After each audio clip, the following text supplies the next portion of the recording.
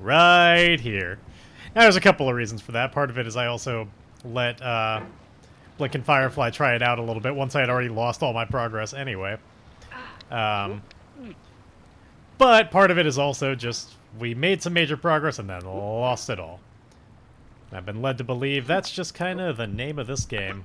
Is, yay, we got really far, and then lost everything.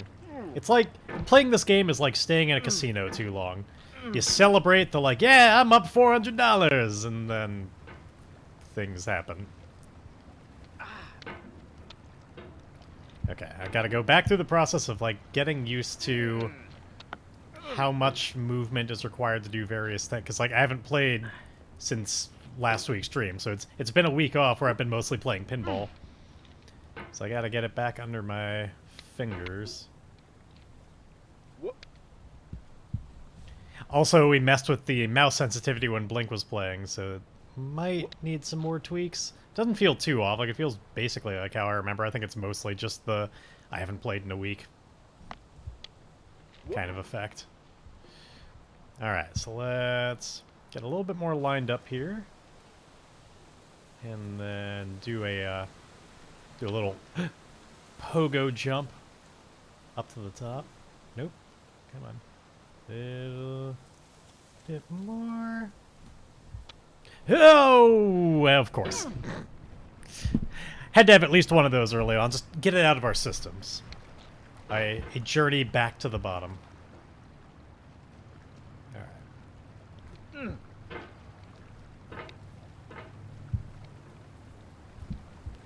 The good news is that considering every stream we wind up losing all of our progress and being back at basically the beginning, it means that if you're here from the beginning of this stream or VOD or however you're watching this, you'll get to see basically the entire game. Hey, what's up, Colonel?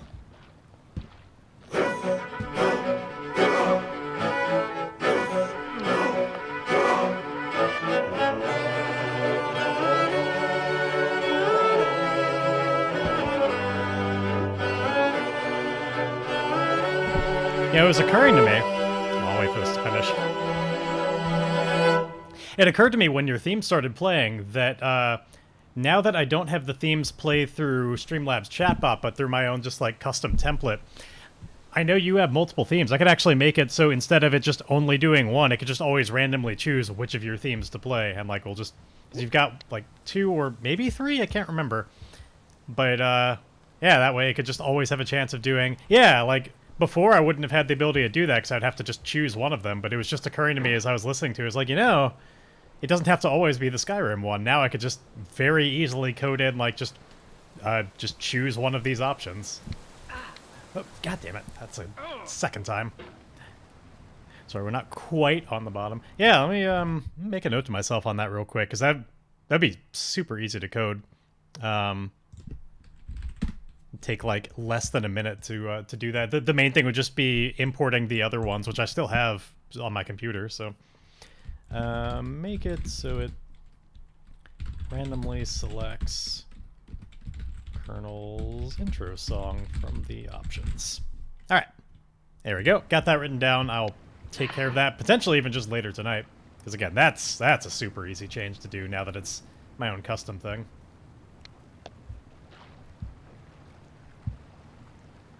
That's like one line. It's not even really a line of code. It's just slightly altering the line that already exists with a different function. Yep, up a little bit more. It was like it just was just barely not far enough. Right, I know we can get back to like the cool new stuff relatively soon. Like I'm feeling it. I'm feeling the ability to just kind of breeze past all this boring stuff that we've seen a million times. And with that said, I can now assure you that it won't happen, and we'll be stuck at this spot for the entire rest of the stream.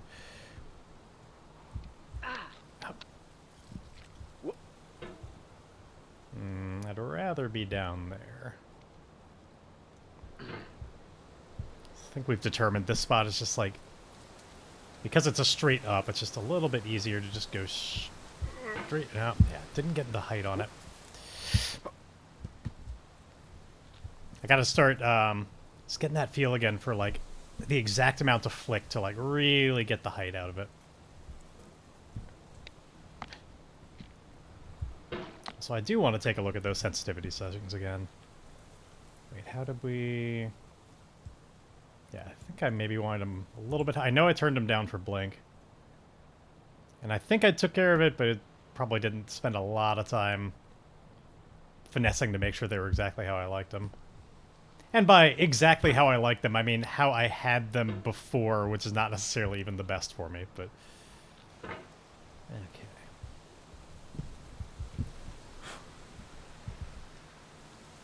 How's your week been? Oh, damn it. I didn't flick it up in time to be on the right side of that.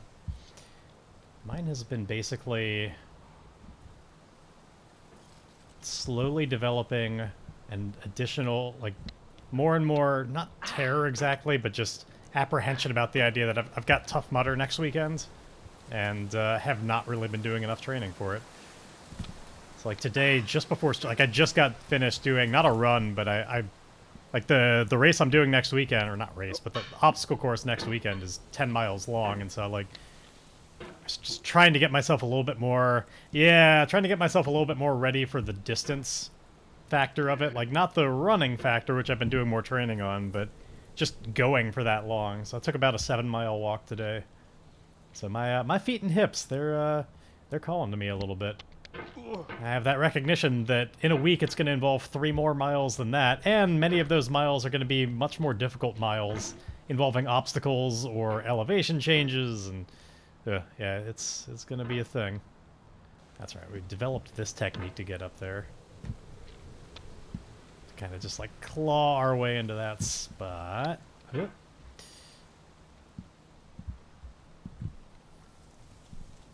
Oh god, a several day, my condolences. Whoa. That's rough. Like, I've certainly got my share of migraines and more than I'd like, but I've at least had the fortune that anytime they happen, like if I can just manage to fall asleep, then it'll go away. A several day one, that is, that's fucking awful, man. I'm hoping that means you've made it through to the other side by now, and hooray for that. Slowly, don't get pushed too far.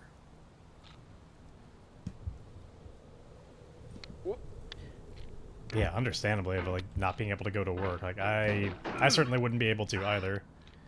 Like when I first one in like 2 years, well, it apparently made you pay for it. Yeah, when I get them, it's just, I certainly have some fair warning. Like it slowly builds over time, and like it just over the course of the day, I recognize like, oh no, this is gonna get worse and worse. But by the time it has full impact, like it's just got to be a dark room with just no sensations whatsoever, constantly alternating back and forth between whether or not I like the feel of blankets or they're too much for me, or if I need something wrapped around my head or similar. Like, they're fucking terrible. I remember when I was growing up, I never had them for like until college, and when I was in like elementary school, I had a friend who talked about getting a migraine, or even other times after that, and like, you know, never having experienced that, but having had various, you know, kinds of headaches, it always seemed like it was just people being kind of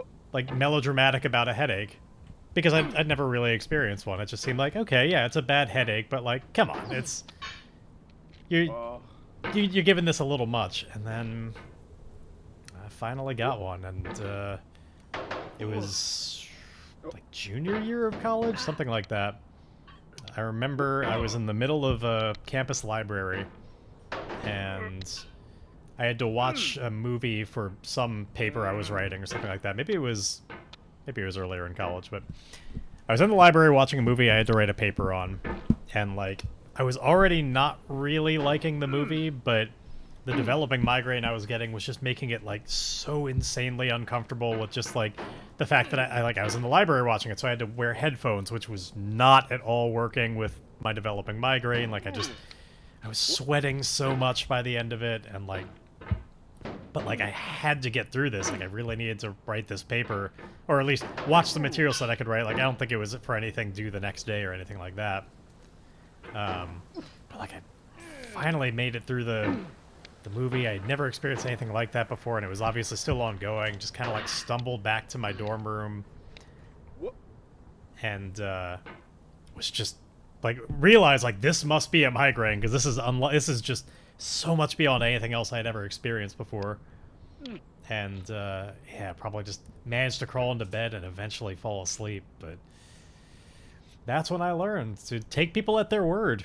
When they say something is completely debilitating and awful, I don't just assume that they're being melodramatic. They're probably experiencing something like that.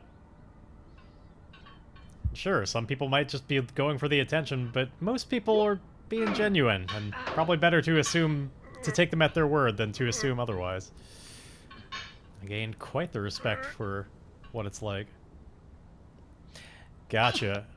Yeah, you already said you haven't had one in a couple of years. I was about to ask if you get them regularly, but that's good. I've never personally had any meds for them. They don't happen that often, though more often than I'd like. I've had an ongoing theory that I get bad headaches frequently just out of a combination of being, like, just not being hydrated well enough and then also just not sleeping well enough. Messing around with my sleep schedule and losing out on it to, like, kind of go back and forth between doing night shift stuff and working with people that are doing stuff during the day, and, like,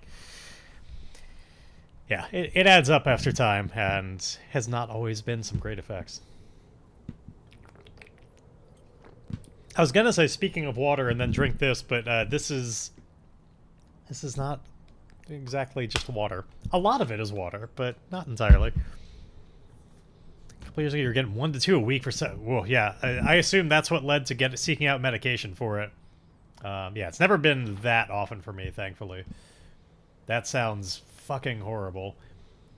Like, when I say I get them too frequently, all I mean is, like, probably, like, once every few months or something like that.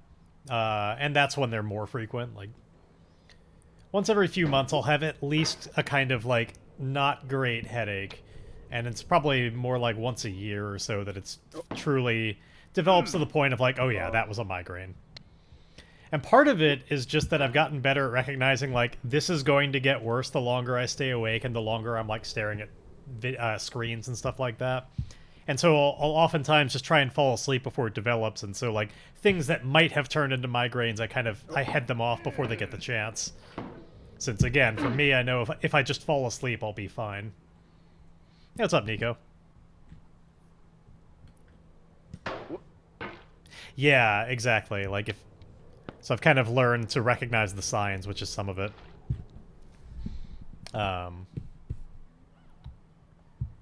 But yeah, I'm glad that they're not as frequent for you, and sorry again that you had such a rough one earlier this week. Hopefully nothing like that ever happens again. Okay. We're at the Bridge of Doom.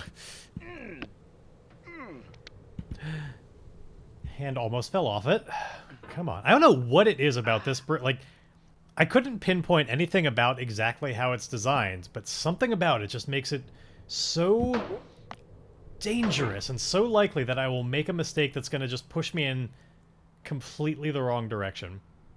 One of these days, I'll perhaps have to, like, take a moment to really analyze, like, why does that happen so frequently here? Or is it just a psychological thing that I just psych myself out these days? I do. I believe that I do. Nope, that one's not going to work. That's just... Rather than spin this around and make it definitely worse, just accept that that one's failed and wait for the next one. Okay.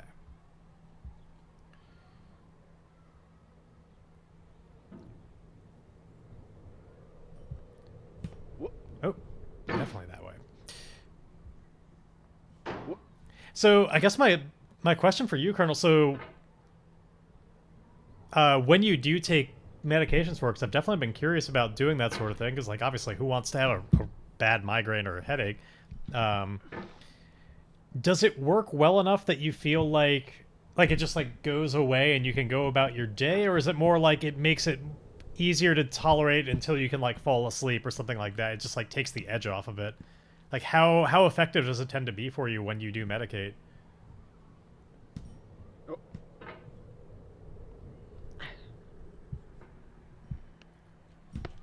Damn it! Again, just like I'm not getting quite the pop on that I need. I keep doing these like really minor hops. I'm trying to flick the mouse harder than it's coming out. Again, like I'm not sure what's happening there. So I got the sensitivity up really high. You'd think it would be, like, if anything, too easy to just really slam it.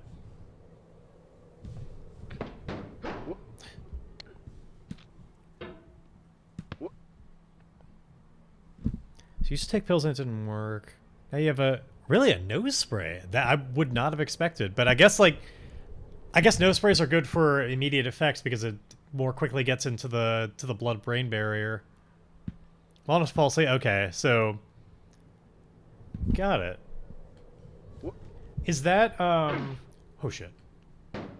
Is the thing you've taken, is that like over the counter, or do you need a prescription for it? Because again, like I get them frequently enough that I definitely consider, like if it's just something I can grab on a just in case, like definitely considering having that because it's just a little too frequent for my tastes. And it sure would be nice to make it easier to fall back asleep. Because that's obviously the trick, is like once... Like, I know sleep is all I really need, but once it gets past a certain point, it just gets so hard to fall asleep. Your dog has farted it. Okay, this is very important. How big of a dog is your dog? Like, what kind of dog fart are we getting... getting involved with here? Fuck. Okay, good. Like, are we talking like a mastiff, or because then you're in a biohazard, and just it's important that you get out of there right now. Or are we talking like a Shih Tzu or something? Because even with the fan, there's just only so much damage a Shih Tzu can do. So before I sign myself on to like complete condolences or horror at what you're going through, I gotta know more about what that is. Oh, shit. Oh, okay. Taking my hand off the mouse for a moment so I can't fuck that up. Let's just get ourselves a little bit underneath, go straight up, arc around, catch ourselves on the slide. Not quite the way that was supposed to go. It is prescription? Okay. Excedrin is better than taking nothing. Okay.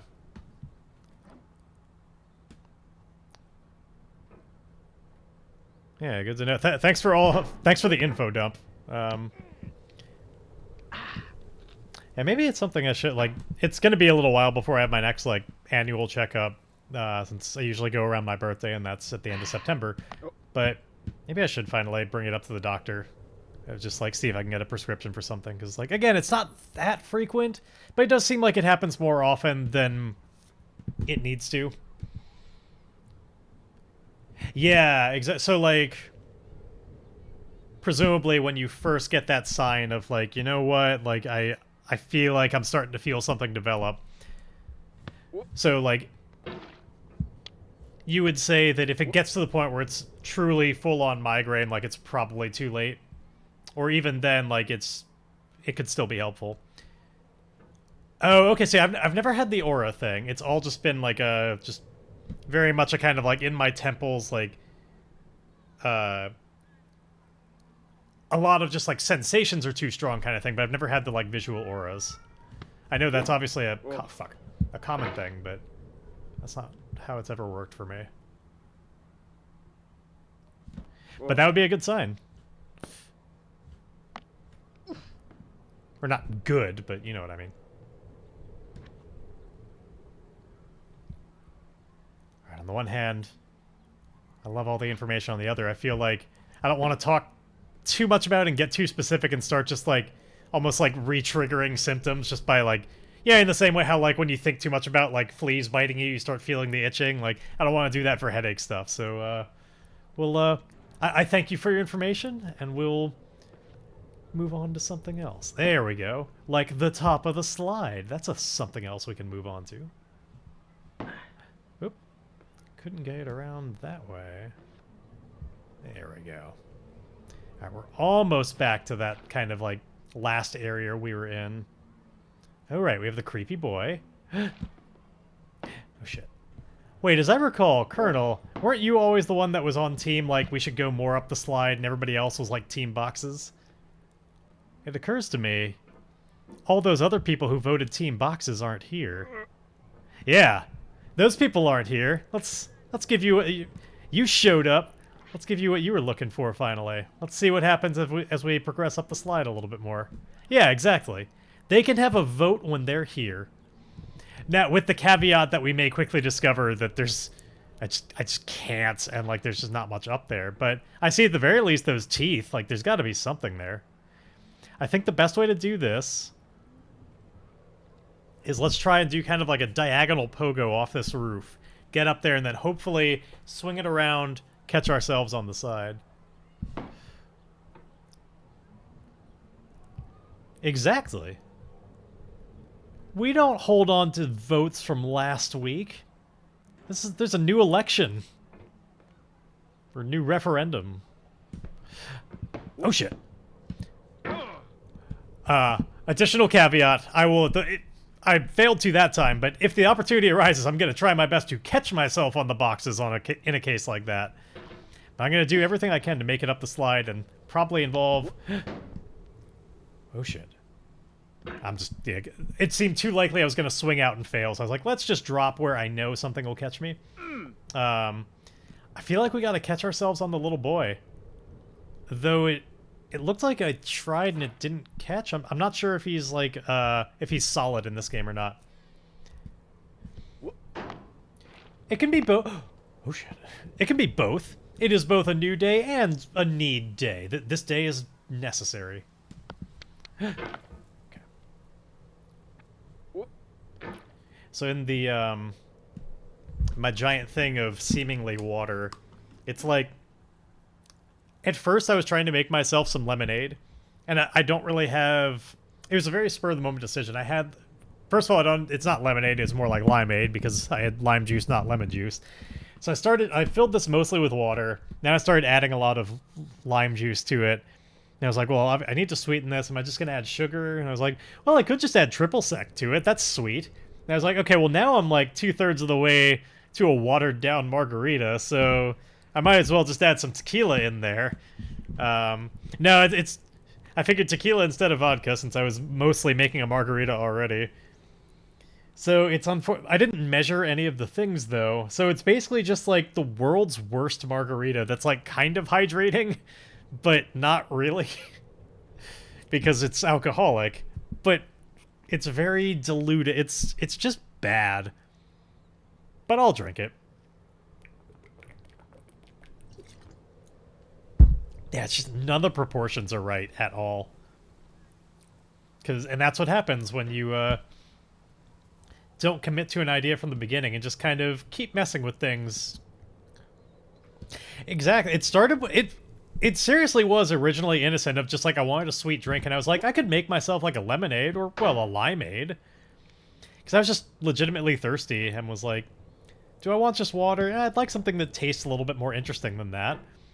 I'll make myself a limeade, and yeah, it all escalated from there, or de-escalated, I guess, depending on your...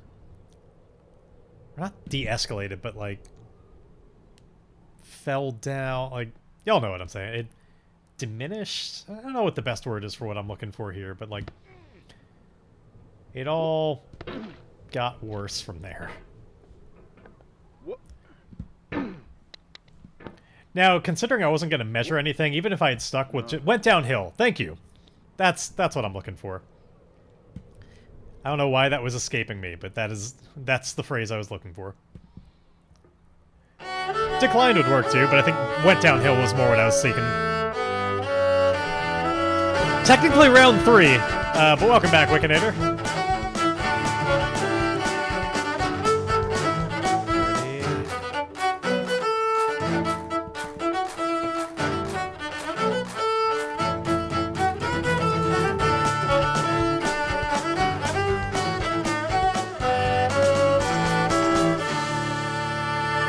Yeah, last week was round 2. It's just that we started at basically the beginning every single time because we keep losing all of our progress and deciding, well, that seems as good of a moment as any to end the stream. Okay, so I don't think I can catch myself on the little boy, which means I'm going to have to somehow get, like, a mighty push to get all the way up to the teeth. Like, I don't know how I'm going to do this, but I'm going to try at least the one more time before I just go for the boxes. I might have to, like, really build momentum and just, like, launch up several stages of the slide, which I know, right? Yeah, it should still be available on... in VOD form, maybe. It may have just... I guess it was 2 weeks ago now, so it may be gone. I am strongly considering taking... at least editing out to just the portions of getting over it and finally starting to post some of this shit on YouTube so it's there for posterity. Not with the expectation that anyone's really going to wind up watching it, but at least I can finally, like I've got streams for years saved on my computer, and if I start just, you know, uploading them... oh shit, oh shit. Almost did the opposite of flying. If I start uploading them to a cloud, I can, you know, clear off hard drives and stuff. I don't need to... I can trust that YouTube will back it up. And I don't need to anymore. Yeah, I've got, like... not from the very beginning, but pretty early on, every single stream is still saved, the, like, recording of it.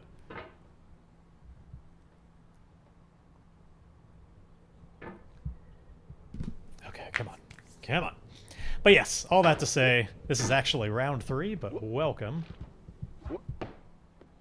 Wait, no, I've had some good luck with, moving onto the rake and then just slowly, like, getting a nice, good purchase on the tip of the slide. And then doing that. Bum bum bum bum bum bum bum bum bum bum. I gotta fly now. Maybe I could, maybe I can get a good pogo off the boxes? Alright, Colonel, I promise I'm just doing this to then hopefully go that way. Alright, ready... yeah, that was even worse. Wait, did I... ooh. It all happened so fast. Did anybody notice? Did I grab the boy there? It looked like I maybe did. Maybe it just bounced off the slide. I can't tell. It's just I got like no time.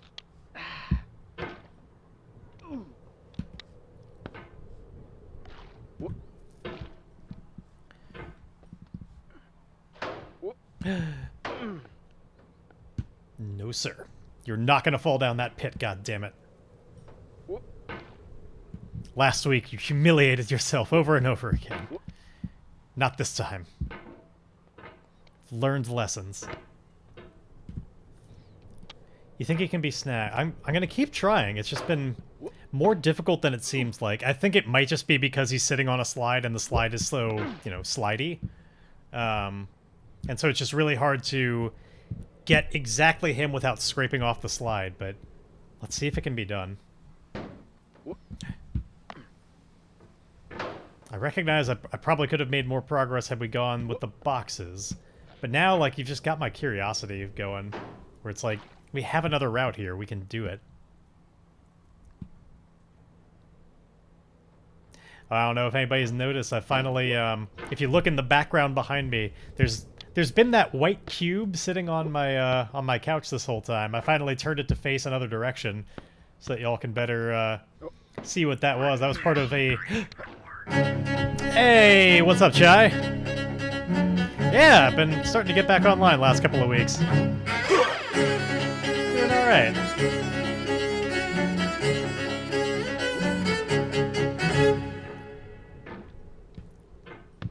I guess all these years it occurs to me, considering what it stands for, I guess should it really be pronounced shy? How do you intend it to be pronounced? Is it supposed to be chai or shy? Considering, you know, or I assume it's not shisocks, but yeah. But yeah, it was part of a Halloween costume for... Okay. this year's Halloween party, we did a theme of animated characters. Everybody had to come as one, so I chose to go as King Dice back there from Cuphead. And it's basically just been sitting on the couch ever since, creepily looking at me and occasionally scaring me when I'm alone at night and the lights are low. No. So, you know, it seems like a good choice to stick around there. Either one's fine. And I guess I'll stick with what I've naturally been saying all these years, but it was like just now occurring to me, like, I wonder. Alright, come on. We have boys to touch. Yeah.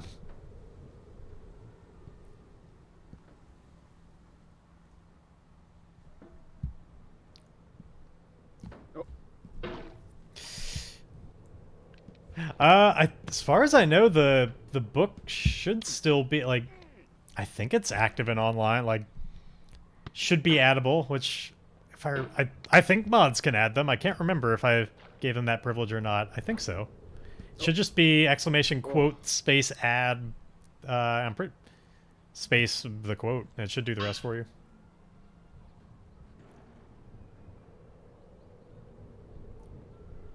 You do, all the old intros are now, like, anybody who had one, it still just automatically does it. Okay, I don't know physically how I made that work, just pulling it all the way through the grill, but hey, no complaints here. Yeah, these days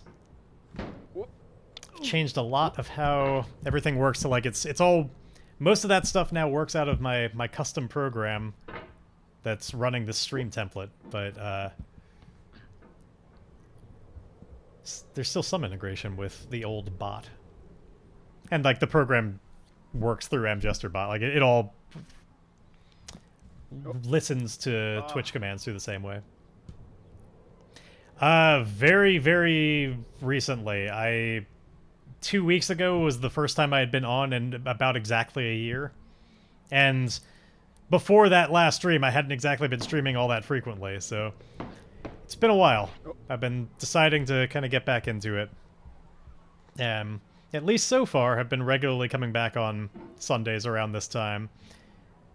Oh shit. I want to do more often, but at the same time, I have to balance with the rest of my life with, like, I don't have that much time during the week these days.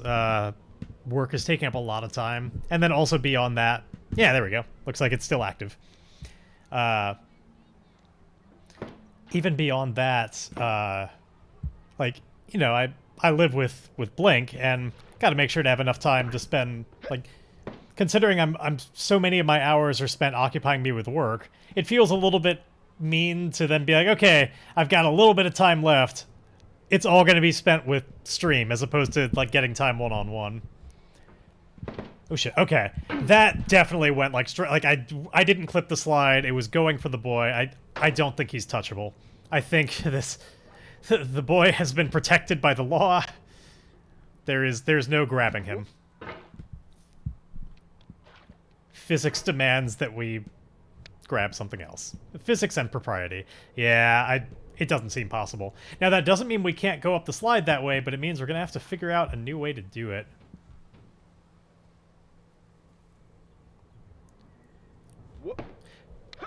Oh, shit. What sorts of stuff have y'all been playing lately? Anyone here been up on the Elden Ring fad? I've got a couple of friends who play it. I have not myself. Not because I don't think I would enjoy it, but it's been, again, pretty busy and doing other things. And it's so rare that I buy full-on new $60 games. But gonna have to... I'm trying. It's really hard to, like... oh, there we go. Sometimes it's really hard to get, like, the big blast that you want. Shit. Like, even building momentum is pretty tricky. Ooh, Planet Crafter. I assume that's generally, like, kind of a sandbox stuff. I'm not familiar with it, but I'm assuming, like, sandbox kind of stuff. Okay. And, like, I guess tell me about it. Oh, Kingdom Hearts and its anniversary. I still, after all this time, I know I've mentioned it many times on stream, but it has not changed. I have still not played any Kingdom Hearts. It's still on my list as a, like, one day. I know a lot of people really enjoy this, and my main apprehension is I'm not the biggest JRPG player, but I certainly have enjoyed some. So like I'm not anti JRPG, but I know that they don't usually have quite as much of a hold on me as other people. So it's like satisfactory and say, okay, got it. That's pretty cool. I've got a friend actually who's so I'm sure most of y'all are familiar with the Humble Bundle for Ukraine that was out and closed recently. So if you didn't participate and are just hearing about it now, sorry, it's already closed. But one of the games in there was Kerbal Space Program, and he's never played it before, and he's telling me all about like his times as he's learning through the game, and I'm just like, I'm getting so much into like, oh my god, you were making me want to play this game again so badly, as he's talking about his struggles to finally land on the moon. And yeah, well, okay, there may have been a $10 tier. I think for everything it was like I think it was $30, but shit, I kind of stopped trying to grab onto the slide.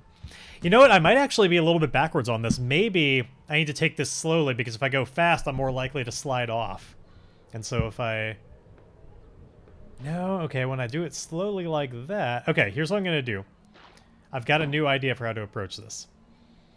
Rather than grab and claw, what we're going to do is we're going to push up until we can put our big bulbous bottom on a new tier of the slide, and then perch there.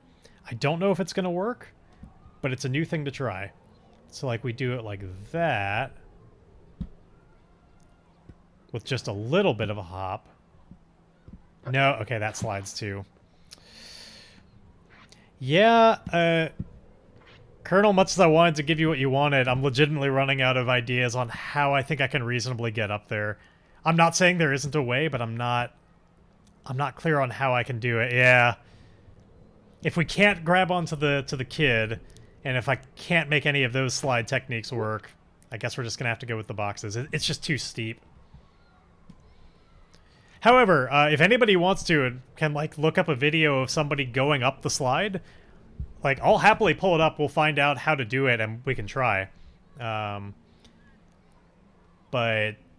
for now, at least, I'm gonna go with the boxes because I can't figure out how to make it work. I tried doing that, and when I tried doing it from the boxes, I tried to do like just as big of a jump as possible from here over to the slide. It wound up being kind of like I couldn't get as far. So it seemed like it was better doing the big yeets from where I was. Oh shit. Right. Okay. So as a reminder, I'm gonna be catching myself on the right after I clear that overhang. So let's lower ourselves down. But yeah, so he's playing like... Oh shit! It's okay, we'll get another chance. So he's playing so much Kerbal Space Program, and I'm getting jealous, but I know how much that game can suck away my life. And I've got other things to play right now, like newer games. Ones I've paid for that I haven't really given a lot of attention to. Some of them because I saved them with the idea of streaming in mind. This was one of them that I had for a while, and I was like, you know, if I ever do stream again, which I was starting to, you know, pitch myself on, I kind of bought this as part of that, like, getting myself to stream again. I was like, this would be a good stream game. You should, you know, buy it and then see what happens. And then I feel like I have one other one that I've been waiting on. Maybe not. Maybe it was mostly just this one, but last time Steam had a sale, I got a few games, and I haven't looked at all of them yet. And then, as I mentioned earlier, I've been spending so much time playing that pinball game that I did briefly on here. Getting a lot better at it. I got set a new really high score last night, that right before bed, which made me very happy. Okay.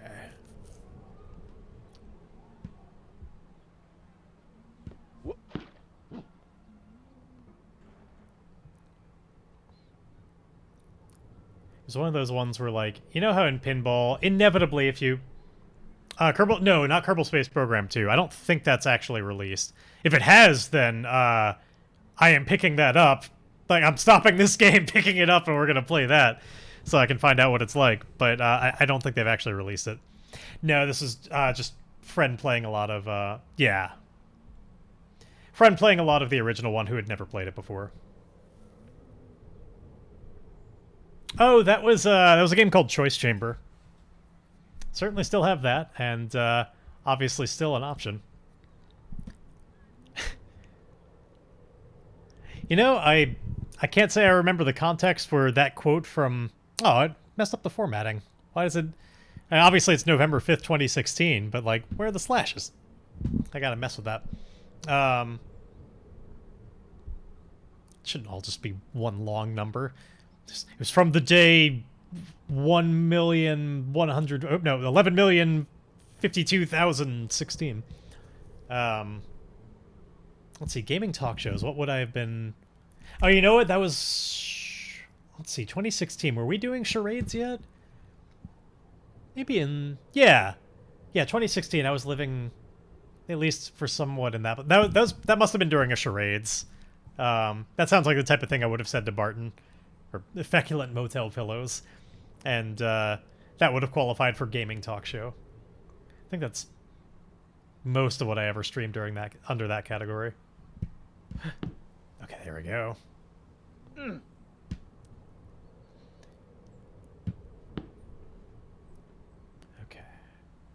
Up and over, up and over. Alright, so from what I recall, this one, if I can get up that little ladder, I'll be in a better position. It's just, it's not too bad to fall. Like, you only fall so far. Like, I don't want to, but it's not the worst. And you can kind of keep going back and forth a little too easily, but actually making progress up the stairs is a little tricky. Because that just happens really easily. Now, I know in theory, like, some people can, like, really launch themselves up and skip all of that slide stuff, but just, like, going off the, like, the corner of this building or something. Yeah, like, if you get a... Let's see if we can do that little skip. So I know it's possible. Oh, it absolutely is. It's brutal, and you're going to lose a lot of progress all the time. But it's just kind of... You enjoy the process, though. It's just, I like a good challenge, and this is definitely that. A challenge to both my manual dexterity and my patience. Okay, hold on. It's all just moving the mouse, so... If you look really closely, you'll see there's that little circle around the head of the tool that I'm using, the little pick. So moving the mouse moves that around in a limited range, and otherwise that just generally controls where the head of it is, and that's it. That's the entire control. It's all just one hand on a mouse. So, like, not frustrating in the sense that they're hard. It's not like QWOP frustrating, where, like, it's just so much learning how to do it. It's just frustrating in that, like, it's just, you have to be really precise. And oftentimes you have to be really precise very quickly as the game gets harder. And it's just hard to do that. There we go! Level skip! We're back up here. Pulled it off. So yeah, like, it's not that bad, but you're gonna fuck up a lot. I recommend it. Shit. Okay, well, now we know, like, we can get up there. We know that even someone of my paltry skills can do it. We give it enough practice, so might as well do it rather than mess around with the slide and risk the pit of doom. I'm sure I'll find a way to fall down the pit of doom anyway.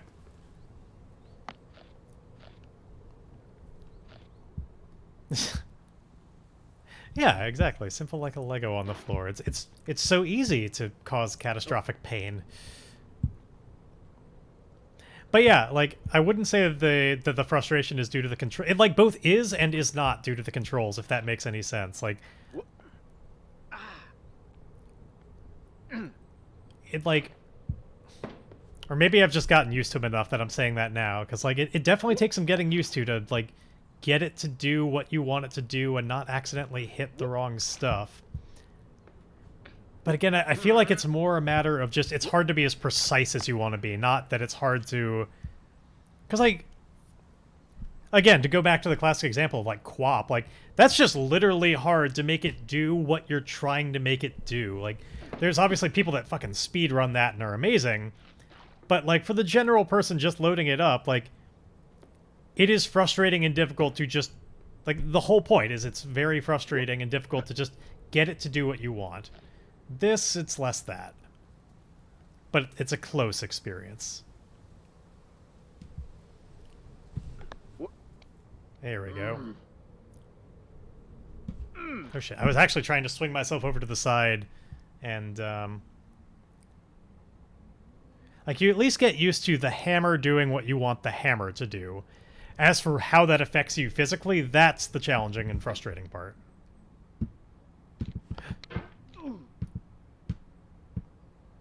Because it, like, kind of makes a sense of how it works. Like, generally, it just works sort of how physics would, and, like, there's a push and a pull to it.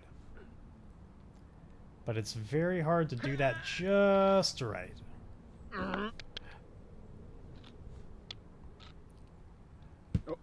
Lincoln Firefly, after playing this for herself, gained a newfound respect for, like, it doesn't look easy, and it's harder than that. Like, I was going to say it's not as easy as it looks, but it occurs to me it doesn't look easy either. But she learns, like, I potentially make it look at least slightly easier than it is, just by having gotten used to some of it by now. If you are curious, though, I highly recommend checking it out. I don't recall it being as, like, especially expensive, especially when it went on sale. Like, it's a few years old at this point. Yeah, like, keep an eye on it. If you enjoy this sort of, like, challenge, frustrations, rage game, like, if you think you would like it, then I think it's worthwhile. For, you know, like, a few dollars, or if you really like it, I guess I like 10 or something, but... yeah, then yeah, recommended. It'll definitely put you through your paces. We've looked up, the first time I streamed this, we watched, you know, what is a speed run of it, and it's depressing. The top time to get through this game on a speed run is, the world record is currently, it was what, like 1 minute and 1 second. It's craziness.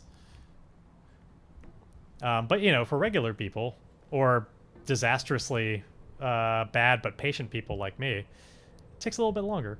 Yeah. No, they just like zoom their way up the mountain, and, like, honestly, there's a lot more to it than you might think. Like, it keeps going.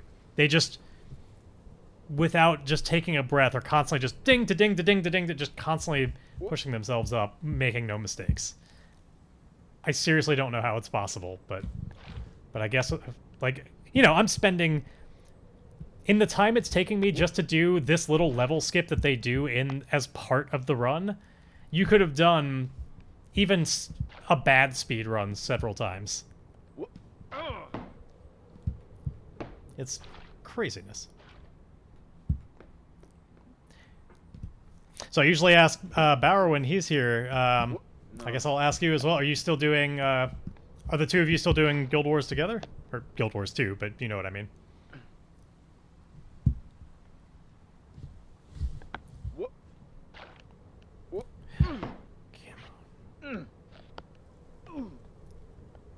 Come on. Little to the left side.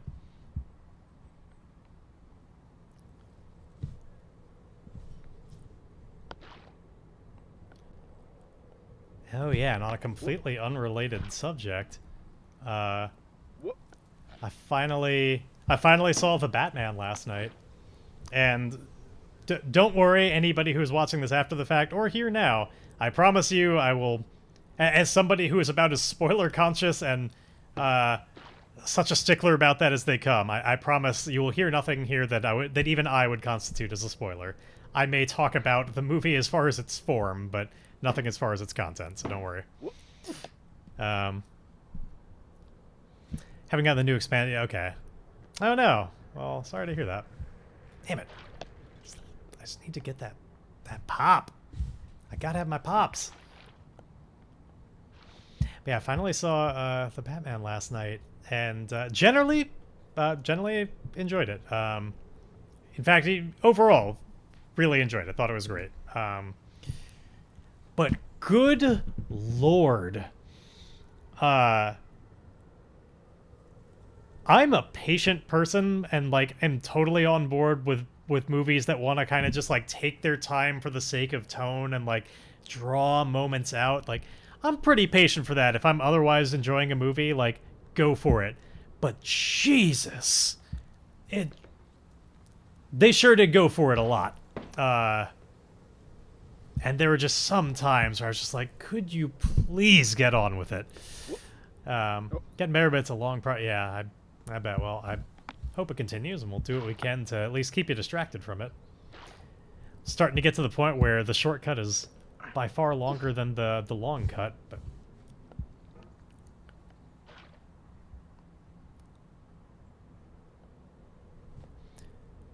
But yeah, if you are yeah, I'm just gonna go around the long way. If you are a person that is not especially tolerant of like slow-paced movies, and you have not seen it yet, I'm not saying you won't enjoy the movie, but be mindful that will definitely be a part of it. I was like, Amber and I saw it last night, or Blink and I saw it last night, and that was by far our biggest criticism of it. We both generally enjoyed it, but it was hard to deny that that was a big factor in some of the negative experience. Wasn't the only one, but... less than it needed an intermission. Like, it is long. It's like, what, like 3 hours long or so? I don't know that I need an intermission. It's just that there were times that the pacing of moments was so drawn out. And again, I'm trying to, like, make sure I'm not specific about any particular thing. But, like, any given moment could be just so drawn out for the sake of, like, pacing and tone that, like, if you just, like, took most of those and, like, just cut off a little bit, let them happen a little bit faster, you probably could have shaved off, like, 10, 15 minutes off the movie easily. You saw Morbius. I've not seen that, but I'm led to believe I should be saying my condolences? Or do you agree with the general consensus? Like, obviously, most people that I've been seeing in the general spheres I pay attention to have not been kind to Morbius. Do you agree, or did you enjoy it? I didn't personally have a lot of interest in seeing it myself, and I still don't. Certainly don't now, but yeah, what did you think? And also, you've seen a good movie, you don't even know it's out. Those two are out, and there's some other things. I haven't been paying a lot of attention either.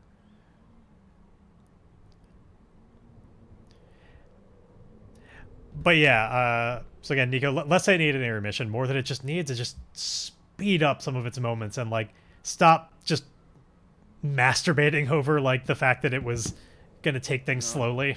Like, it seriously started feeling almost sexual to a degree of, like, it was like orgasm denial, where it's like, hold on, when's it gonna happen? He's reaching so slowly towards a thing, or, you know, long lingering moment of a reaction shot, or whatever, like, stuff like that just after a while was just like, would you please just get on with it already?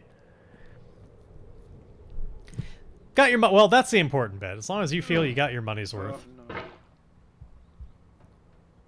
Yeah, I don't expect to be going... Certainly not in theaters, but even afterwards, I don't expect to be watching it, but... But part of that is just I'm not that interested in Morbius as a character, or at least as a main character. Like, him showing up, like I don't need him to be an anti-hero. Like that's not what I'm especially looking for. So that combined with the general reaction to it not being great has just been like, I think I'll pass. But.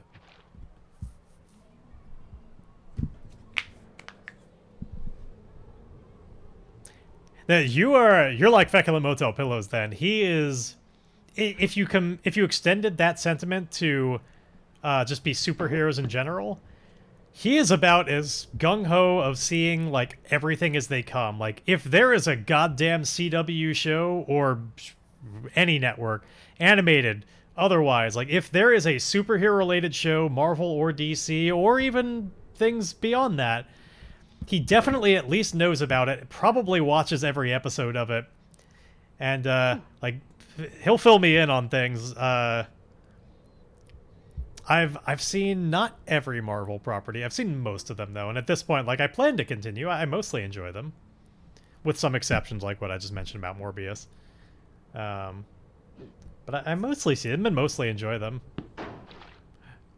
Oh shit. I didn't used to be in that boat. There was, like, a little while. I think it was probably maybe around Civil War where I started changing my tune a little bit. Like, I enjoyed them up until that point, but some of the Phase 1 stuff and, like, early Phase 2, I was starting to just be a little bit like, I don't know, like, I feel like I've seen it all, and it's just starting to tread the same territory. But after that point, you start really seeing the ways things, you know, interlock and work together, and it becomes just this soap opera, and, you know, soap operas are engaging. You want to know what's happening to your characters. And, like, I've gotten way more on board, and now I'm in that same place where I want to at least know, like, even if I don't see a Marvel property, like, there are certain TV shows I'm less interested in, like for instance, Hawkeye. Like, I just didn't really care. I don't really care about Hawkeye the character, and I'm not a big fan of Jeremy Renner, so between those two things together, I was just like, I'll skip Hawkeye, but, like, even for things I skip, I still want to know, like, as I was just mentioning, FMP is, like, all on superhero stuff, so I'll ask him, like, you know, what do I need to know about this thing? Like, give me the rundown. What am I missing for the next thing? Because I want the context. Oh, okay.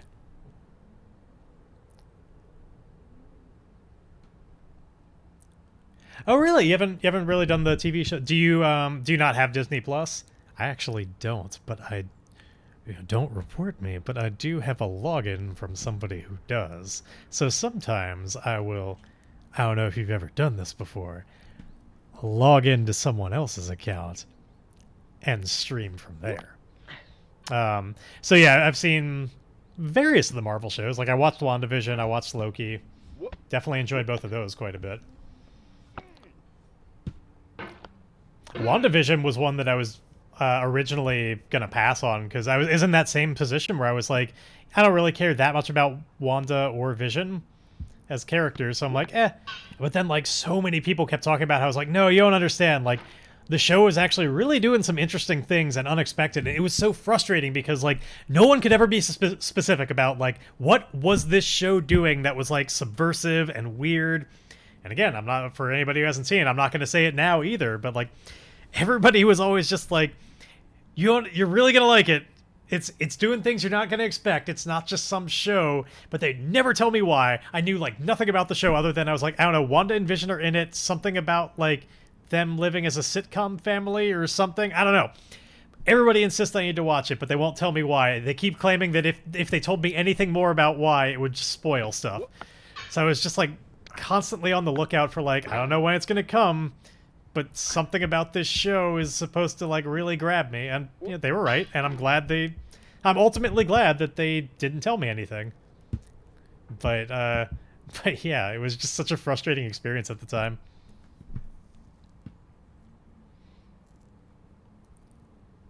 Oh yeah, that's right. I saw What If as well. Forgot about that. That one was hit or miss, but the hits were great. Like, oh my god, the Doctor Strange one. I was, you know, as somebody who, well, I won't say that because I guess that is, I don't remember at what points in the episode you learn what things, but I was all on board for it. I'll say that. That was amazing. I liked various other ones. I loved the just for very different reasons, the Thor one. Yeah, see, I haven't watched The Boys, but I've heard a lot of people are like, I've heard good things about that as well. People that have gotten really into it. Yeah, exactly. Like, Thor, I love just because it was practically like a Looney Tunes episode. It was just really funny. Yeah, various of them I really liked. Oh, no. Oh crap! Oh crap! Oh! Let's pull ourselves up before that happens. Oh. I'm gonna give like one attempt at the shortcut, and then I'll just go around the long way.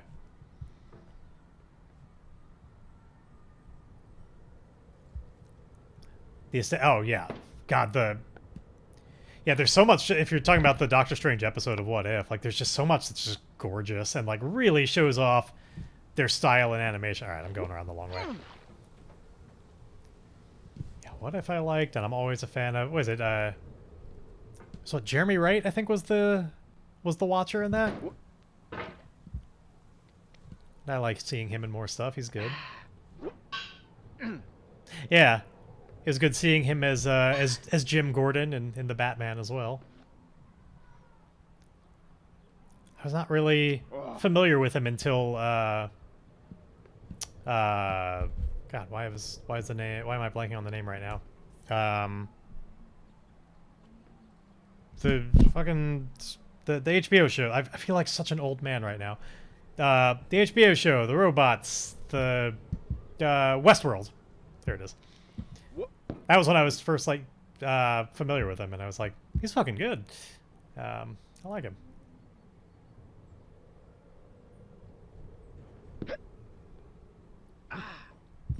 God damn it. All that effort to get up there, and I mean, I guess that wasn't that much effort, but still.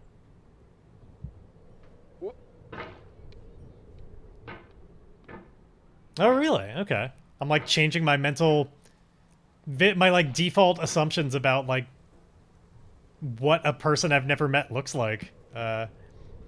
From just nebulous community like human being of just you were just a blank human shaped entity, and now I'm if people at least can tell you whether or not you agree that you look like him, I can start coloring in and like shaping that a little bit. I know you could have been just this androgynous, horrifying blank creation.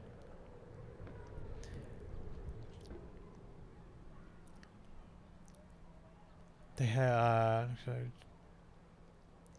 Wait, I think you accidentally a word there. So you something with Disney.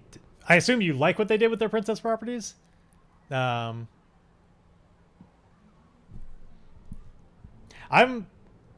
like, as far as like Disney properties, like I can't say I'm 100% on board with some of their decisions as a company. In fact, I'm pretty anti some of them, though I'm not gonna get into it right now. But as far as their like entertainment empire, like, hey, they make some good choices.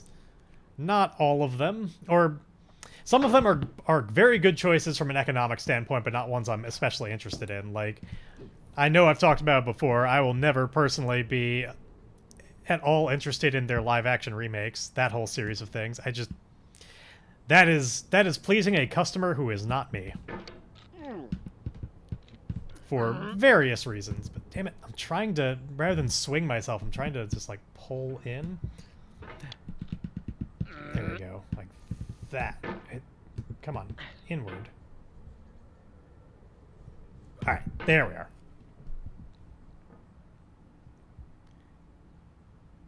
Okay, let's see.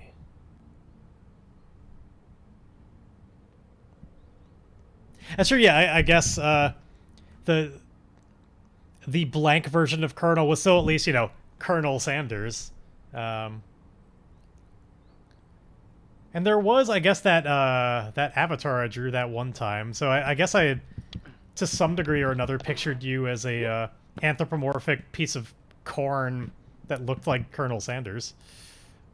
That's canonical. Oh, okay.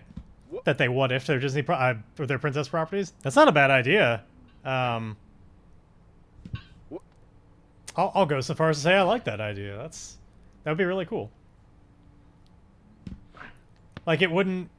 I don't immediately seeing as like universe branching of like, you know, tying them all together, but that could be really cool of what ifing the, you know, what if this story did this or not, or yeah, from way back when, something you won from a marathon or something like that. Okay, Let's see if I can... There we go. Do that. Okay, we're back in Toilet Town. We're almost back up to, like, some of the highest points we've gotten to. If I remember correctly, we're about to be back on an actual mountain and not just, like, a pile of garbage. We're almost there. Okay, here we go. Yeah! We just gotta swing over a little bit. We're almost back to, like, the highest point we've been to. Oh, get out of here, Orange. I don't want to stumble on you. Didn't we? I thought we kicked you down the mountain already. Perhaps a new orange spawned. Yeah, like, Nico, I actually really like that idea. I wonder if they're planning on doing something like that. That sounds really good.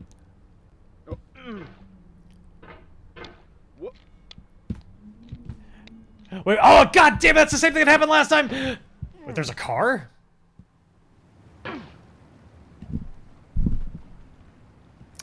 So you know how usually when we lose progress and go all the way back to the beginning? You know how that happens a lot? This time we've actually gone even further back than that. This is literally all the way at the beginning. This is where you start in this game. Lost all of the progress. So if you've not seen the game from the beginning, you're in luck. You're about to. So this is kind of the tutorial area where there's only so much you can... So bad it can go. And then you get over this rock. Yes, we're literally at the very beginning of the game now. You know what? Let's save a little bit of time, though. Usually, you know, kind of like go down this rock and then have to climb up a little bit. We're going to try and shoot off this rock to save a little bit of time. Oh, no, we're not. We're going to go down here.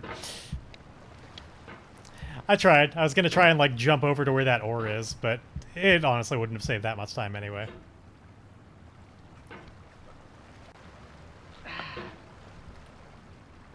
Then you do this. Pretty much. Welcome to the start of everything. All over again. It just... Playing this game gives you a certain philosophy. A certain nihilism, I guess. But like a positive nihilism. Like, none of this matters, so you might as just enjoy yourself. Which I guess is basically hedonism, but this definitely isn't a hedonistic game. Other than, well, I don't know, I guess if you're ogling over the man-meat sticking out of the cauldron, it's a hedonistic game. And we are. You know, let's have a little bit more of my awful margarita.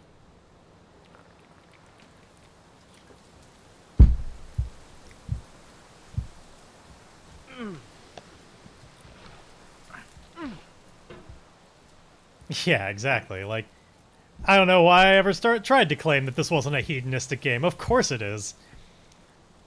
This game was practically made by Caligula. Or Hedon.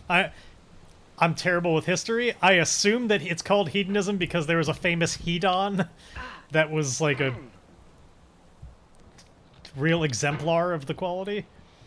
I need a fact checker on that. Tell me about Hedon, or why it's called hedonism. Because I'm a stupid baby, and stupid babies need the most attention. No, Hedon. Hedon. Pedon is, well, that's a different game that we'll load up later. I have to assume in this day and age there are probably games that are all about being peed on. I don't know specifically what they are, but I'm willing to, you know, put my money on saying that they definitely exist. Like, I assume somewhere there was, like, Hedon, there was likely, like, some famous Roman or something named, whose last name was Hedon. That would be my guess. Or head on, and we just call it hedonism. Oh god, no. I just made myself think of something I've thankfully not thought of in years. Some of you may be old enough to remember this. Anyone else remember head on apply directly to the forehead? Head on, apply directly to the forehead. Head on, apply direct. Really? Okay. So it was, it was this... Yeah. There we go. Got at least one person here who knows what I'm talking about. Yeah, the commercial. There we go. That's two. So it was this commercial that the strong implication was that this was a thing that was supposed to, like, make headaches better or something, and so it was just head on, apply directly to the forehead. Head on, apply directly to the forehead. Head on, apply. It just said that over and over again. That was the commercial. And it, like, generally showed people, like, doing this or something. Now, apparently, the reason why that was the commercial is fantastic. So, the reason that was their marketing campaign was because Head On was demonstrated to not, like, the FDA told them they weren't allowed to claim that it would actually make headaches better because it did not. It did not have any effect. It was a piece of shit snake oil product, and so they weren't allowed to make any claims in the commercial that, like, it would do anything for you, which is why the entire commercial didn't claim it would do anything. It was just saying what you should do with it, which was apply it to your forehead, and the rest was just up to you to imply for yourself of why you would do that. It's brilliant. And I fucking love it. Okay, here we go. Thank you for looking it up. The hedonism derives from the Greek hedonismos. It's a cognate from... Okay. Okay, so it's all just an old Greek word, not... It's not based on a person's name. I gotcha. Well, thank you. You have done what I've instructed. You have done our fact-checking. For this, you get a bell. Just a light one, because it was on my hand, but... Your service is bell-worthy. Oh, no! Ah! God, I hate this part. These little things are so hard to, like... You just have to go quick at it, but, like, it's just tiny little lips to grab onto. It's so easy to smack the wall and knock yourself away like that. But yeah, Head On. It was quite the moment.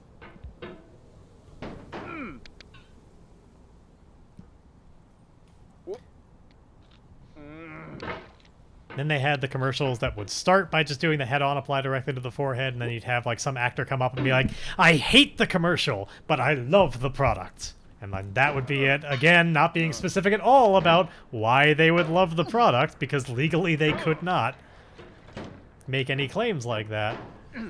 But yeah, it was like this marketing campaign where they recognized everybody hated the commercial because it was just repetitive and annoying, and basically gave you a headache.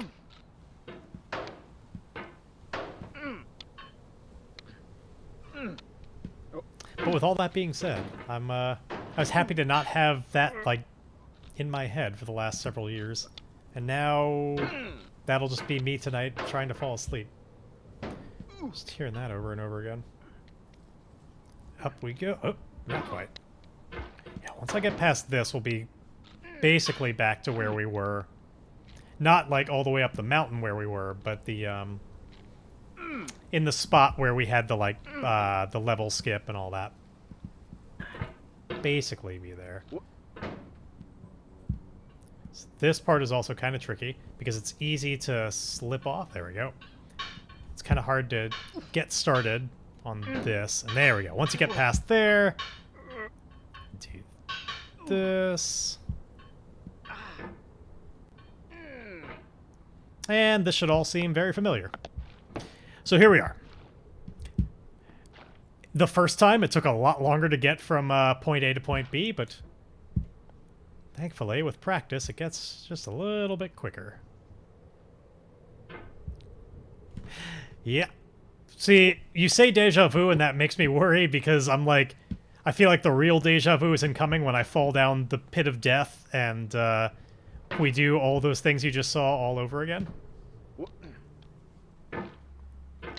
So, you know, prepare for that deja vu. I guess the silver lining is every time that I lose all of my progress and go back to the beginning, it gives us a new opportunity to see how my speedrun compares. I think we're a little bit over 1 minute and 1 second. Just a little bit. Oh, no. So clearly, I gotta go all back to the beginning and try again. I'm too slow.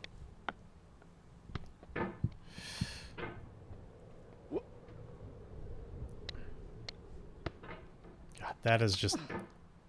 This is a game that I will never ever have any desire to try and put in that effort to speedrun it, because like it's just I have ambitions in life, and those are not they.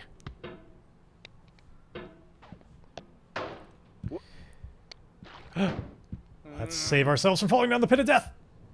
Okay, yeah, get out there. Yeah, it's true.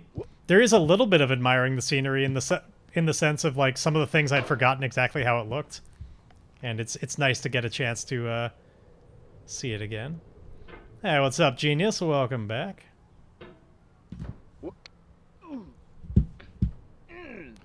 Crap, crap, crap. You came in just after we recovered mostly from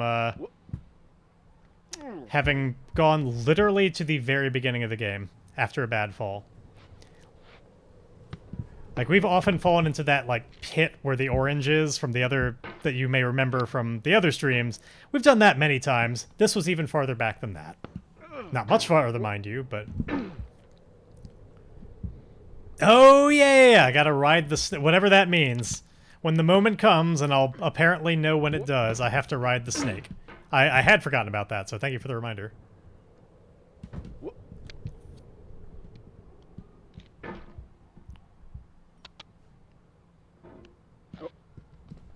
Yeah, I've still haven't gotten any... I've gotten back to the farthest point we had gotten before, but then immediately fucked up. So nothing snake-like yet. Nothing even Jafar-like. And he can be pretty snake-like.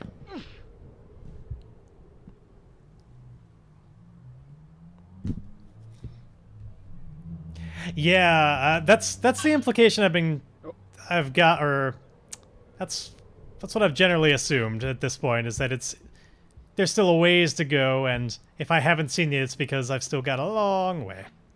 But welcome, Nimarea. I hope I was at least close. I'm just gonna go off and assume that I didn't pronounce it correctly, but I hope I was at least kinda close.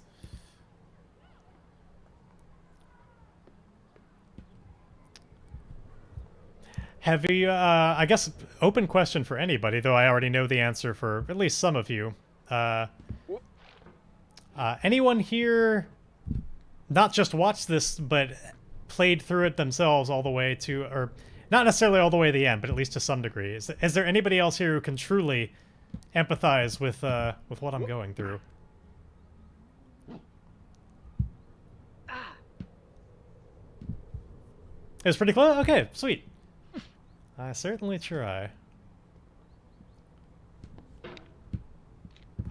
Shit. Alright, pull yourself in.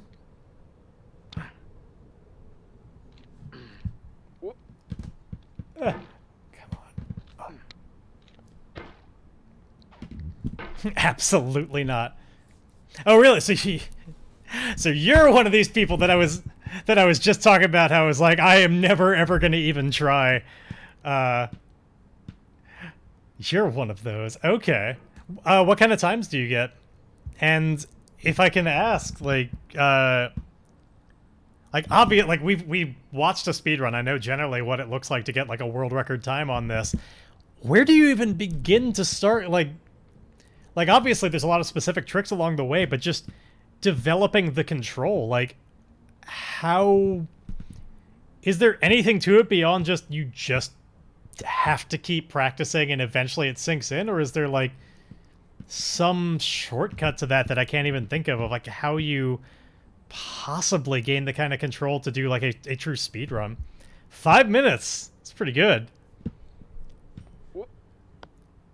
Yeah, we watched the I couldn't find a video of the current world record, but I saw one that was, I think we loaded up one that was around like 1 minute and 5 seconds or something like that. Just out of the curiosity at the end of the first time I streamed this to be like, we have to know, first off, what does a world record run look like, or not world record, but a speed run of this look like, and also how long does this go on, because I had no idea. I had never otherwise, or still have never otherwise actually seen anybody play this game, so it's all fresh for me. Alright, hold on. Taking my hand off the mouse for a moment, because I'm just making mistakes left and right. Okay. Okay, so part of the controls is knowing the issue of the game's innate mouse acceleration and turning. Oh, really? Okay. I see. Got it. So if you had to estimate, like, it's probably pretty hard, but like, so you say you've got like a 5-minute run, and that's a PB for you. If you had to estimate about how many hours it took to get to that level, are we talking hundreds, thousands, tens of thousands? Like, what kind of order of magnitude are we talking about for how long it took you to get to that point? Like a speedrun, that whole world for any game is just, I find it fascinating. Even if I don't have nearly the precision to ever do it. Everything that goes along with that community I find really cool.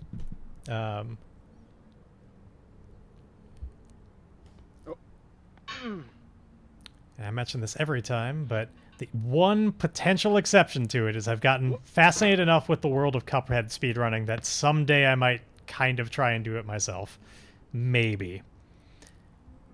I think that's mostly just excitement to play more Cuphead again someday, and especially when the DLC comes out. 30 to go from never playing it to 5. Really? Just 30? Yeah, that's amazing. If it's just 30, then clearly you have a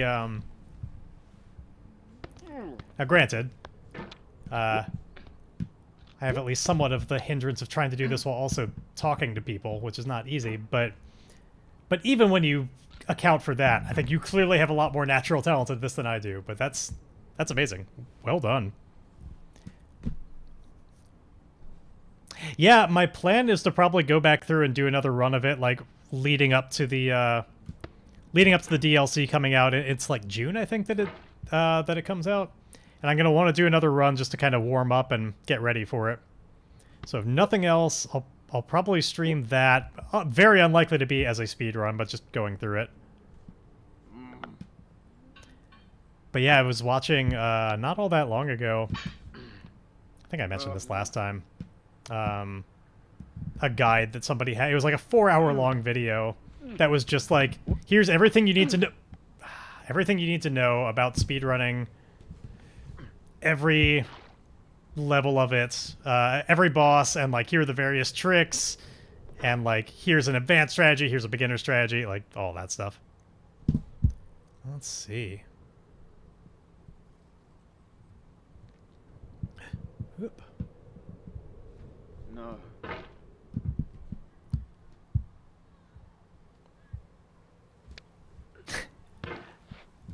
Yeah, I get what you mean on that. I did watch the trailer, Try. I was too curious. On the one hand, like, I almost decided not to for that say, like, I'm not wanting spoilers, but I was like, I'm just too curious. I need to know. I need more Cuphead. And I couldn't take it. I eventually watched it, and I think it generally, like, I'm trying not to like watch it a bunch of times or like really analyze it or anything. So like by the time I'm actually playing it, I'll have forgotten basically everything I've learned. But I did watch it. I'm hoping there's still some room for some surprises in there. It does. I am super looking forward to it. I really like that game. I recently got more back into it as a result of when the Cuphead show came out on Netflix. I watched through that in a couple of days. And then that got me in a Cuphead mood, and I was like, I want to watch people speedrun, and then I would like, or like, I want to watch Cuphead videos, which quickly leaned into finding people speedrunning it, and then learning about the strategies, because like I watched a one of those, IGN does a series of videos of like devs reacting to people speedrunning their games, and so I watched one of those for Cuphead, and like, the way they talked about it, of like watching this speedrun and like all the tricks and stuff he was taking advantage of, just made me fascinated. And then I started reading and watching more, and it really got me into that world. It's like, it's a fascinating one. Just the way of thinking to shave off minuscule amounts of time, but like, it's just so cool. All right.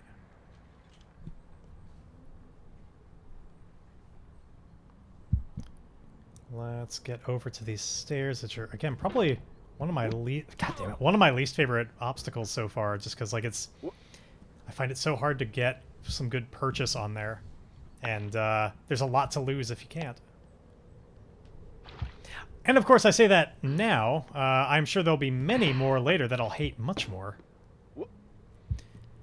Resident Evil Village speedrun. I forget. Was Village the one that I played? I don't think so.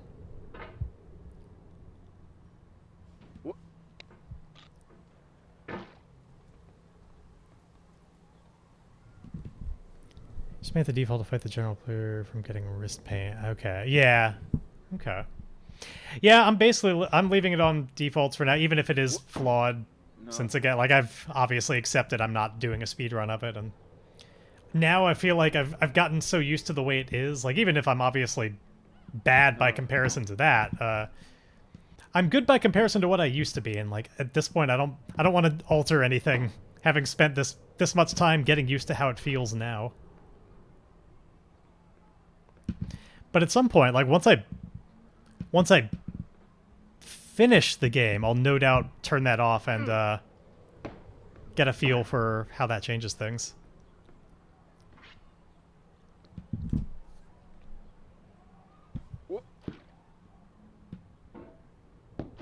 Okay, yeah, if Village is the newest one, then that one I haven't seen or played.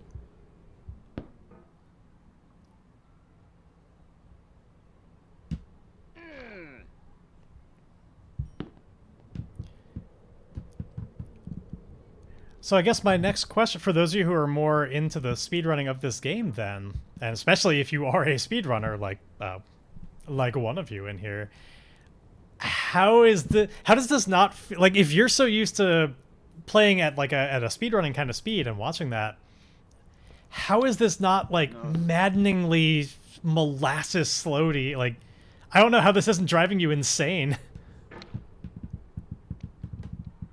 To watch these kinds of struggles and just this level of, like, here we go, I'm gonna get around this obstacle. Okay, yeah. So one of these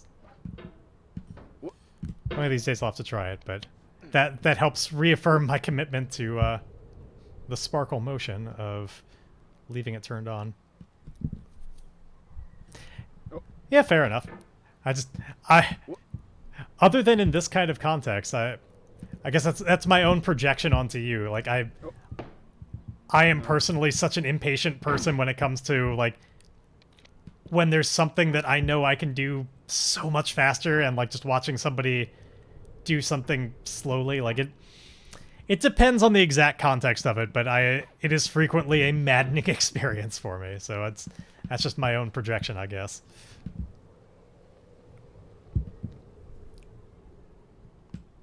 Even if their slowness is understandable, it's just, I just want to do it so bad. I'm just like, oh my god, this is, just do this little thing. You're making it so much more difficult on yourself. Okay. All that to say, thank you for your understanding of my struggles. Got out two. There we go. Well, that was saved at least. Didn't mean to launch myself to the right, didn't mean to launch myself to the left, but with those powers combined, I'm happy, but was happier before that.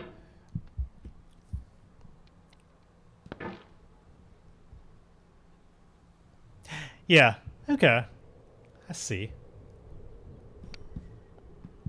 Do you stream or record your speedrun efforts? Like, is there a place that we can check out your work and your progress? Please feel free to self-promote. If you want to, and if not, then no pressure.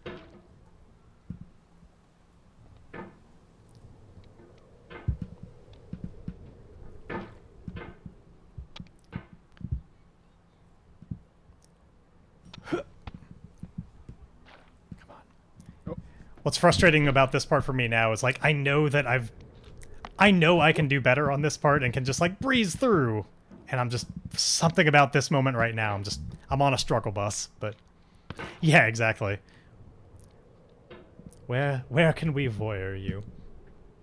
I'm just, running under some assumptions that generally these things are recorded and the desire is to share the results. But if you're just in it for a name on the leaderboard, that is understandable too. Or even just in it for the experience of doing it. Come on. Just shake this out or something. Like, seriously, I don't know why this part in particular I'm struggling with so... Oh. That was a happy accident. Right after a terrible accident. But yeah, just... I don't know if I need to take a moment and, like, stretch and step away or what, but, like... Right now, my hand is not... I'm not doing the things that I want it to do.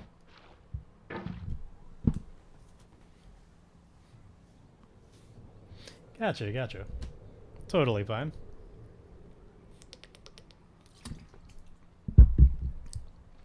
I used to do it very frequently, and now I'm getting back into it. After quite a bit of time away. Yeah, no, I know this isn't, and there's the, there's that little skip from before. We did it once before, but I've been struggling to get enough momentum to do the kind of, like, quick skip that I've seen consistent enough. And so I'm like, well, fuck it. I'm just gonna, like, it was starting to be, like, just taking so much time to try and do the skip that it was like, oh, I might as well just do it the long way. But I'm certainly aware. I imagine that's just a, like, mouse acceleration problem of, like, not being able to as consistently get the kind of, like, real big launches. Like, is that a correct understanding of, like, kind of what it would change by turning it off? It's like it would be a little bit easier to get those heavy flicks.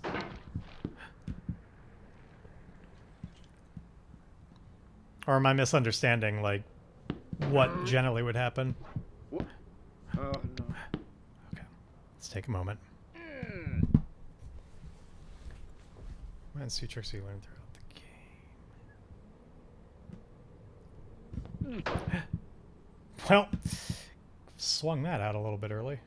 God, I really hate these stairs. Especially because, for whatever reason, I find it so hard in this moment to just, like, rather than arc around, to just pull myself in. There we go. Okay. Let's see if we can do this without screwing the entire world up all over again. Oh. That wasn't going to work. What? What? What?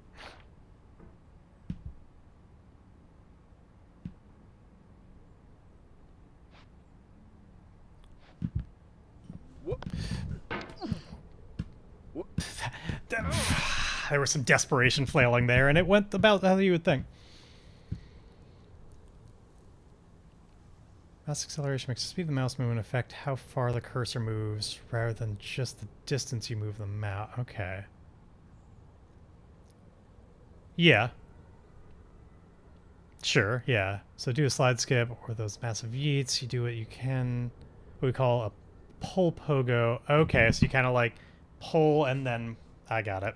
I think I can visualize what you're talking about, but I can't expect that I would ever be able to do it. At my current skill level, anyway. But I think I see what you mean with sort of, like, if I may try and demonstrate in slow motion, at least. I guess I need to catch myself on that lip first, but... So it would be, like, pull really hard, and then as you're clearing the lip, then push really hard as well. Like, generally that idea.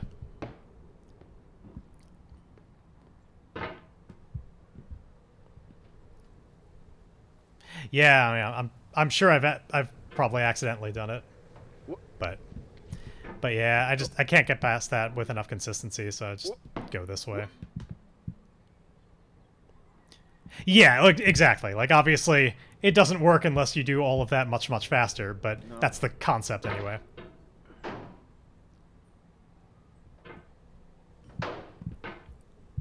Yeah, I imagine that, like, once you get down certain techniques in the game, a lot, like, and can do them consistently, a lot of it is just kind of repetition on the same, like, couple of techniques over and over again. It's just having the precision and control to do them without losing ground.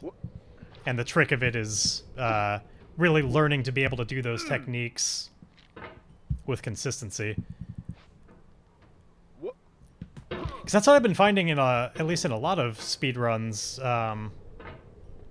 for different games, is a lot of it does wind up coming down to just, like, there's a few specific things that are vital to get down, but it comes down to just a lot of repetition of doing those things, and then, you know, memorizing how you're going to have to do them and in what order and direction and all that. But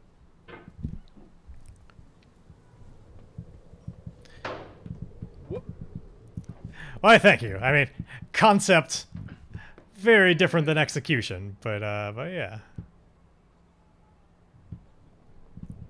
Nope. Nope. There we go.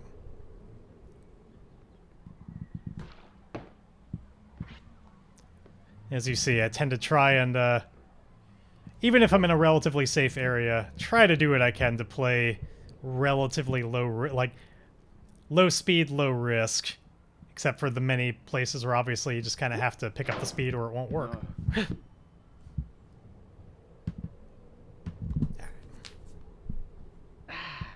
Yeah, exactly. Is this the first game you'd ever speedrun, or had you done other stuff as well? Or was it was just something about this that was like, I can do this game faster and this is my choice? Oh. Crap.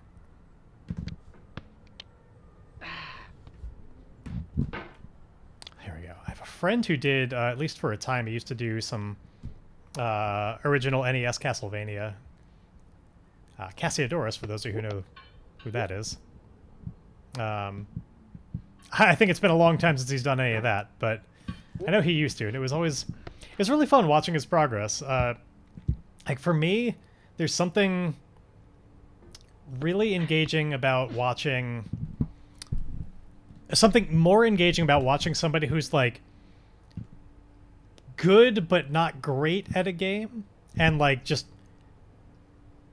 doing well, but there's more tension in somebody who's doing well, but there's going to be mistakes, and, like, you never know how something is going to go, as compared to somebody who's just, like, you know, top tier, they're fucking amazing, and, like, generally it's all going to go right. Like, even if, yes, there's still the struggle of, like, can they get this new personal best, and all sort, like, it's not to say that there aren't things to be entertained by, but for what I'm looking for, there's a lot more mystery, and any given run could go...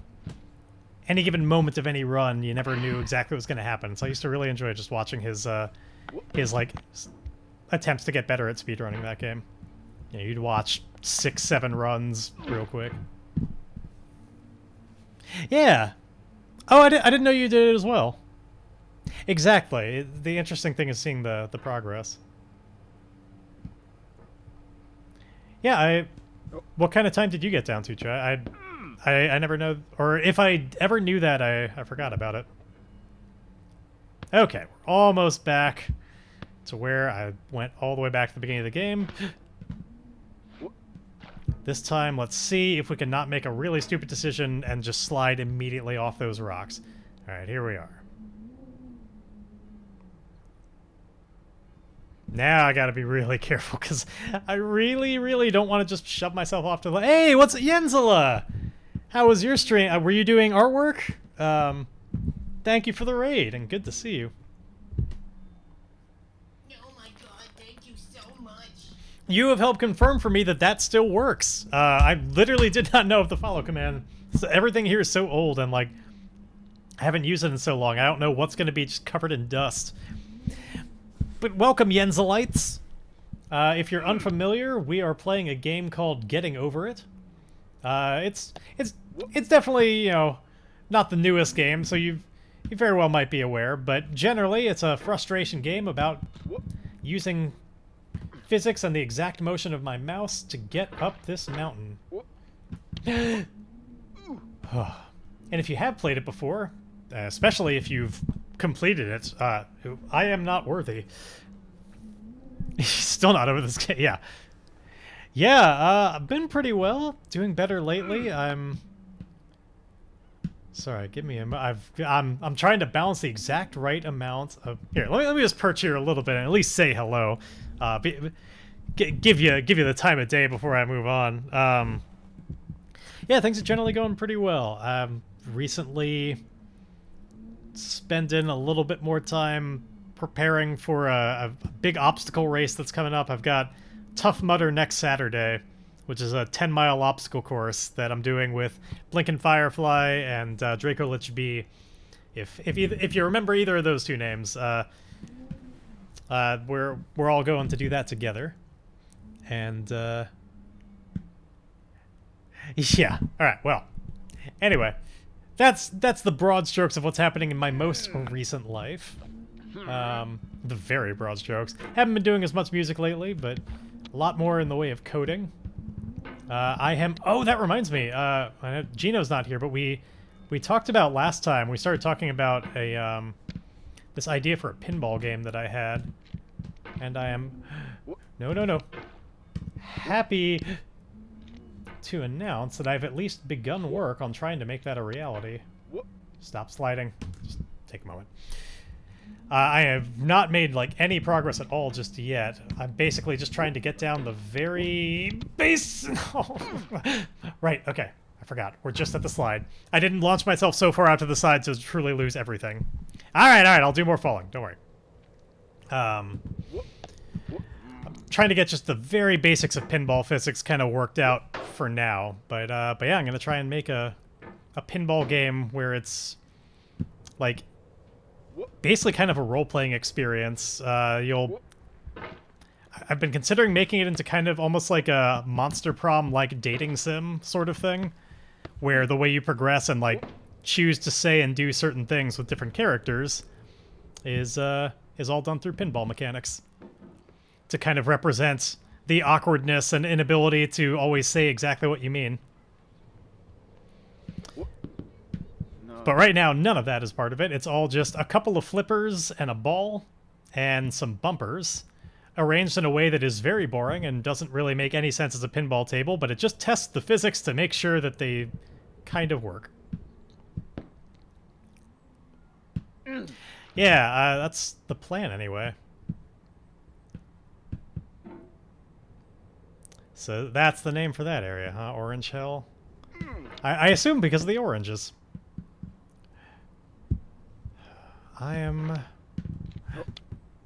Crap, stop. Nope.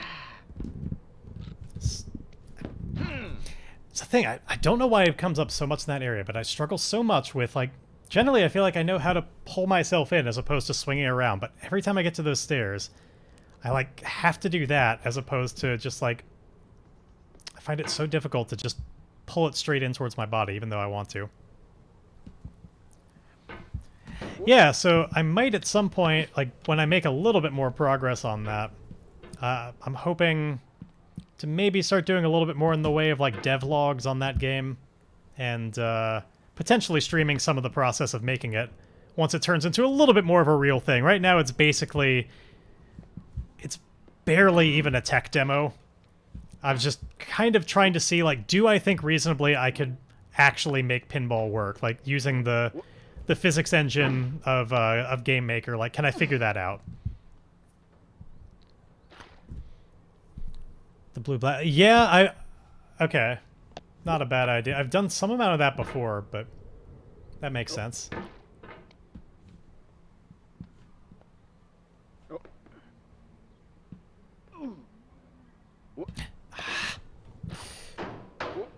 The main thing I can tell you, for those of you newcomers in here, if you're looking for a full-on true rage experience, I've made a deal with myself to keep myself pacified and let it all just drop behind.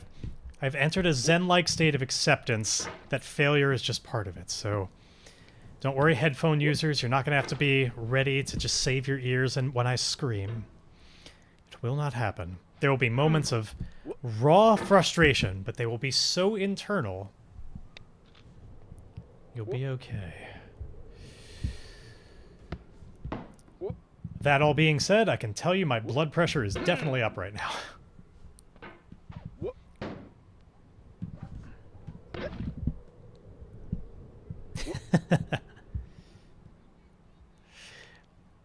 If I actually get past that section, there may be some utter jubilation. But so I can't make any promises on that being quiet. But. Well, that's the thing is my every time I fall down the hole. What you mean, like that hole I just passed, or the orange hole? That sounds dangerous, but at the same time, this drink that I have is it's so watered down that like it's barely even alcohol. But also, I need it for thirst quenching purposes, so I can't promise to only drink it then. Like, I don't want to wait till I fall to drink. Come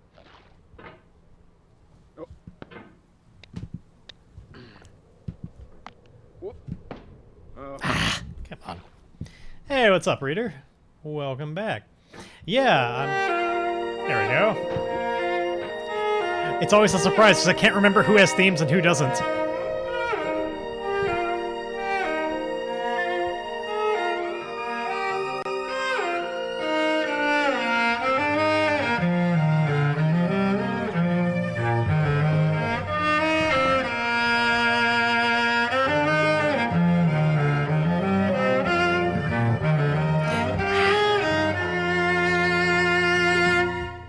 Now I get to re-experience all these and have my ears constantly be telling me like, yeah, I could have played that part more in tune, could have done that. Like, it's...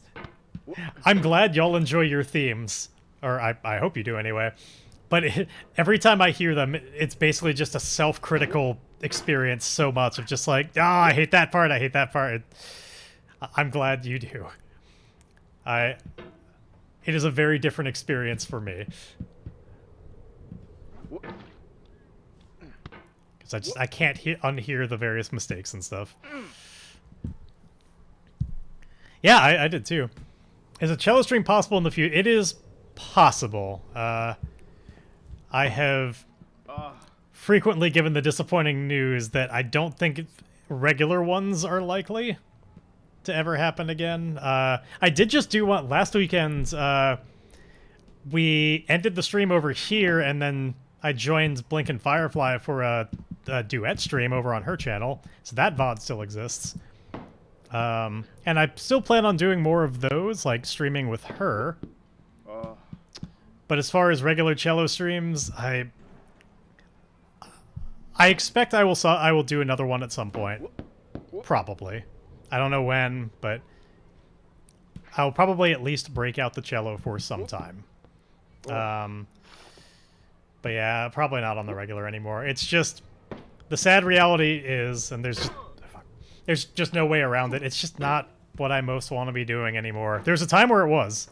A long time, in fact, where like that was just exactly what I wanted to do, and I was just having so much fun with it. But even though it was still streaming, and so it's not like I wasn't having fun with it. It's just... didn't line up anymore. And it still kind of doesn't. Yeah. So it's unfortunate because I know like there are many people that would really love that. People that were really enjoying it and people that in fact reasonably like that's why they came here, and if I'm not going to be doing that, like they're not interested to be around here, and that's also totally understandable and fair. You know, nobody owes me a goddamn thing, but especially when it comes to like watching streams they're not interested in. So, like, it's a shame. Like, I spent so many years doing a thing, like, kind of building an audience around the concept of, like, I stream this thing. And, like, but I don't want to stream that anymore. I appreciate it. But, yeah, like, I expect at some point I'll probably do one, if for no other reason than old time's sake. Oh, my God. Come on.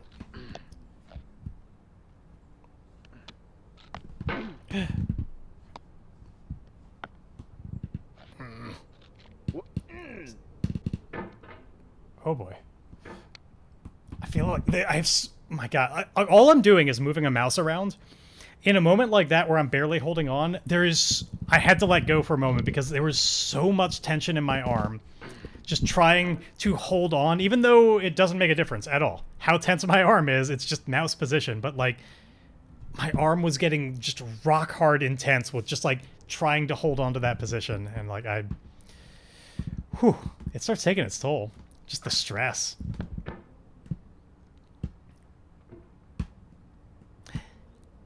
Yes.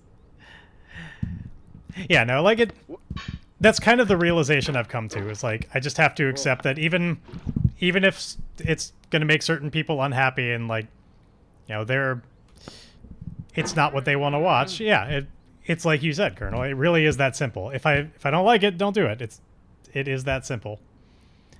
And it was very hard to accept that for a long time, and was at least part of why I stopped streaming for a while, was kind of struggling with that very idea. And it just needing that time to just step away and explore some other things for a little while. But the reality of it, it becomes more difficult than just that statement, because like you build yourself into such a situation where you really are like, you're always looking at the numbers and you're trying to just please as many people as possible and get people to stop by and all that. It just becomes this whole ordeal of making things more important than they really need to be. And when it gets to the point where you're just causing yourself more stress than joy for a thing that's just a hobby, like, you really have to reevaluate and get to that point of realizing what you said. Just, if you're not liking it, don't do it. And that's why I'm focusing more on just... even though it seems odd to say all this while playing a frustration game, you know, right now what I want to do is play a frustration game. So I'm focusing more on doing just fun game stuff and, like, still doing a little bit of figuring out what types of streams beyond, well, just raw gaming ones I want to do. Like, I'd love to do more RPG streams again, because I really liked doing that for a time. There's also a matter of trying to figure out what things I think, like, if there are things that I want to just focus on making a YouTube video rather than streaming. Like, here's a lot I haven't figured out yet. But I've also come to terms with accepting I don't have to have a complete plan for it all. I can just kind of do things as I feel like it and worry about plans later. Or never. Oh, totally. I mean, not with any frequency around here. Like I've only been streaming again for the last couple of weekends. But like, certainly my friends and I still do. I've been looking to get another in-person game night going, where the one game in particular that I really, really want to play again, I've played it in person with all my friends just like the one time. It's a little game called Two Rooms and a Boom. I don't know, anybody here familiar with that? The biggest problem with it is that in order to really get it going, it really requires a pretty decent amount of players. Like, it's an in-person game that works for, like, you need at the very least 6 people, but honestly, for it to start really getting going, probably like 10 people, 10, 12. The good thing about the game is that it can accommodate like up to like 30 people. So it's great for like big parties and large gatherings. So anyway, since nobody here's familiar with it, a little bit more about it. It's your basic, like the basic kind of genre of it is it's kind of like a hidden identity game. Like your werewolf, your mafia, your secret Hitler.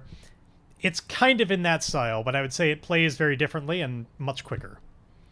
So the premise is that, like in games like that, everybody has like a secret role that they have. The basic game, there is a red team and there is a blue team. The red team... Oh, come on. Stop it. Give me a moment. Just get to solid ground. Fine, that counts as solid ground. The red team has or the blue team has a president. Somebody on their team is the president. And on the red team, somebody on their team is the bomber. Now, the idea of the game is that you take all the players and you split them into 2 different rooms. Like, physically, they're in different rooms. They can't hear what's going on with the other group. And over the course of several minutes, people they talk to each other, they share information. Either, like, some people might choose to share their entire card with somebody else. Some people might share just, like, what color team they're on. But over the course of things, you you talk with each other, sometimes in private conversations, sometimes in revelations to the entire room, and kind of get a sense of, like, who do we got in this room, what teams are here. And at the end of those several minutes, you trade hostages. So, like, there'll be a leader in any given room, and the leader is going to determine, like, you and you're going to the other room, and the other room's doing the same thing. So, like, 2 people, for example, will go from one room to the other, and then vice versa. And you play a few rounds like this, and in the main, just like base premise of the game, the red team wins if at the end of the game the president and the bomber are in the same room, and the blue team wins if they're in separate rooms. Like when the bomb goes off, does it kill the president? Now, what becomes more interesting about it is there's so many different roles, and like some of them are like strategy type things, some of them are more like just fun party games, like like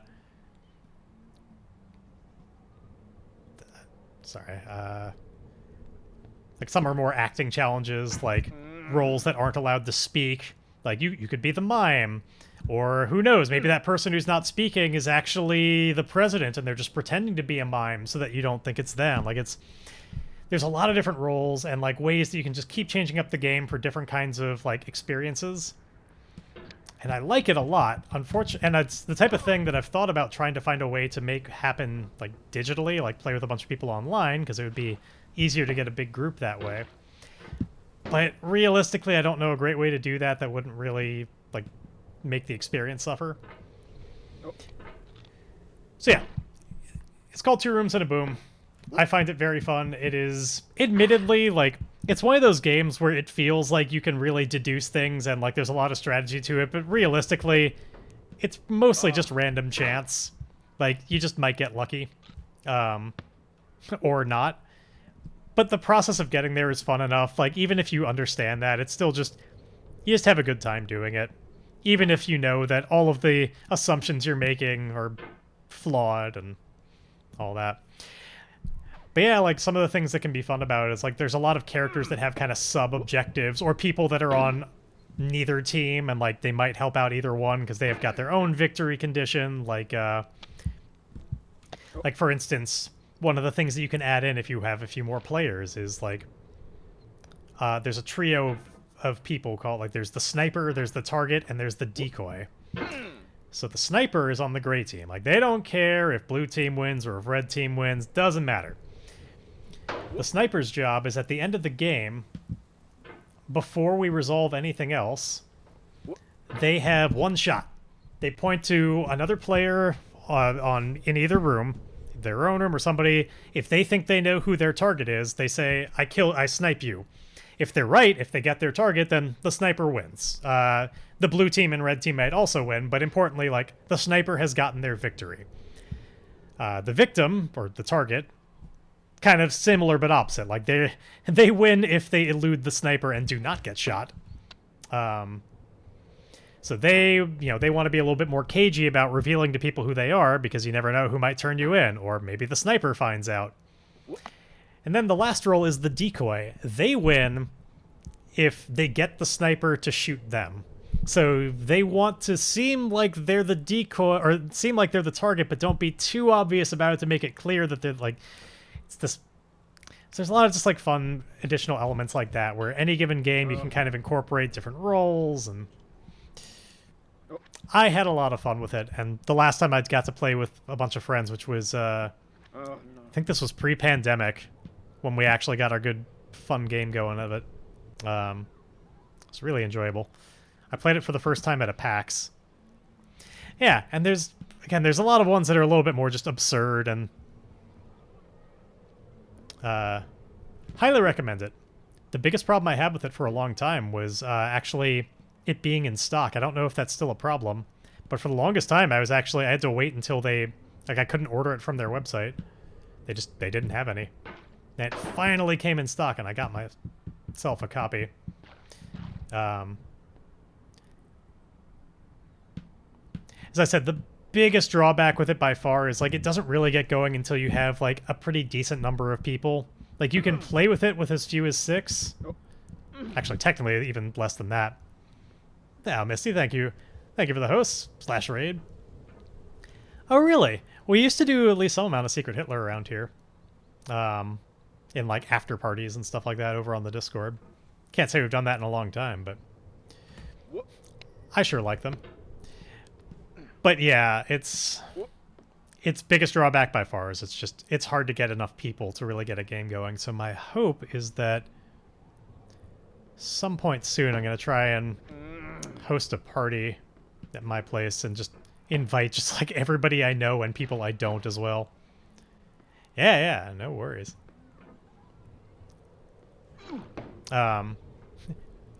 There's like, I got a friend of mine, or Draco, y'all know Draco Lichby. He frequently hosts game nights at his place. Yeah, no worries. He frequently hosts game nights over at his place. And in fact, it was at his place that we played this the other time. But it's been a while, and he's been busier lately, and I'm just like, I'm tired of waiting for it. I gotta have another one. But like, he knows way more people than I do. Like, he invites like so many people, and like I'm too much of a hermit. I don't know enough people to, like I've described it before, like last time when we were throwing our Halloween party. I wanted more people to be there, but I don't know that many, so like I just had to heavily encourage people to like extend the invite to others. I'm like half considering inviting just random people, because I was just like, it doesn't even matter. I don't even care who shows up. I need enough cool people, and then I just need filler people to just also exist. Like after a certain point, you just need bodies to just have enough energy there to make it fun. Yeah, I mean, I'm not opposed to trying to, like, if we got enough people interested. It's, you know, it's harsh, but it's true. If we can get enough people interested, I'm not opposed. Secret Hitler, at least, like, it is also better the more people are there, but you can get it going, like, as long as we got 6, it's at least somewhat enjoyable. 7 is preferable, but thankfully I basically got my wish at the Halloween party. Like, we basically did have bystanders. There are people there that they showed up, we had a good time. I enjoyed their company. I have absolutely no idea who they are or how they got there. I assume somebody else invited them. There is or at least I assume it's still active. There's an online way to play Secret Hitler. I think it's like secrethitler.io, I think is the website. And likely, yes, joining a voice chat on Discord. See if we got the numbers. It could be a lot of fun.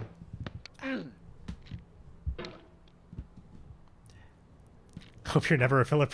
No, I mean, certainly not in my mind. I know who you are. That, or not like in person, but like in a digital sense, I know who you are and know your name and all of that. You are not a filler person. But yeah, so like my thinking was I was basically just going to go to Draco's, like the last time he did a Facebook invite for like just a fuckload of people that I don't know for the last game night. I'm considering just messaging all of them. God damn it. Just messaging all of those people, even if I don't know them. And just be like, hey, you went to his game night. This is basically the same thing, and he'll probably even be there. If you want to do the same thing, like, it's going to be all the same people. It's just at a different location.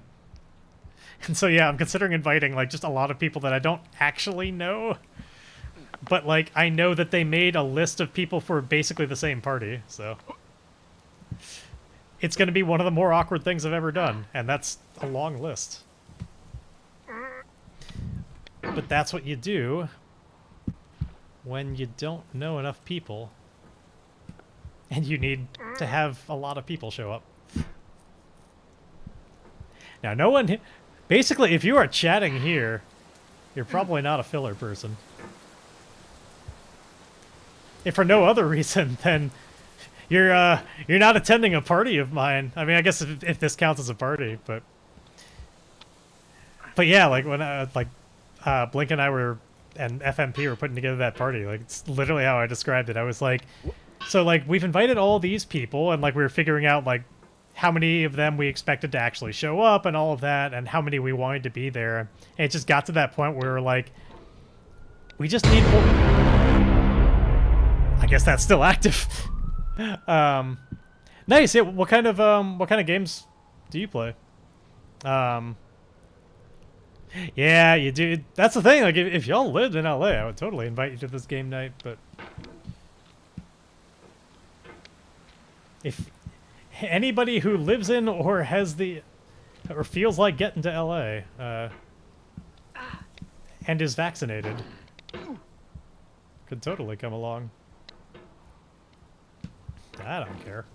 Well, okay. I can't make that promise until considering I live with Blink and Firefly, this is her house too. I'd have to check that she would be cool with it, but considering we're talking about a hypothetical that's not going to come true anyway, I think I'm pretty safe to say you can totally come along. But realistically, yes, I'd have to talk to her about it. Make sure that she'd be alright with it. But yeah, what kind of games are you playing these days? Oh, come on. Damn this tree. Or are forming your collection, rather.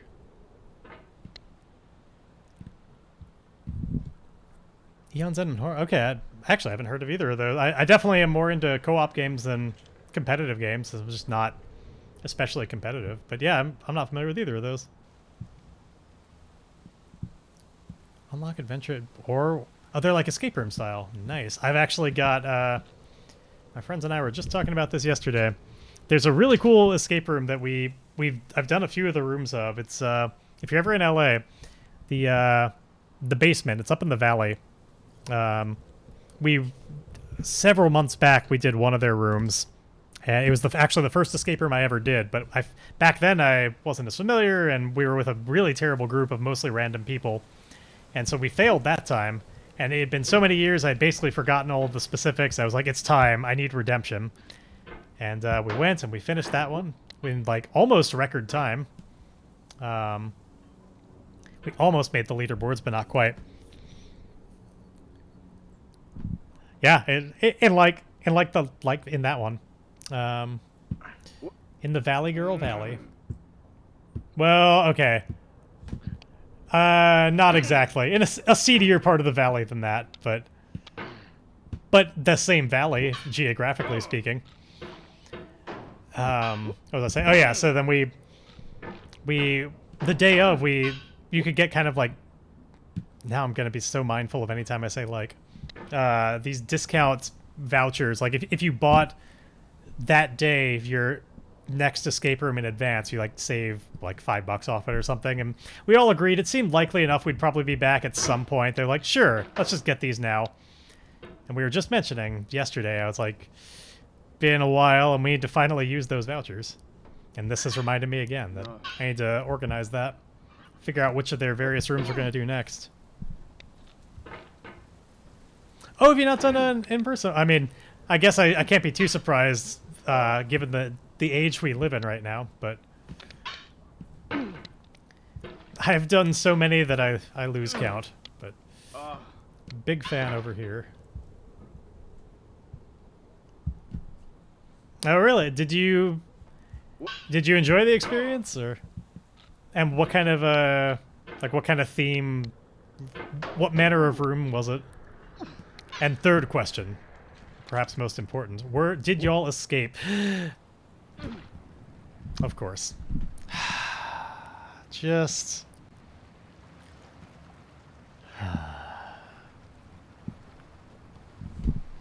Oh, it was a more kind of frustrating experience. Well, that's too bad.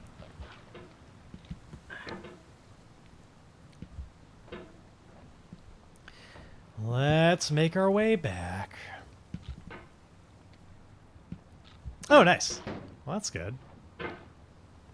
That's, in a way, kind of ideal, because part of the problem with doing really well and escaping really early is you feel like, well, didn't really get my money's worth out of that. Like, if you escape in, 20 minutes and there's an hour to go, you're like, well, crap. Like, that was... That, I feel like we should have had more puzzles. Like, that, I spent a lot of money on that. It's the downside of doing really well. So, escaping with 5 minutes left is... You're, like, there in time to get the tension. Like, that's good.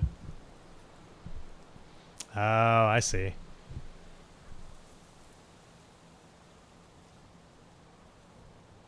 See, those are the ones I want to hear about, because I love when it does the isolation. It's rare.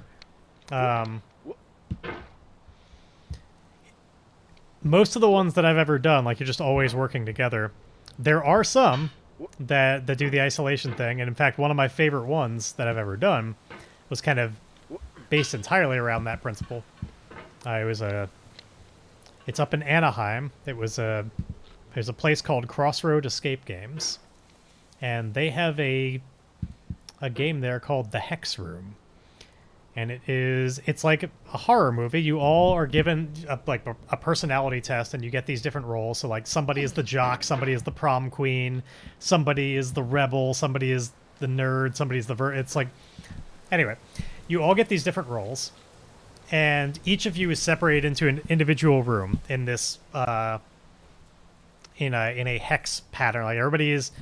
They're all around this central corridor, or this central room, where if you are the detective, which is what I was, you are in the central room trying to help everybody get out of their rooms, passing information along, because everybody's got these, like, little slots in the door and stuff. They can only, like, hand small objects through. And so, like, as the detective, it is your job to, like, take the various information from various people's rooms, pass it along to the right places, start solving certain puzzles, give people what they need, and also answer the phone. Like, there's a phone that rings every 15 minutes that can give you hints, and it was really cool. I liked it a lot. We were not successful, though. I'm convinced that we were nearly there. The problem was everybody had escaped their rooms except for Feculent Motel Pillows, who was stuck in his. And it was a certain point of the game where there was, like, in order to... You don't have to have everybody escape, but the escape route went through his room, and in order for it to get unlocked, it was just kind of all on him to solve a puzzle that we couldn't even see, so we couldn't even really help him. So it got to a point where the rest of us were just kind of waiting and just wishing him good luck, but we weren't able to escape. I am convinced to this day that if he had gotten that door open, all we had to do was enter a code into a secret door in that room, which I already knew where it was, and then we would have escaped. Like, we had all the pieces, we just needed that door open, and unfortunately, we couldn't quite get there. That's another one we've talked about doing again, with just, like, different roles. It's been a few years. We did that for a birthday. Like, if you recall, Feculent Motel Pillows and I, our birthday is separated by one day. So we often do a joined birthday weekend sort of thing, where it's often involves an escape room, but not always. We do a big get together with our friends, and so that time it was that room. And it's been a few years. We've had a chance to kind of forget some of the solutions. One day we might go there. The biggest problem is that it's a pretty long drive away.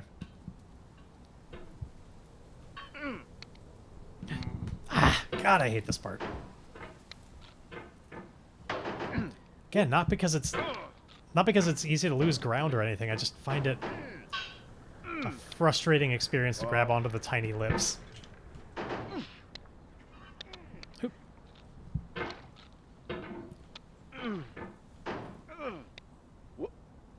Yeah, at least in my experience, it's really rare that they do an isolation one. I can think of...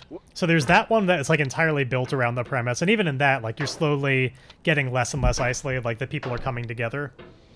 And there was still a lot of communication. Like, you were alone, but you could still, anybody could talk to the detective, and then I could pass that information along to somebody else. So, like, you weren't truly isolated. You were just, you had to solve certain things with your own hands, I guess. Not truly by yourself, though, kind of, just because it would just take too much time to describe everything. But if you really needed to, you could consult with other people. That's literally the only one I've ever played that I can think of where there's any kind of separation. There are other ones I've heard of but have not done that do separation. No. But yeah, it's at least in the ones in Los Angeles, it's really rare. So if that's like the main thing that's giving you apprehension about it, I'd say it's easy to avoid. And any of the ones that do it, I think they've generally been pretty upfront about the fact that it happens, so you could know with pretty good certainty that you wouldn't have to deal with that, and you'd have your group backing you up the whole time. Ow, man! Exactly. Like, they're more than happy if there's any question about it to divulge, and usually it's just listed on the website if that's a component. Largely because a lot of the time it's kind of the opposite, where like so one of the ones that we're probably going to do next in that the Basement series does have, like, at one point there's a person who does do something on their own. I've heard this about it. Like, there's a separation where somebody will be kind of in a room by themselves and everybody else is working together. And the downside of it is, of course, like, if you like that sort of thing and multiple people like it, only one person kind of gets to have that experience. So usually they're pretty upfront about it. Yeah. So most of them are. I've also seen I don't know how it's strictly escape room like it is, but I know it's at least got maybe some similarities. I know, like, there's obviously board game versions that do basically that sort of thing. I saw there was one that Neil Patrick Harris made, actually, called, I think it's just called The Box. I saw it at Target at one point, and I was curious to try it out. I think that one might be I think it's got, like, escape room elements, though it might be kind of a little bit more trivia. I'm not sure. I haven't looked all that much into it. But I know it's got, like, a similar vibe going on. I think that's what it was called. If you search Neil Patrick Harris The Box, it'll probably come up, even if that's not the exact name.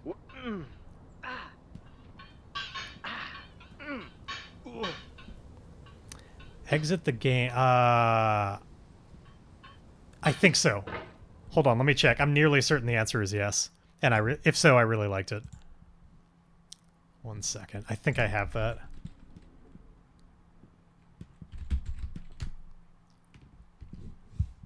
Oh, wait, no, I'm thinking of a different game. I'm thinking of a game called There Is No Game. I don't think I have played Exit the Game. Tell me about it.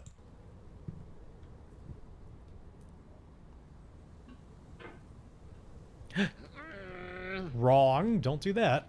Let's flip around over there.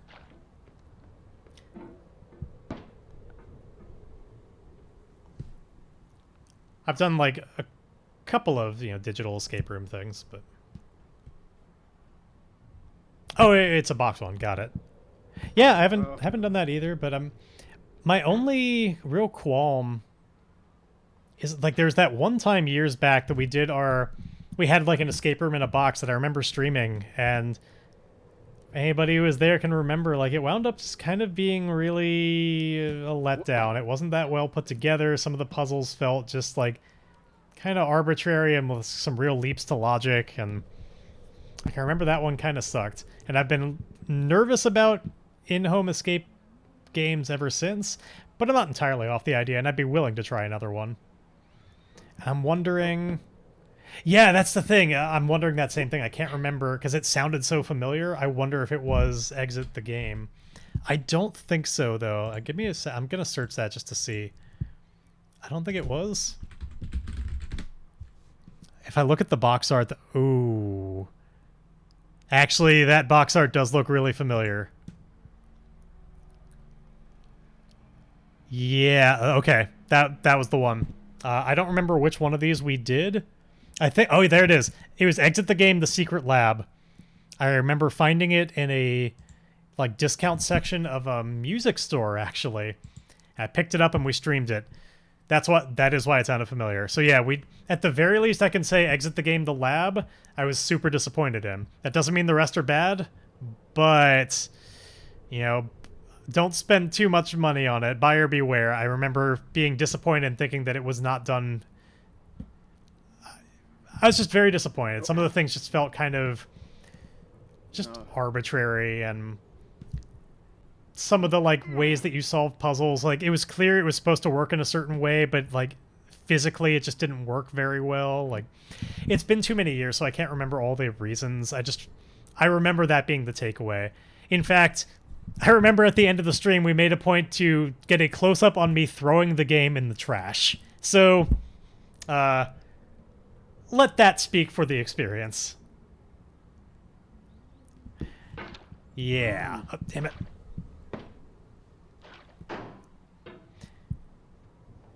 Yeah, exactly. Like, I probably paid similarly, like $8 to $10. So, like, you know, not a complete waste of money, especially compared to how much like a physical in-person escape room costs. Like, you know, most of those are you're probably looking at $30, $35 for some of the real nice ones with good set design and things like that. So compared to that, you know, it was great price-wise, but experience-wise, it just wasn't even close. Now, you know, some of it may just be maybe just as one person, I'm not great at escape rooms and I just need more of the help from other people, and maybe it was all just my own frustration at seeing my own limitations. You know, take some of my reaction with a grain of salt. Maybe if I'd been doing it with a team of people, I would have had a better experience. We would have just kind of like, you know, I would have been better at some things, other people would have been better at other things, and together we would have all kind of put it together. But as I recall, you know, we were kind of collaborating on stream. Like, people in the audience were helping out, and just collectively our general takeaway was that was a piece of garbage. So I don't think it was entirely just that I wasn't as good as it as I was hoping to be. But I will admit that may have been a factor, that I wasn't doing very well, and I expected to just blaze through it, because, like, I do escape rooms all the time. Clearly, I'm the reason we always escape and do well. Oh, no. It's not the fact that I'm doing this with a team of people and they're carrying me. Oh. Which, legitimately, I don't think that is true. I think that we all provide our own things. I think I do well at some parts of escape rooms and less well at others.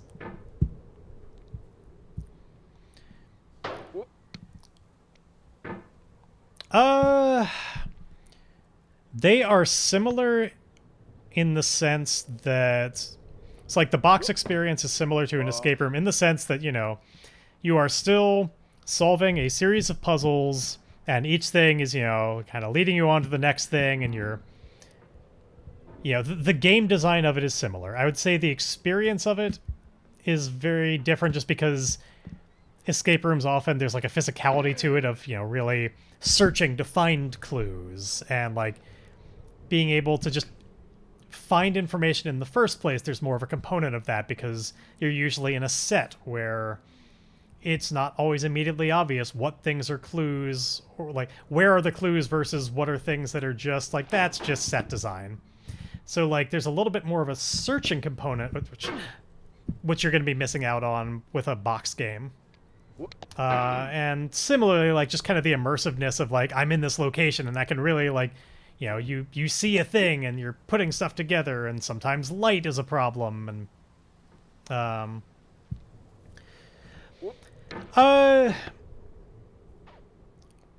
as far as it seeming dull, I don't think so, in the sense that like I've done at-home things, at-home escape room experiences, not always necessarily board game ones, but I've done like video game ones, or even ones that don't have any visual component that are just more like, you know, kind of an online series of puzzles, scavenger hunt thing. Like I got one of the bundles of games I bought for some charity thing at one point had a somebody put together kind of like an online version of an escape room kind of series of puzzles to solve sort of thing. It involved like sending emails and stuff. Like, it was really cool. If I remembered what it was called, I would recommend it. Well, kind of. It had some problems as well, but I generally enjoyed it. But with that in mind, like, I don't need it to be a physical escape room to enjoy it. I like the puzzle solving, and as long as it does that well and seems like it's doing it fairly, then I'm gonna have a good time. So I think conceptually, I'm on board with a at-home board game escape room. It'll be different, but still potentially enjoyable. Which is why I'm considering getting the like, I might try it again. Maybe get this Neil Patrick Harris one or one of the other ones and try it out. We could potentially stream that. Try to have better results than last time. Yes, that is also the thing. Like, you know, you're on a ticking clock, which was like, I was on a ticking clock when we did the at-home one, but it was a very self-imposed one. It was just like, if you beat this time, then you get this ranking. There wasn't the same sense of like, if I don't do this fast enough, I won't get to finish this. You know, it was all right there in front of me. Like, I could realistically take as much time as I wanted. I would get to see the whole experience. It's a good point, Colonel. In person,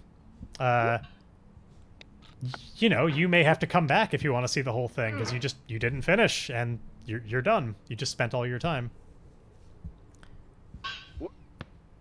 I hadn't considered that because, admittedly, again, like, I've got a pretty good group at this point. Now, like, we've done so many of them together that the assumption is we're going to finish it. Again, we didn't finish the Hex Room, but that was kind of like the exception. Usually we expect we will solve it. It's just, how well do we do it? Did we do it? How good of time did we make? All of that. Like, it's a good crew. But yeah, it's one of my favorite kinds of activities. I wish to do more. If it... In a different life, I would love to, like, design and run them as a business, because I just think it would be super fun. But obviously the reality of running a business off of it is very different. There's actually a place that I've been meaning to try. I've got a... there's an escape room place that's literally less than 2 blocks away from me. It is easy walking distance. I go up 1 block and then turn in and go down the street. I haven't tried them out. I really want to. Part of the problem is, like, the things I've seen about their rooms, like, I think they could be fine, but they haven't, based on what I've seen online and people's reactions to them, I feel like they've got mediocre ones. And at this point, I'm kind of an escape room snob. Like, I want to do the best and most fun of all of them, because I've done so many. And, like, I'm a little bit harder to please as a result, because there's a lot of things that could be really cool escape rooms, but it's like, yeah, I've done it before. Alright, have a good night, Nico. See you around. I'm usually looking for ones that do something a little bit more unique. Or have, like, some really surprising kind of puzzles, or interesting use of technology, and, like, just having an enjoyable escape room at this point is...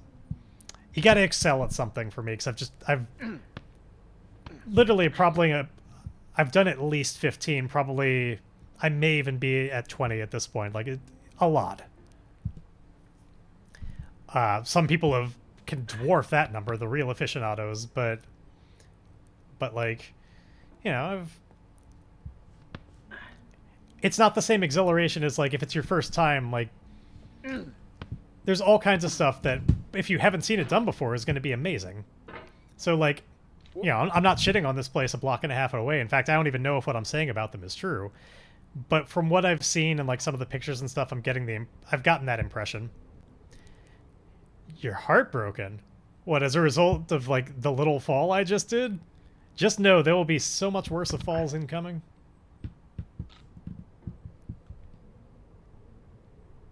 Or are you the place that... Do you operate that escape room a block and a half away? And what I've said about your establishment is breaking your heart. Oh, no. Like,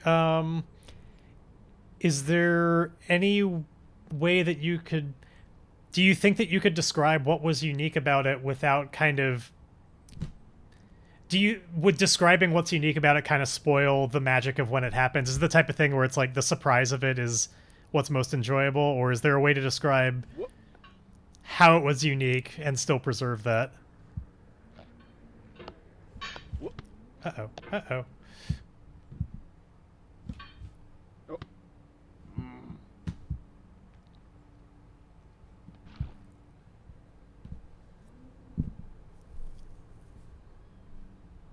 Okay, yeah, I figured as much.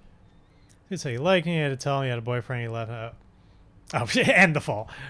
Well, thank you. I'm glad that you empathized with the fall, but that's too bad. Ah, no! Stop it! Stop it! Okay, take my hand off the mouse for a moment. Well, too bad that there was that moment of awkwardness like that, and that does sound like a not great experience. Tell him that you had a boyfriend, but hey. Oh my god, thank you so Oh, hey, I much. appreciate the follow.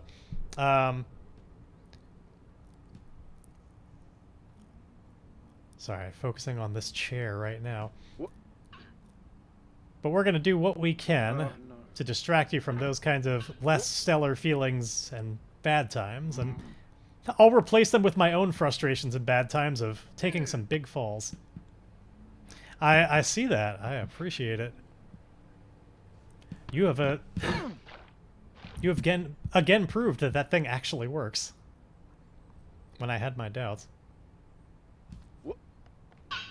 Okay, now I'm actually, like, I'm curious enough. If somebody doesn't mind, could you look up for me that, could you try and find the name of what I was talking about? I think it's called The Box, a game by Neil Patrick Harris. If you search Neil Patrick Harris, The Box, I think you'll at the very least find the real name. Could you confirm for me what it's called? Because I think it was like $20 at Target, like nothing too bad. And now that we're streaming again, might have to just pick that up and give it a try. Not Box 1. Thank you. That's what it was. Box 1. I knew it was close, but the box seemed wrong. By Neil Patrick Harris, but Shysox founded it. So it's called Box 1. And from what I recall, I saw like somebody doing a little review of it. It's not going to be like full-on escape room, but it's going to have some similar elements of puzzle solving and stuff that could be fun to potentially do together. No. If I recall, it was basically like part escape room, part trivia, part just like magic trick in a sense. Like just interesting things that and surprises that would happen as a result of following the instructions of the cards that like... Because it's like... The idea of it's like it's supposed to be a solo game. It's at least designed so that it can be. I don't remember if it's like explicitly supposed to be or not, but it's like a series of cards with prompts on things to do. It's the type of thing that you can really only play the once. So it's not really a game, it's just kind of an experience. So as you go through this series of cards, it like instructs you to do certain things, and sometimes it would be like, you know, if you answer this question and like you fill in the answer here, and then the next card will instruct you to be like, you know, take these letters from that answer and do this thing, and then like I only watched a brief portion of the game, like just enough to give kind of the basics of it, and even that's been a long time, so like I can't explain it very well. But I remember thinking that seems like it could be decent. Not, like, stellar, but maybe there's room for some more surprises. Yeah. It, at the very least, like, when I was looking into it and, you know, COVID was pre-vaccination times, or... Actually, no, I guess I was vaccinated by that point. But still, going out and about in the world a little bit less than I do now, it was all the more seeming like a good fit for, like, I don't know, pick this up, maybe have a good experience. You know, I don't mind spending $20 on something that I only get to do the once. Like, again, like an escape room proper is like, you plan to spend like 35 or so to go to the types of places I usually do. Wait. They have... Wait. Is the buy two, get one free specifically for that game? Because that seems like an odd choice for a solo game of like... Buy 2 copies of this solo game, get 1 copy... Like, great, now I've got 3 copies of this thing. Okay, board games in general, good. That's like... That's an odd fit. I don't know that I need more than 1. That's pretty cool. Oh, God damn it, it's so easy to do that! Orange hell indeed. Welcome back to the very beginning of the game. I'm your host, Midnight Jester 8, and here we are at the tree. I need to drink some watered down margarita after that.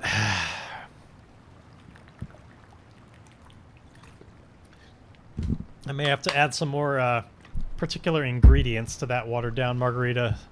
It was a time, if ever there were a fall to be more bummed out about. That would be the one. We'll get back there again, I guess. It is so hard to not...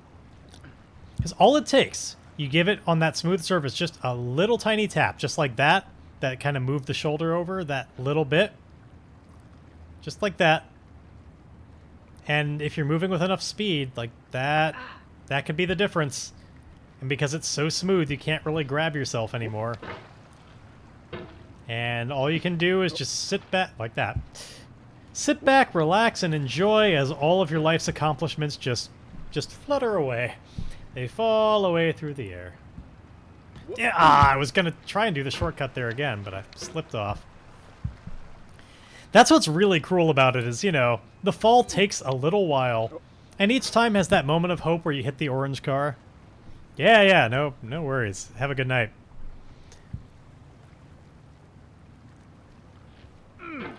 You have that moment where you hit the orange car, and you think that maybe you can at least catch yourself there. Maybe it won't be the entire world that falls from you. But of course not. Of course you're not going to catch yourself. Why would a good thing happen when instead a bad thing could happen? Why would you ever believe that you're just going to lose only some progress?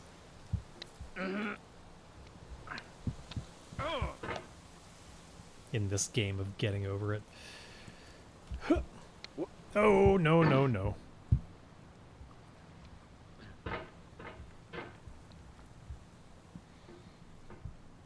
But I don't know what it's going to take. I don't know how many sessions.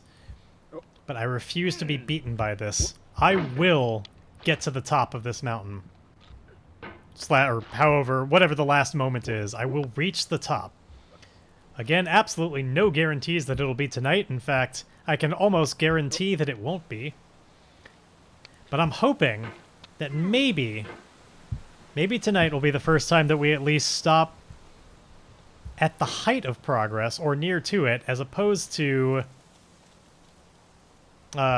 stopping when we've fallen all the way back to the beginning. I'm going to try and just really have some patience.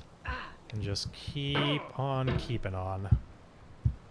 Until I can maybe get to at least a farther section of Orange Hell. Or if I'm really pleasing the right gods, get all the way through to the end of it. I'd be very happy to make that happen tonight. But I'm not really counting on it. Honestly, at this point, I just want to be able to get back to it at least. What a cruel, cruel place that just... You feel so good at first because the moments leading up to it are like relatively simple and there's... You have like a moment of rest. And then you, just with but a moment of screwing up. Like, it's just so easy to lose everything you've been working for the last hour or however long.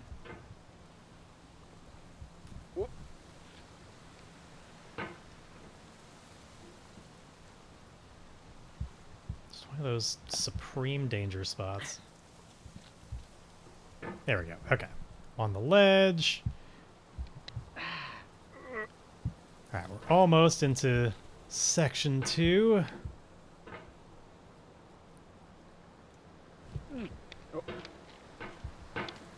Just get up these few rocks.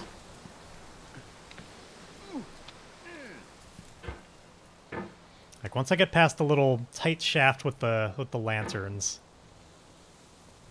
up past the lyre tree. Oh, there we go. At least pulled myself along the. I was about to say I'm pulling myself along the smooth rock better, but okay, I'm tensing up my arm again. Gotta really be careful about that. It's the type of thing that you don't notice at first, but it really adds up after a while. Where you're like, I am just holding like so much spring force in my arm.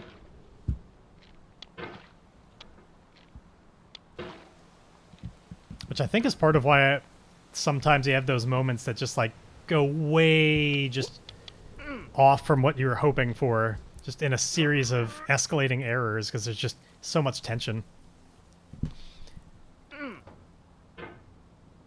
Yeah, maybe if they seem like they could be the type. I know that it's like frequently one of like a lot of the times they even pitch them as one of those like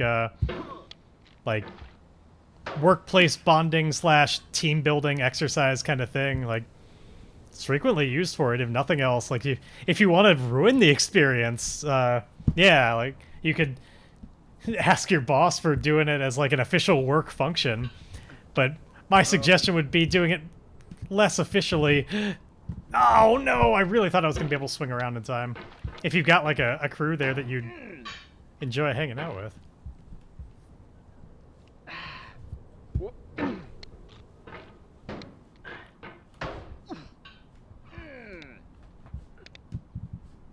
Oh no. Okay, like another just a tiny bit more and that would have been far less desirable. If I had gone past just a little bit more, I would have slipped off the rock, gone past the tree, and been back at the beginning. Yeah,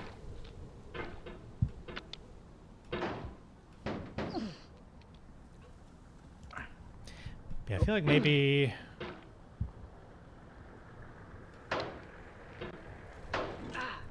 Okay, well, then yeah, it may not be the worst idea for like I don't know how... for those training days, how specific it is and what you wind up doing, and if you think it would gel or not, but it seems like at least possible that you could convince them to combine a training day into like doing it as an escape room. Yeah, it seems like a fun way. Or potentially a way to find out just how much certain people frustrate you. In their ways of thinking or whatever. I don't know. I did one with my parents once. It actually went really well.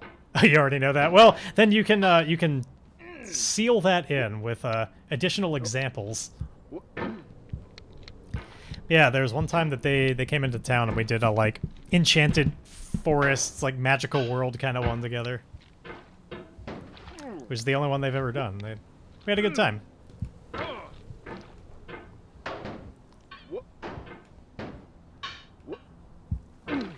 Now, I know my sister has done one at some point that she enjoyed. And we've been talking about me coming back to Houston again. Like, I need to visit now that both her kids are vaccinated. And, if and when I make that happen, definitely going to be pitching that as a thing we do while I'm in town. Ideally, with at least my nephew is probably a little too young to swing that. He just turned 5. I think that wouldn't really work. But my niece, you know, she is turning 10 this year. She might be old enough to get to enjoy that experience. If we find one that's like not too advanced.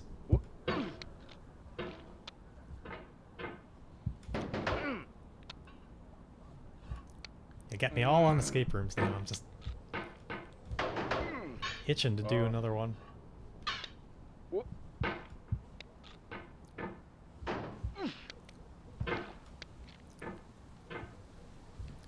Because if I had the buy-in from some of the people I know, like I mentioned, I've got a group that I kind of, like when we go, it's generally going to be involving at least certain of those people. If I had the buy-in from enough of them, I'd probably do one probably like monthly or so. Because there's a lot of them to try in LA.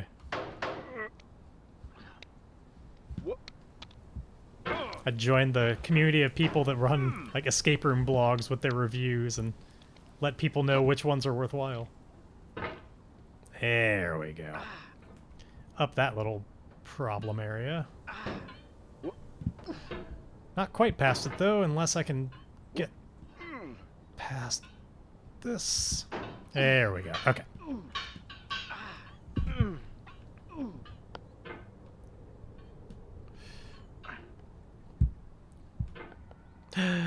This way and not to the right.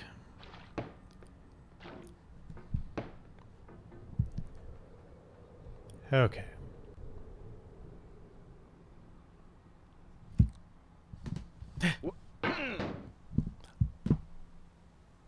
If I had smacked that a little bit harder, I definitely would have fallen into the hole of doom. I need to really start being a little bit more careful around this area if I'm gonna go the slide route.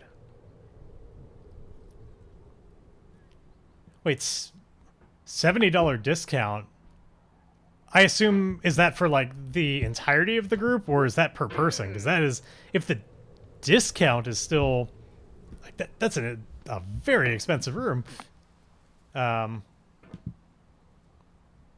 70 per person. I mean, it still might be worth it, don't get me wrong, especially if it's like a longer experience or just like really elaborate and well themed and all that. Like, I'm not saying $70 isn't worth it. I would totally be a person to do a $70 escape room if I had the if I had done enough research to determine I thought it would be worth it.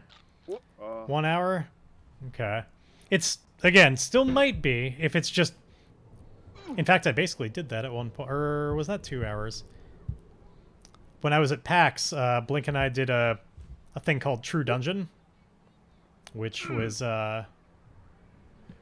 kind of like an escape room, a little bit more elaborate than that. It was more of a live action escape room slash role playing experience, but that was like $70. I think that was 2 hours though. But yeah, it may just be like that well done and like set design. Like you said, it's the Blair Witch and Saw escape room. I'm curious to look into it to see. I can give you my professional opinion on whether I think that's worth it or just an expensive room. Though that would probably take a little bit more time to research than I want to do at this exact moment. Okay. But yeah, just know that that's definitely on the, like, even for like Los Angeles, that's like twice the price I would expect to pay at any given room. So, so it better fucking deliver if it's asking for $70.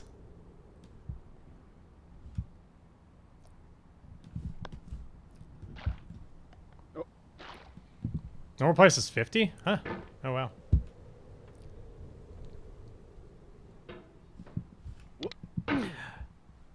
Yeah, I mean, I know I know it's Vegas, so like it wasn't exactly going to be like a low cost of living kind of price, but I thought it would be at least somewhat comparable.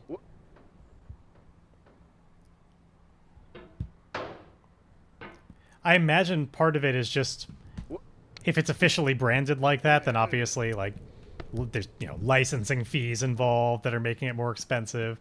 But the cool part is they may have had the if they have that kind of money to spend, it may indeed like really go all out with theming and set design and hopefully puzzle design as well to be a really cool experience.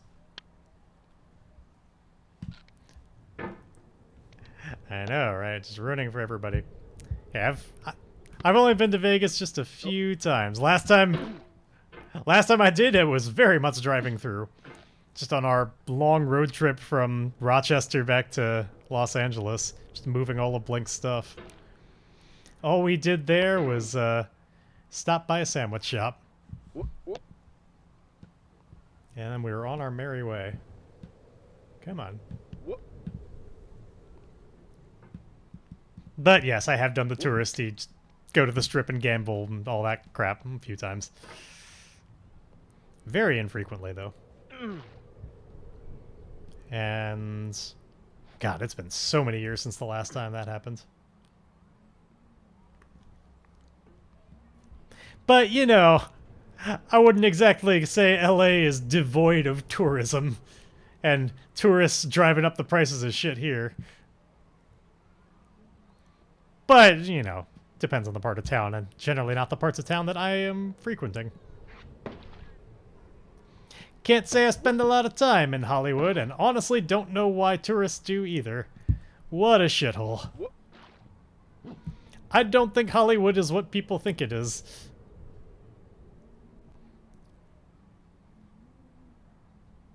Or people just really want very different types of experiences than I do.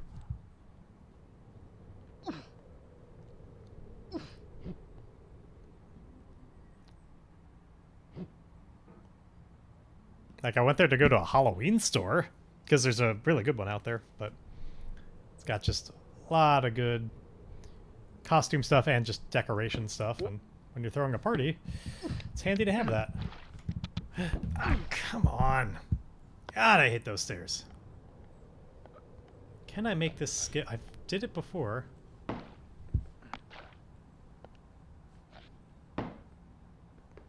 Alright, you know what?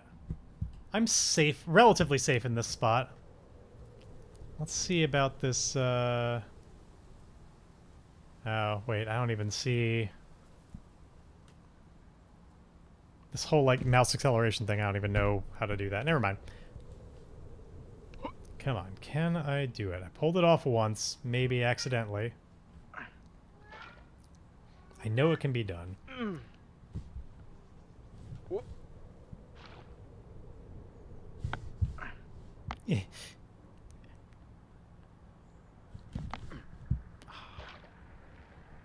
So it's like a push and or like a pull and then a push.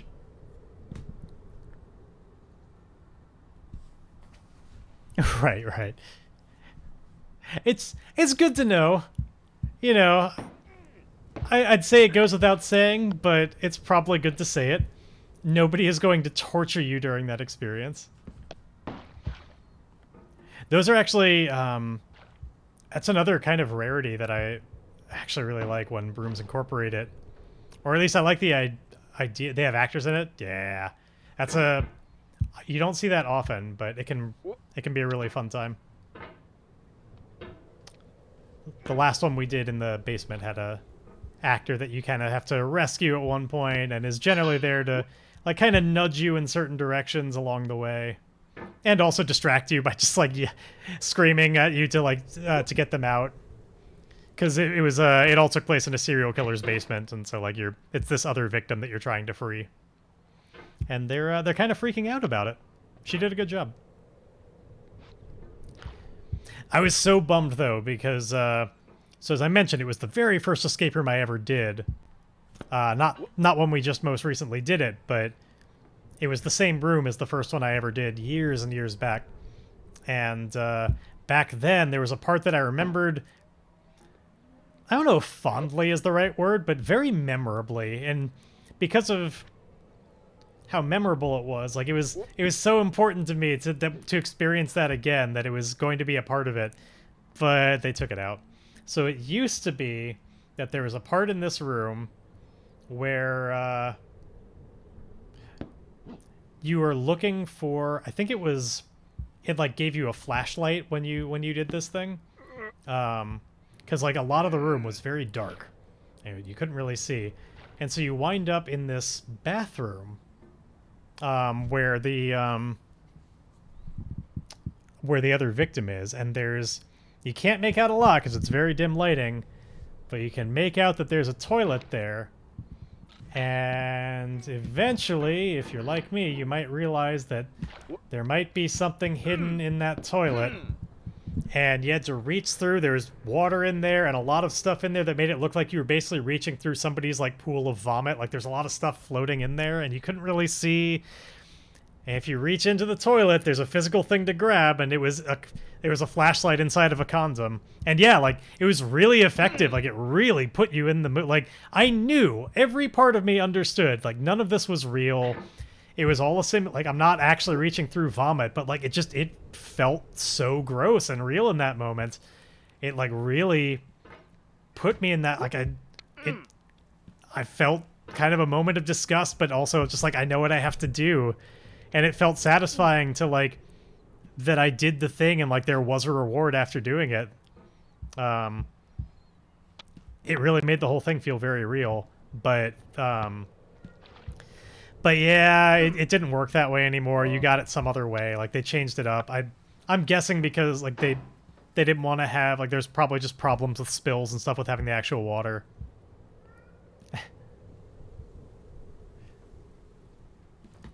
Not this being a simulation, though. Yes, I'm sorry to ruin it for you, but this isn't. This is also not real. I don't know what the first clue was, but sadly, this is not real life. But yeah, I was super bummed that that wasn't part of the room anymore. I was really looking forward to making somebody else do it this time. Somebody else experience that feeling of grossness. And have to tell your brain to fight everything that it's telling you that you're reaching through, like, either, like, vomit or diarrhea or something. Like, yeah, you know, the lights are off. Couldn't really tell. But something chunky and liquidy and nasty in a toilet. You know, somebody else is going to get to have that experience of telling their brain, that's not what this is, that's not what this is. Yeah. Well, nothing was that solid for full-on kids in the pool, but yeah.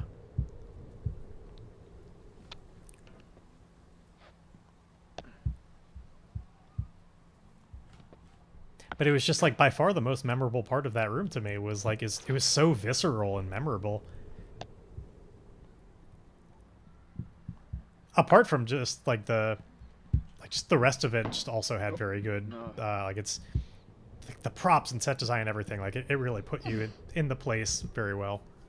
Yeah, exactly. Like, that's why I was so bummed.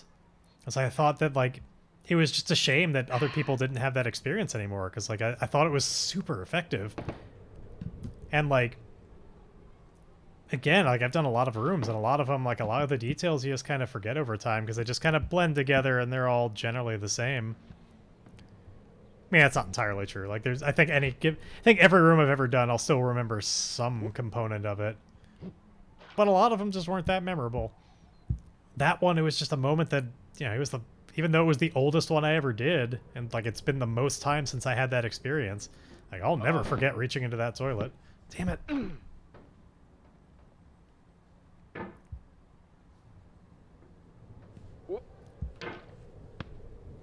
Come on, up we go. I said up, not down. Let's see, what were some other real memorable moments? Oh, yeah, so actually this is another one done by those same people. Like, it's why I'm looking forward to going back and doing... Like, it's the place I have a voucher for. Like, they do good rooms. Just... I don't want to be too specific again, just in case anybody who watches this, like, ever winds up in Los Angeles doing some of the same rooms. But, like, they had another room that they've changed a little bit since then, but there's just kind of a moment of a secret door that wound up involving, like, really, like, crawling through on your stomach in an area, and, like, it was a door that, like, some secret doors you can really, like, you can tell they're coming. But this room, it was, like, it was such a confined space, generally. And this one just really didn't stand out as being like, oh, that's going to turn into an entrance to another part of this. Like, it really wasn't expecting it. And so it just wound up being very memorable. Whereas a lot of them, it's just like, you can look at it and be like, that's definitely opening up. Like, you see a certain bookcase in a certain spot, and, like, it's like, I know there's more to this room than what I'm seeing right now, and if I had to put a secret door somewhere, there it is. Like, sometimes you can call it. Which is almost the shame of doing too many of them, is you start kind of, like, seeing through the code a little bit. Because I think Like, it's really rare to have one that truly is one room with nothing ever changing, like no door opening up and you winding in like a second area of that room or something. Like, I can only think of one off the top of my head that was like that. I think every single other one had like some kind of secret entrance into another spot. Yeah, exactly. Like, after a while you understand how they work. And you know what to expect. Which in a haunted house, I imagine, is all the more a shame, since, like, those trade so much on the idea of startling you. And, like, at least with an escape room, like, you may know how it works, but, you know, there's still, like, puzzles to solve and stuff that, like, you're not going to know the specifics. Like, there's still... You can't entirely ruin it for yourself, but, like, with a haunted house, like, if you know something's coming, like, it's not going to startle you. Other people... Yeah, that makes sense. I've not been to a haunted house in many an age. I think the last time I went was, would have been, I think, junior year of college. We all went to Not Scary Farm together. Oh, come on now. And that was pretty fun. A mansion escape room. Oh, yeah, that could be fun. Like do basically kind of a full-on Clue mansion with a lot of secret passages and stuff. I'm confident they exist. Like, that seems too ripe to have not been utilized at some point by somebody.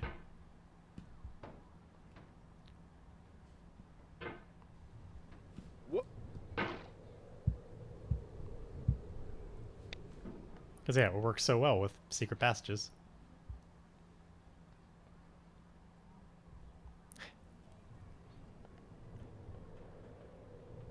Oh, you do? A like, mansion-themed one? That's pretty cool. Yeah, as I said, it seemed unlikely that it wouldn't exist. Like, there's so many. Mansion murder. Yeah, well, the trick is always, like, making sure not only is the theme cool, but, like, the execution. 9 out of 10. Well, okay. Just be aware that as far as difficult, like, that means it's probably, you know, definitely for advanced, but as far as, like, what difficulty means, like, that's such a crapshoot. I think a better... Yeah, exactly. Like, a better metric is, some places will tell you, like, the percentage of people that escape, which can help give you, like, a little bit more of a sense of that, of, like, okay, this is, like, an 11%er, or... which is pretty low. Or like, oh, 35% of people get out of this. Like, that, I find those more useful than when they just give like 3 out of 4 or whatever. I think as far as like escape rooms, I think probably my biggest like turn off, so to speak, of like a thing that's gonna make me think of like, well, that was a mediocre experience, like try harder to surprise me, is some of the ones just do a little too much with just, like... Hold on. Let me get out of that situation. There we go.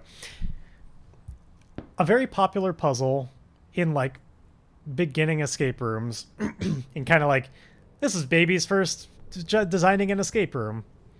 A very popular thing that you'll see over and over again is the idea of, like, there's a padlock on a thing, and you need to, by solving some kind of puzzle or series of puzzles, you're going to get the code to the padlock. And you open that up.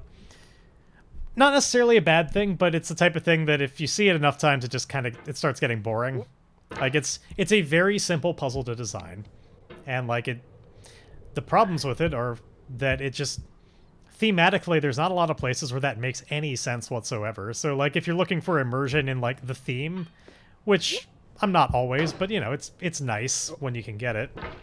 A lot of the time, it's just like, why would this be here?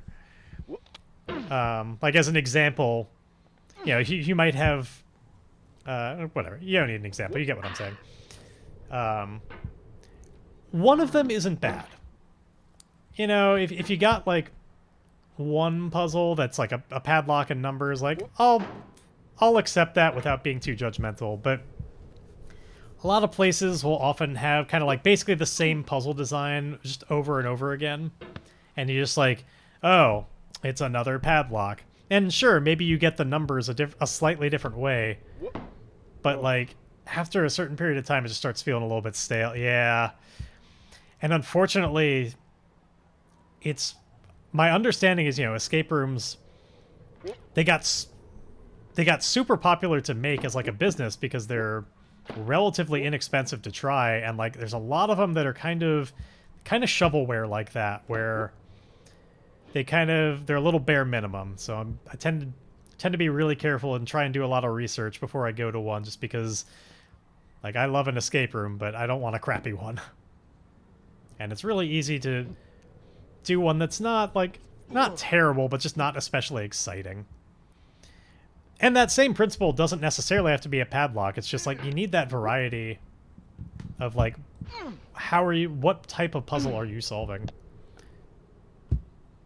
And ideally, at least some that are like unique to that room of like, oh, I've never done anything quite like that before. Though obviously that gets harder and harder the more you do.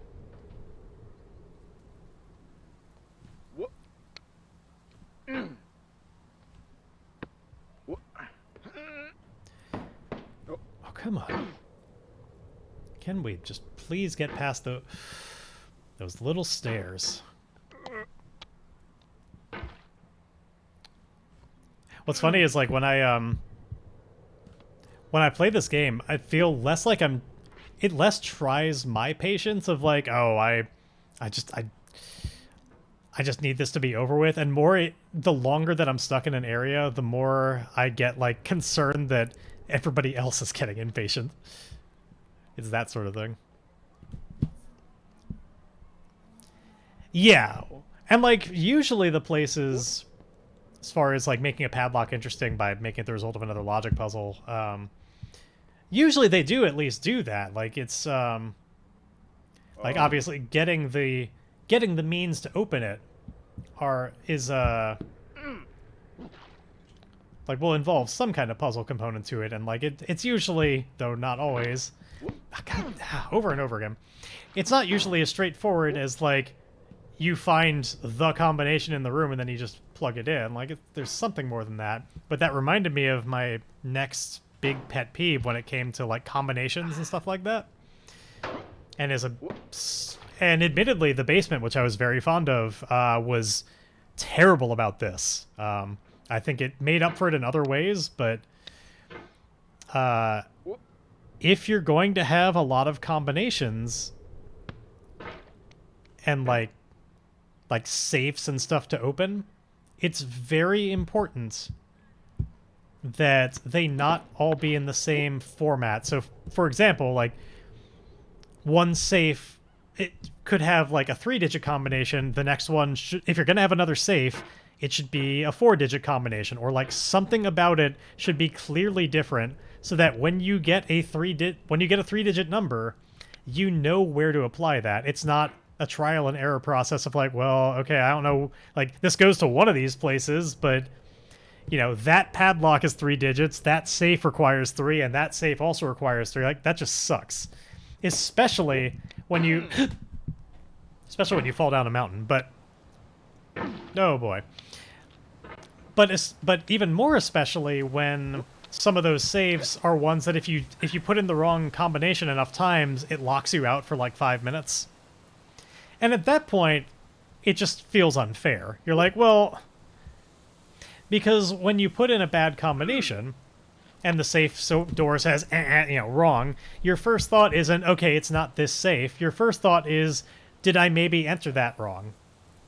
And so you have to try it again. Like, maybe I fucked it up somehow. So right away, you've now input it twice. And if you still have that thought, if maybe something about it, maybe you did like truly screw it up the first time and in an obvious way, you hit the wrong digit. So now you're at like, do I do this one more time and risk it? Like, how certain am I that I have the combination for the right thing? It's the same thing with like, you'll sometimes be in a situation where there's a lot of padlocks that all take keys, and you're just like, I don't know, which key fits this padlock? It's just not the best design.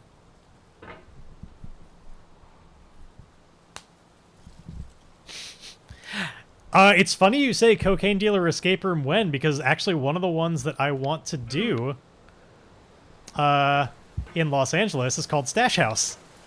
And it's all about the police are arriving, and I think you have to, like, it's not exactly an escape room so much as solving, this is my understanding of it, I haven't done it, so I don't know if everything I'm saying is true.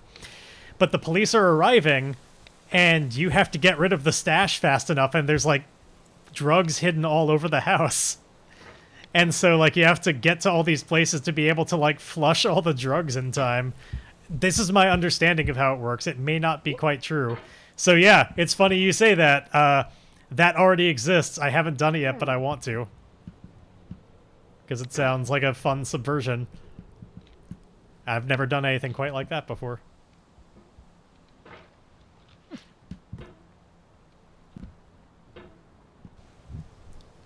Alright, let's do the old hippity hop.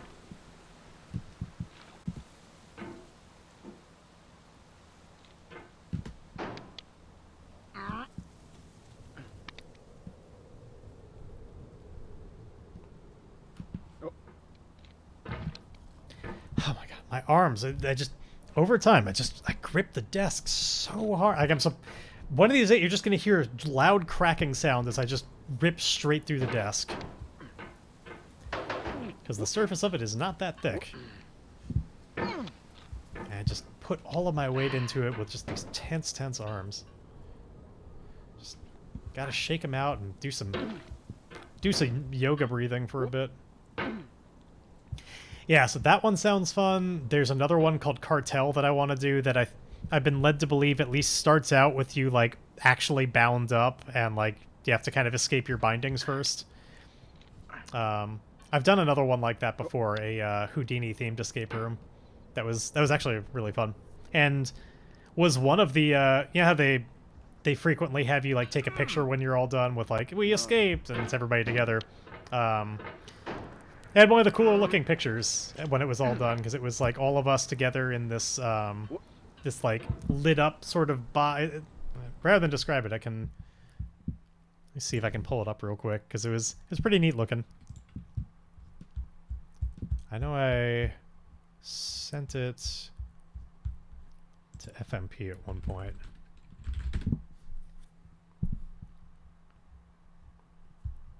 This takes longer than like 30 more. Oh, there we go. I was going to say, if it takes longer than like 30 more seconds, I'm not going to do it, but I found it.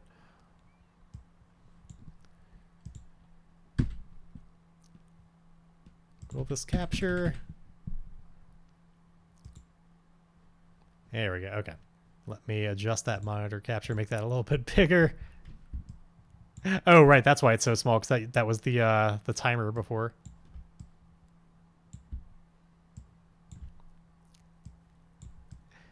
So this was our victory picture from a Houdini one, where we were just inside this kind of lit up escape box with, like, as you pressed against the glass, it made kind of like this fingerprint effect. It was really cool.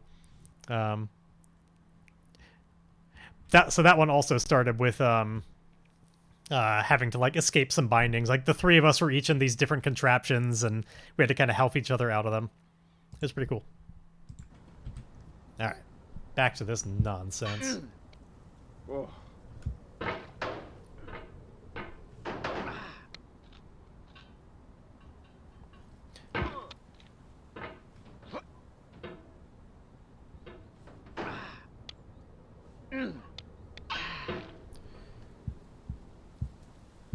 Yeah, I mean, the ideas you're coming up with are clearly ones that other people agree. This is worthwhile. This should be a thing. Though at this point, God, they got so popular that basically any given concept, as long as it's in a certain realm, like, there's probably an escape room for it. That's at least on that theme. Not necessarily a good escape room, but there probably is one.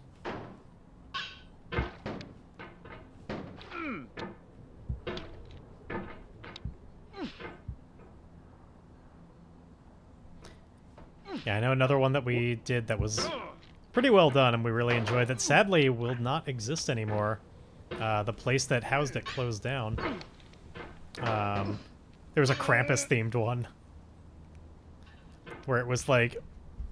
Like, it wasn't literally the Krampus, but it was, you were like investigating the house of like this Krampus-themed serial killer, but it was very Christmassy in a naughty kind of way, themed everywhere. It was pretty fun and good. No. And had a section where like you didn't have to be isolated, but it made kind of sense for there was 4 of us, and there was just kind of a natural breaking point where it made sense to have like 2 of us in one room, 2 of us in the other, because there was like multiple things that we had to kind of work on simultaneously.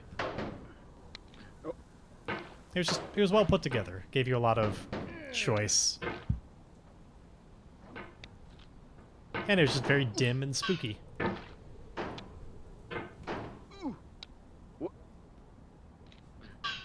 No. I know that one was like one of FMP's favorites. I think it still is. Like I liked it, though not as much as he did.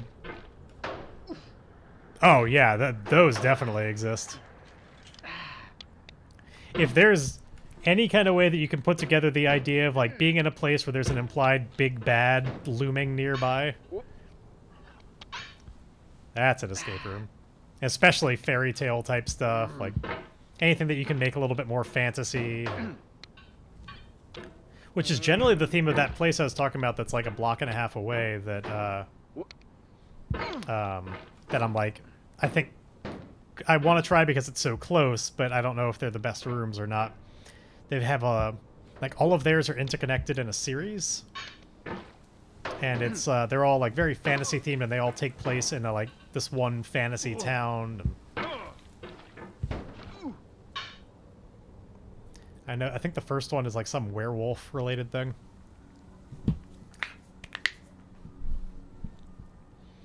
Oh, that was another real memorable moment of one that a different double birthday one that we did at one point. Sadly, this place is also closed down. There was a 2-parter that we did that was specifically designed for like, as soon as you finish part 1, you just go straight into part 2. Like you book both rooms back to back and tell them you want the 2-part experience. And there was like, it was this big like police procedural investigation type of thing, and we wound up kind of making ourselves look guilty at the conclusion of the first room, so we had to like escape through a secret passageway that ran down a hall that had these like red and blue lights flashing to make it look like the police were there as we were going into the next room, and like it was really well done.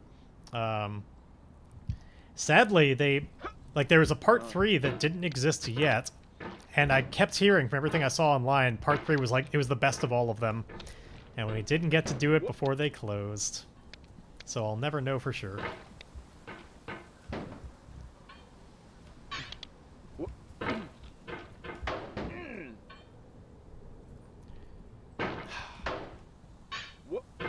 Come on now. Just get the right kind of focus. We need to get back to Orange Hell so that we can immediately lose all that progress and be back in the beginning.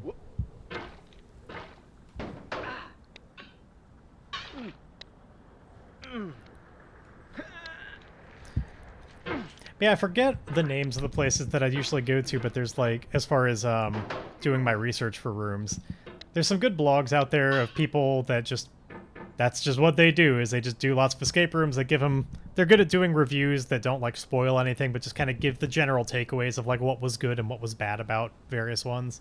There's a Rugrats themed one. I'm a little surprised by that one, but I guess it makes sense, you know. The beginning of Rugrats is all about like Tommy escaping from the crib and everything. Like it makes sense. Like my reaction should be, of course, but I'll admit that one's a little bit surprising. Or it was before I thought about it more. Oh, come on! Find all the... Oh, man.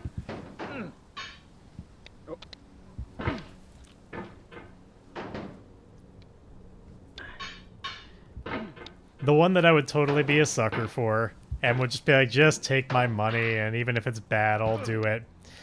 Give me a good old Batman one. Just make it a fucking, like, Riddler escape room. And I'd be like, you got me. I'm in.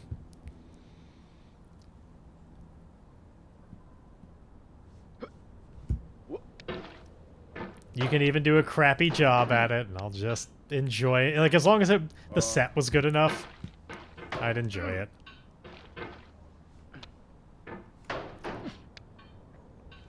Though you'd have to, like, you wouldn't be able to literally be Batman, of course, because for a couple of reasons. One, Batman, of course, can't fail. And, you very well can. And also, you're probably doing it as a group, and, like, how does that make sense? A Scooby-Doo one. Is that an escape? Is a Scooby-Doo escape room one where you just kind of, like, blindly do stuff for a while and then get lucky at the end? When, like, you just kind of pull off somebody's mask?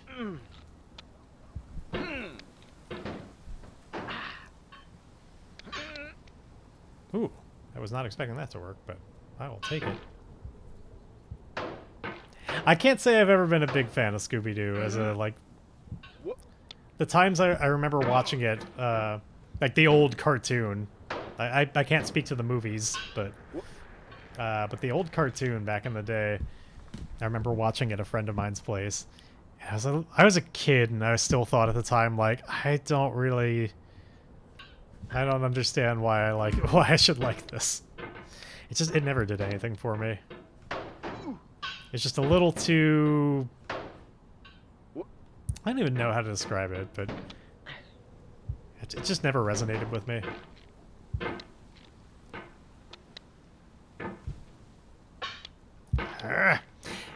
Corny. That would be one way to describe it. Yeah. But again, like, I was pretty young, so it's not like I didn't like crappy, corny things, but it never came together for me with Scooby-Doo.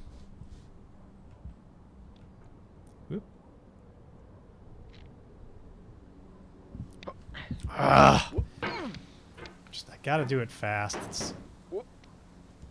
This one has always gone better the less I think about it. Just swing and grab.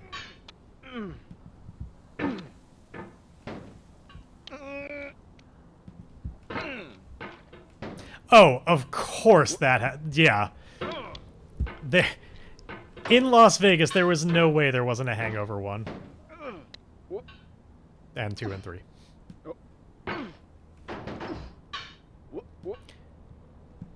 Now, I'm gonna bet that they're not licensed ones, so they are, you know, the Hangover with the serial numbers filed off, and there's probably at least one, but I think probably the most common that you see, there's, you know, escape from some kind of a serial killer, that one's really common. Some kind of like a bank vault breaking in thing is pretty common.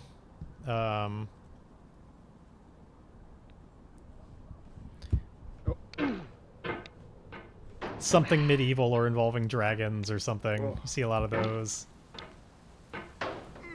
Space ones that are like, get off this shuttle before problems, or like get back home.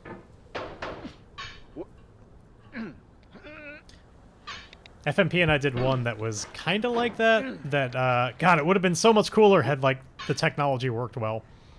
It was a very cramped two-person one. Very small space. It was the one that I mentioned earlier. That's, like, the only one I can think of that, there was no, like, secret doors or anything. Like, it was just all in one space. This little capsule. And there's just a lot to do in that room. And, like, a lot of things that unlocked other things. But the problem was, it was very... heavily reliant on, like, it was very technology based. There was like a screen that would give you these video messages and stuff as you solved puzzles. Like, people were in contact and different videos would play. But that broke pretty early on and was out of sync with what we were actually doing. So that never really worked very well. And there was a really cool thing at the end that I'd never seen anything quite like it. But again, it didn't work very well, so like it kind of ruined it a little bit. The idea was we were in this capsule that was like deep underneath the sea, and like we were trying to get back to the surface. We'd finally done all these things to allow ourselves to like rise back up to the surface, but we had to like get to these certain coordinates. And what we eventually determined, like the controls were shot. There was no way to like use the control panel, but we could guide where the capsule went by shifting our weight around the room. And that would determine how it floated up. And there was like this screen that showed like its angle and stuff like that and like where it was headed. And apparently the whole small room was on like this like gimbaled platform, and like how we moved around the room would shift the tilt of the room, and we'd be able to, like, it was in theory really cool and like nothing I'd ever seen before. But it worked like shit, and like it really didn't sense our weight very well. Like we eventually lucked into it and were successful. Yeah, like had it worked, it would have been amazing. But like it kind of didn't. We just eventually got lucky, but like it was really unresponsive. But a great idea. It was just the execution. It's the problem with the really tech-heavy ones is, and the reason why it's so popular to do something like here's a lock, here's a combination, is you can't, unless the lock breaks, like it's gonna work. You start getting more advanced technology like gimbals and stuff, and like there's a lot of stuff that can break down. Yeah, that makes sense.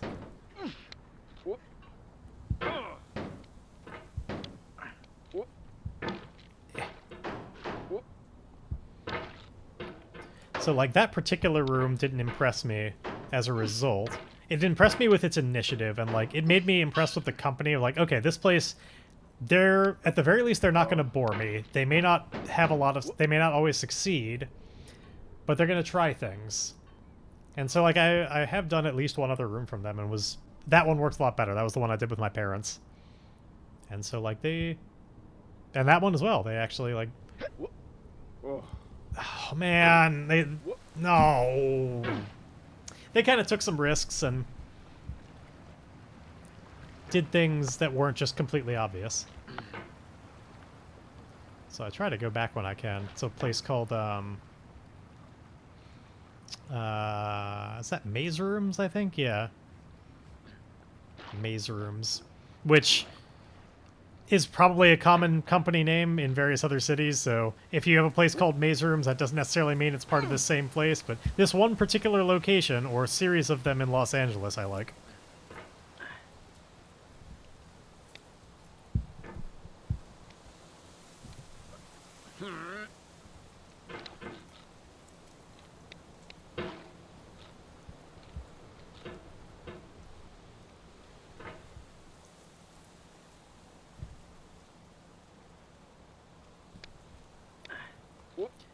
Well, who'd have thought when Shy Sox mentioned, like, doing some more board games and talked about one of the ones he was doing that was at least kind of escape room-like.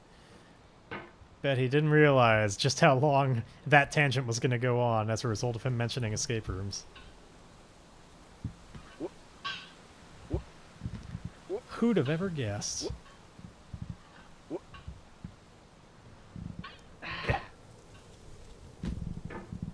Come on. Give me something, Girder. Just a little bit of motion. Escape room I'm most interested in right now is escaping the clutches of this mountain. The hell that it's presented to me. And I'm not going to make the leaderboards on that time. Arguably, I don't know that I'm even making the, like, escapes. Like, I wonder on that, like, how long does this usually take people the first time? Like, what's like, I know that it's a frustration thing and you'll fail a lot and keep going backwards, but, like, I have no idea how I'm doing compared to, like, your bog standard person.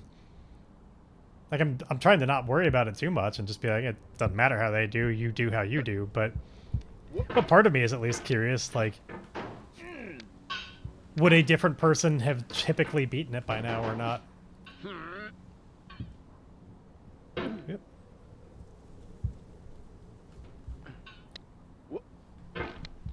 Or at least not spend so much time on this part over and over again. Alright, you ready? We're just gonna launch our way up. No. Yeah, so that's the one that I've got a voucher for that's in the valley. It's a series of them. The website for that one is you have it here too? Yeah, I don't know if it's the does it make mention of Edward Tandy? Is that the name of the serial killer? If so, then yeah, it's at least franchised off of the same idea and may involve some of the same people. Okay, yeah. So, yeah, Edward Tandy, so it sounds like it's the same thing. If so, then yeah, if they're anything like the ones in LA, they do good rooms. Their theming is really great. They, like, theming sets, puzzle design, as I mentioned, not perfect. They did have that problem of, like, there's a lot of places I could put this same combination. So not perfect, but not the worst. And some of their, like, the other room of theirs that I did was much better about that. Like, I've done 2 of their rooms, Chapter 1 and Chapter 2. 2 is better about it than 1. But 1, I'd say, was overall the more, like, compelling and, I don't know, just kind of depends. Chapter 1 was interesting in that, whereas most escape rooms are very linear, like, you have to do this to then get to this to then get to this, and, like, sure, there may be a lot of places you can search for clues around the room, and so, like, it's not... Like, it feels like there's a lot to do. But as far as, like, solving the puzzle, like, there's an order that you have to do things. Chapter 1 was a little bit more... There's things that you could be doing simultaneously, like... There are more branches that you could pursue that would eventually all converge. They have the basement? Okay. So then it sounds like they don't have what I was talking about of Chapter 2. Like, that one doesn't exist. That, at this point, would be called the, I think now it's called the elevator shaft. But, the basement is the one that I did that... recently, that, like, had its problems, but is pretty fun. And no longer has the toilet thing. Or who knows, maybe in Las Vegas it does, and I've spoiled it for you, but... I can give... If you ever do it and they have a toilet, don't feel shy about it. Stick your hand in there. Yeah, so the study is the one that we're probably going to be doing next when we use these vouchers.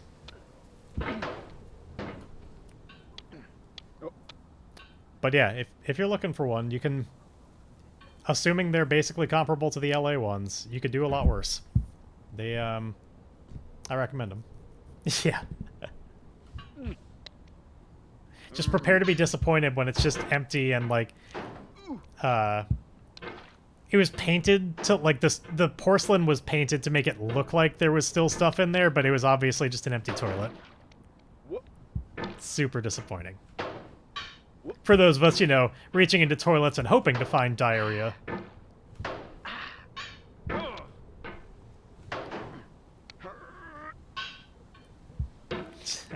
That should probably also wind up in the quote book. That seems like a good thing to forget the context of later. Yeah. Oh, come on. I hate this part! I just want, like... Seriously, every time I get to this part, it's like it bothers me more than when I lose a lot of ground. It's just... Like, this is the worst part of going back to the beginning, is knowing I gotta do this thing again. I'm just really bad at it.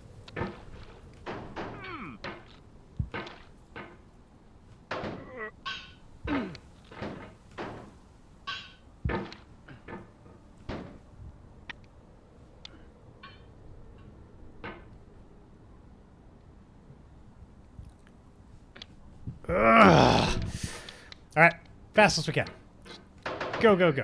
Just loops and catches and loops and catches and loops and catches. Some of my best results have come from that. Just build that momentum.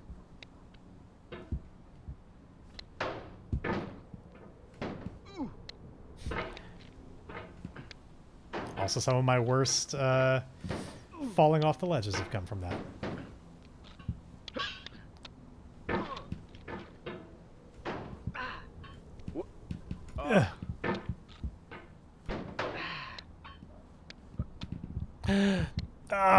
I got my hand in a position where I couldn't keep it going. I knew I needed to loop it around to catch myself, and I got, like, just physically stuck with my hand position. Just relative to my body.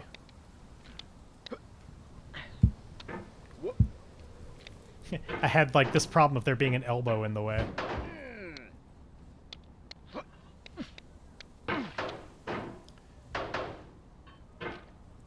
See, part of the thing that makes me think this game would have been beaten by now is the fact that he ran out of quotes to say. Like, because we have taken such hearty falls that, if you remember, Bennett Foddy had always used to have those, like, quotes about failure and stuff that would happen every time you'd make a big fall.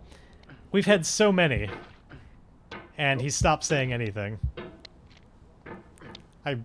The game didn't expect I would have this many tragic falls.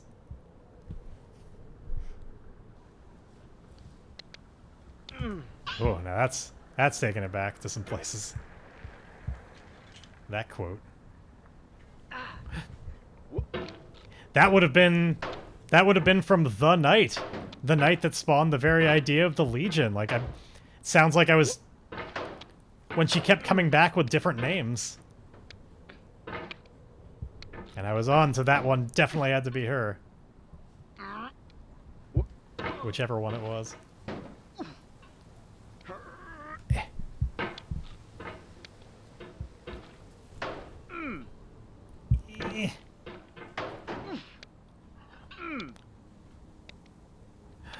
Oh, come on.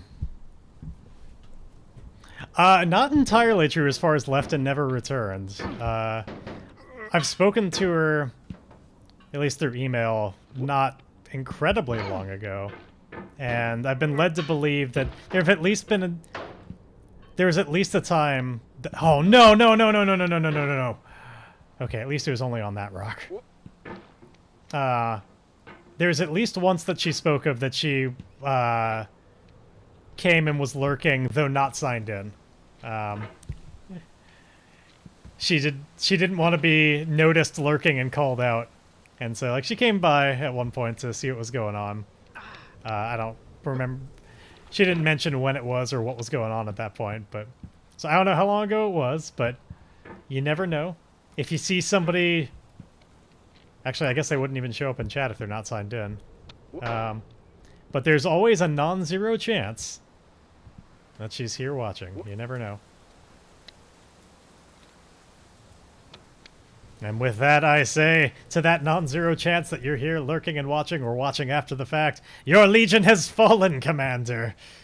Don't you see? They are no more.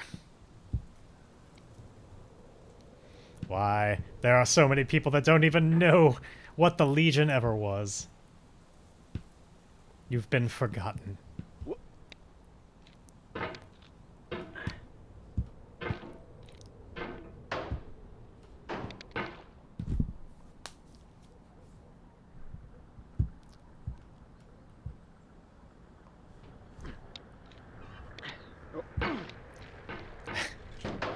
Wait, you think I left first in what sense?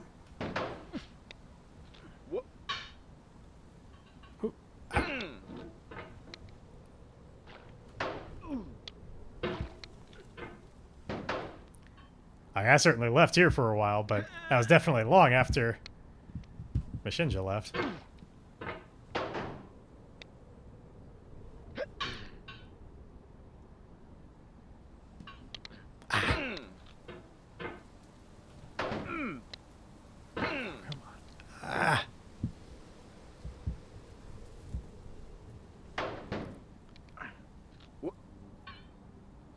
Yes, I definitely remember the times of y'all funneling things. Oh, there we go. Finally.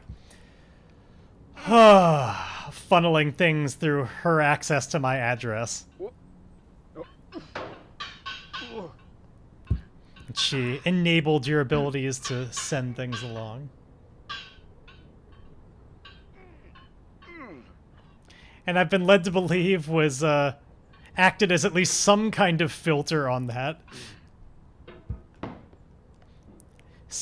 She didn't send everything that was requested, for which I am thankful. Fuck that quote. See, even after all this time, I could have so easily gotten rid of it. I could get rid of these quotes, I could get rid of the evidence, but I respect the process and wouldn't do it.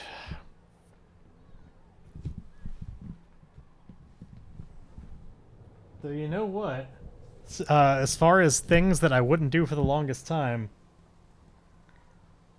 actually not. I actually legitimately don't remember if I have the chair still or not. I think it's just over in the corner with those chairs. I think all I did was get it off the couch when I needed that for something else. I needed to make room for the Halloween party, but no, I know at any given moment I know whether or not I'm wearing pants. That's I'm generally clear-headed enough to keep mind of that. But I think let me just verify real quick.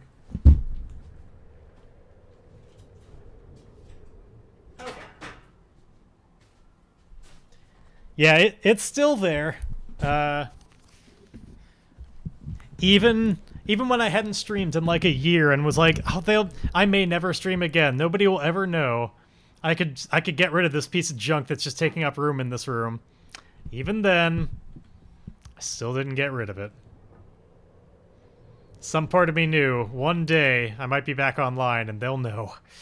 They'll know immediately. It's there. You just heard it. I don't know why you would ever need more evidence than the vague metallic sound in the background. Why? When have I ever lied to you about that chair? Obviously, that's enough. But yeah, I had to move it for the to make room for the oh shit. Okay, well that was at least faster. During the Halloween party, we were using this room as a animation studio. There's like a table over there with over the course of the night people would come into the room and there was a backdrop which I have gotten rid of at this point. We made a big cardboard box backdrop that was painted in all sorts of ways, and this Woody was in there. And there's an easy way. All you had to do was like push spacebar on my keyboard, and a webcam that was set up would just take a picture of it. And so over the course of the night, people would like add a few frames at a time to the animation. And at the end of the night, we saw put together what everybody had made. It was really fun. It definitely went to some places. And now this Woody generally sits on my desk. At one point, Blink basically put him on my desk in like this kind of position with just like his legs really spread, just lying back. And so I added this little cereal box toy that seemed to fit just in the right position. So now he just kind of sits on my desk like that.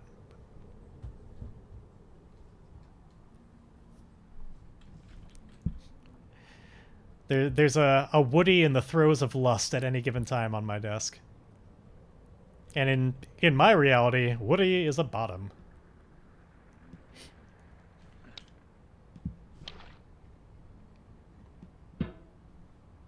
Easy does it.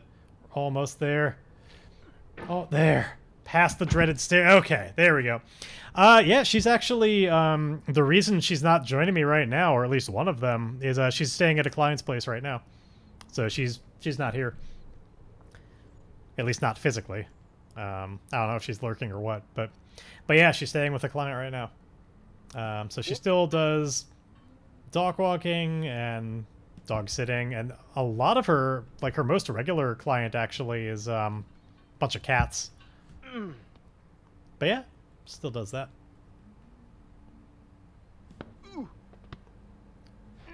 But yeah, I got the place kind of myself this weekend, for good and for ill. Oh no. You know, the good of it, it is nice every once in a while, just kind of like that additional level of relaxing when it's just all to myself. But you know, I like having her around. But we got together last night, and like that's when we went to go see the Batman, and I just hung out there a little bit. But I have not seen her a lot this weekend. It was basically just that. I think she gets back tomorrow morning, probably. Yeah. Sadly, yeah. The answer to that is exactly what you think. It was actually not all that long after the very last time I streamed before the long hiatus. Yeah, she didn't make it through 2021. It's all right. It's been actually almost think possibly even to the day at this point, if not really close to it, almost exactly a year since she finally died. You know, it's some days are still more of a struggle than others. Most days are generally fine, but yeah, she's getting pretty old. And eventually she was just getting too weak. It became too much. But yeah. The dog that was always back on the couch is no longer back on the couch. And yeah, sometimes that is a harsher reality to think of than others. Alright. Now here's where I've got a very important decision to make. I was mentioning earlier how I was like, oh, trust me, I still to this day have many days that are that emotion about it. Sometimes it just hits me harder than others. I still will frequently have, if not Discord, it was on my, I know I posted it on Twitter when it happened. There are still numerous times where I dream about her still being alive. It's tough some days, but, and was very confusing one of the days that, like I mentioned that first stream back about how I had that, a couple of really bad, oh good, only to the slide. Okay, that's not too bad. Had those really bad experiences getting high, and, oh, yeah, I mean, I can't even, like, in the end, all I'm talking about is my dog. Like, I loved her a lot, but a mom is very different. That's, of course you still do. That is, I'd be surprised if that ever went away. That's going to be tough, very tough for me someday. But yeah, that first night where it just took too much and it was bad, I was at the, we interrupt this program oh, really? to bring you a new subscriber. Well, hey, what's up? Welcome back, Hark. Oh my god! Oh my god, indeed. I need to fix that. I don't know why my little video thing is partially see-through, but, yeah, welcome back. So we were at a place with somebody else's dog when it happened, and like, even though Jeannie had been dead for a long time at that point, in my mind at the time, that was very, very confusing.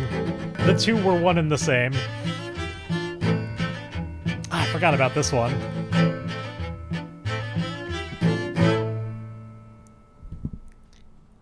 All right, anyway. Let's get back up these stairs. We lost some progress, but not too much.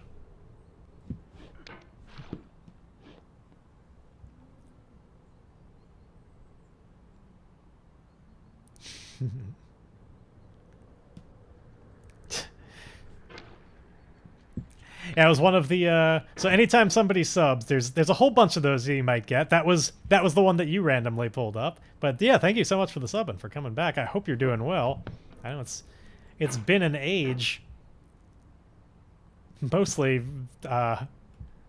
due to me, but okay, up to there we go.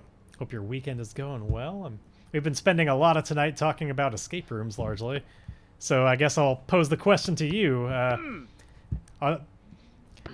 Do you do a lot of escape rooms, or have you ever done any, or where are you on the continuum as far as escape rooms, and whether or not you like them?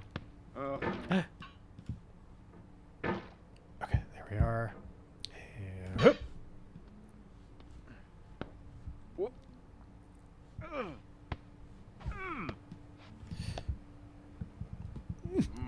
Oh, no. Ah! Of course.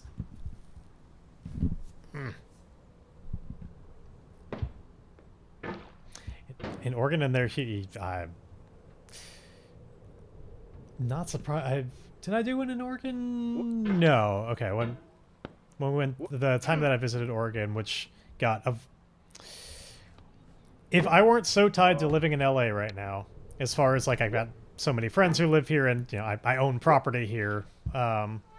If I weren't so deeply rooted here, one of these days I often I have many times fantasized about moving to Oregon.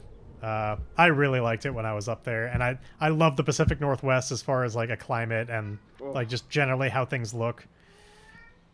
I love those thick forests and smoky mountains, and like it's Ah, loved it so much. We were like, when we went, we got a cabin in Rhododendron, and I visited Portland while I was there, and just had a really great time. I mean, those forests are so thick, it's a 2Cs kind of thick. It is a thick forest.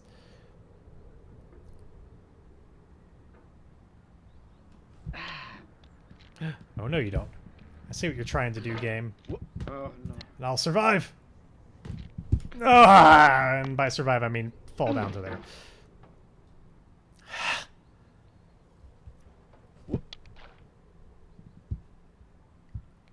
Easy does it.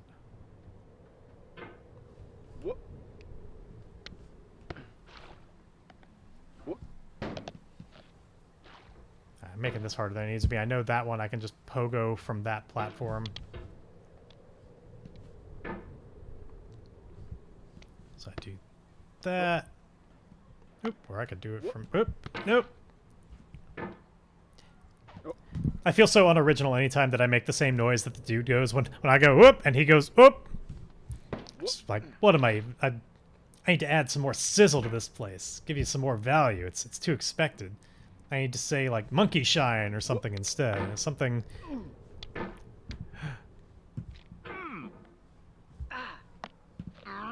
that's at least unique. Northeast Oregon, nice. Yeah, one of these days, any number of times that I'll kind of like window shop a little bit with, I'll go to like a real estate website and just look at places in kind of the middle of nowhere in Oregon and just fantasize about it. Like, yeah, maybe I just sell everything and just go live out in the middle of nowhere and fuck having friends. I'll just live completely on the grid in the sense of living a very digital life and just interact with people from afar.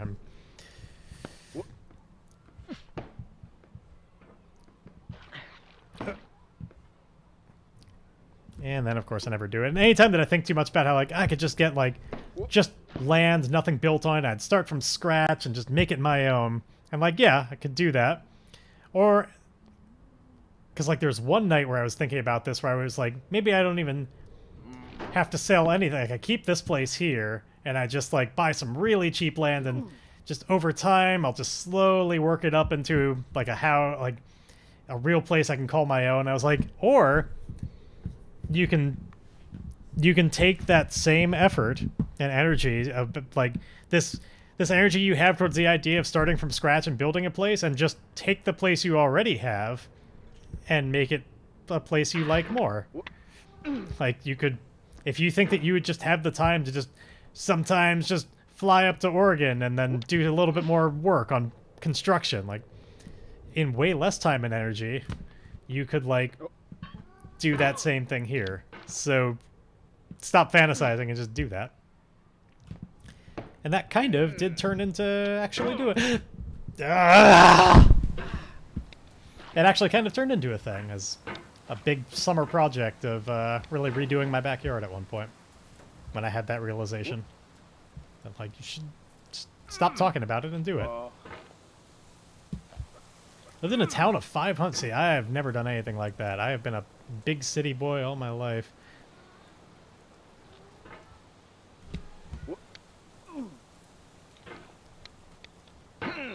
Born in Baton Rouge, lived in, well, outside of Dallas for like a very short period of time, which I guess is the smallest place I've ever lived, in Plano, Texas. But that's still, you know, just outside of a really big city. Then grew up in Houston. And then graduated from there to LA. So everywhere I've lived has basically just been a lot of big cities. Hey, what's up, Draco? Oh, you know it. No, I did actually... I'll let this play out.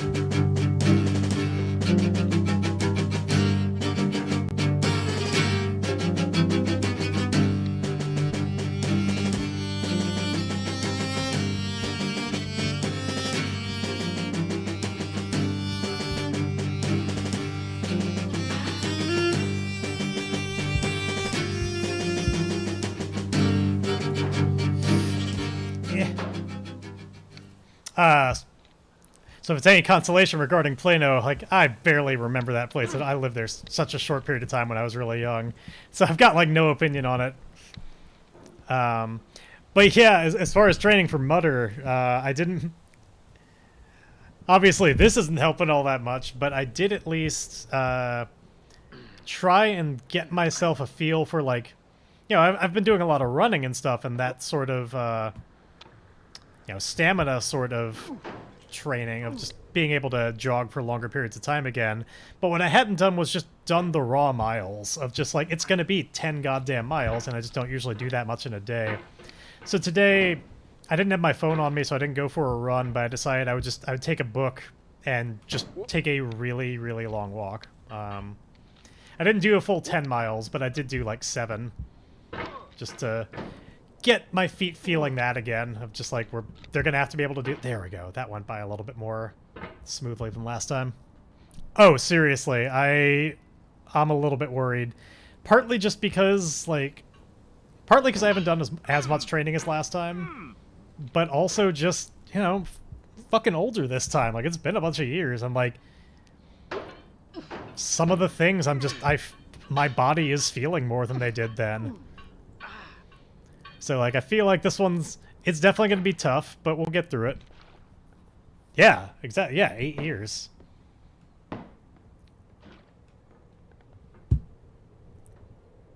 That's 8 years of my body decaying and turning more into ash.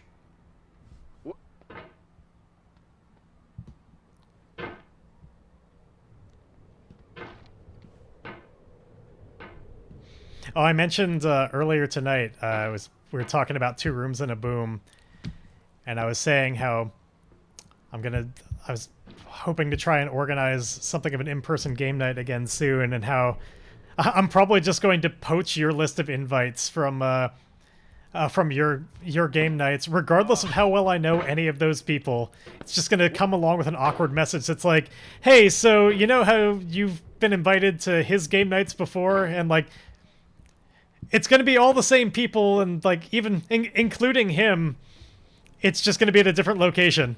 So please come to this game night. I don't really know you very well, or potentially at all, but you were invited to this other thing, so I'm inviting you as well. Exactly. I'm stealing your friends, and / acquaintances and coworkers and whatever. Whoever made the list of, like, 40-ish invites to your last one... I'm just gonna send a message to everybody and invite them all.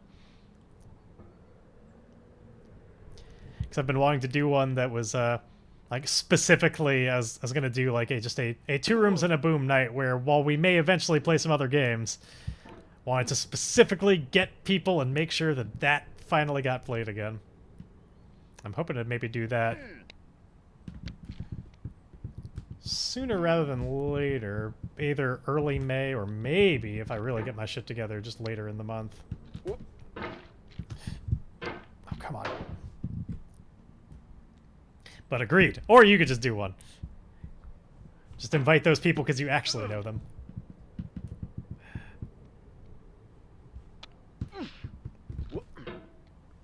Oh, there we go. God, every part on that, I cannot resist the, like, just utter tension that forms in my arms as I just clutch my desk and try and just hold on. So in that sense, I am kind of training my arms for Mutter. Like, this is a more physical game than it seems like it should be, just because I can't resist just straining my arms to play it.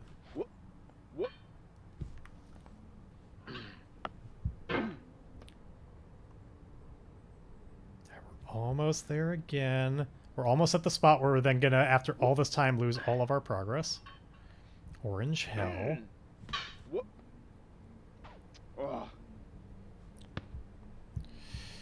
Okay. A little bit to the left. A little bit to the right. Nope. Oh, come on. It's yet another one of those where just... You move the mouse and then you catch it, but not quite in the right way, and then that just keeps escalating over and over again until you eventually just, like, it's just your fingertips on the mouse, which is why those moments happen. Where it's just, like, frantically go back and forth. I just lose control of the mouse because it's not under my hand anymore.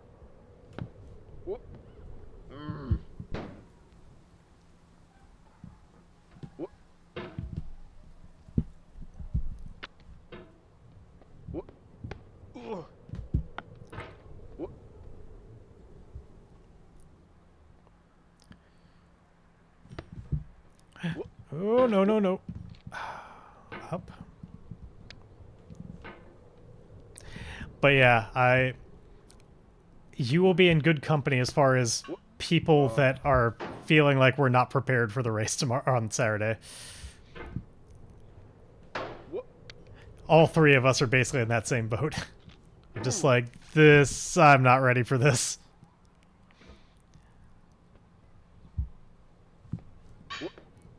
No. But you know what I'm looking forward to? Is at least the two of us, we're going to finally get to do whatever they're like, only veterans can do this. Like admittedly, I thought about it. I don't have a GoPro that can do that, but I do still have yeah, it's the three of us. Me, Blink, and Draco. I was considering streaming it. If I need to get a GoPro between this next week, one of the ones that can live stream, but I know like you can do that. The main problem though is that, well, one, gotta buy a camera and that's money, but like admittedly I could afford it. That's not a problem. It's more that it would rely on my phone acting as a hotspot and getting good enough signal for that to like carry the stream well. And my phone isn't always the best at that. It may not have good enough signal way out and where we would be. Like it's kind of in the, like, relative to my house anyway, like it's very much the middle of nowhere. It may not have the best signal. And so I don't know that it could keep a consistent stream. Also, a lot of it would just be empty miles. So, and the other kind of problem with it, and again, I say this all as something that I'm still considering doing, is that I don't have a great solution to be able to, like, I wouldn't, like, see chat or anything like that. Like, I could stream it and y'all could watch it, but, like, you'd be able to hear what we're saying to each other, but none of us would be aware of what any of y'all were saying. So that would just be another caveat on it, is it would just be a thing like, well, if you want to watch, you can watch, but you can't even really give words of encouragement or anything like that. It's just going to be a thing going on. Oh, from all of us. Particularly in this one part of it. He knows the part.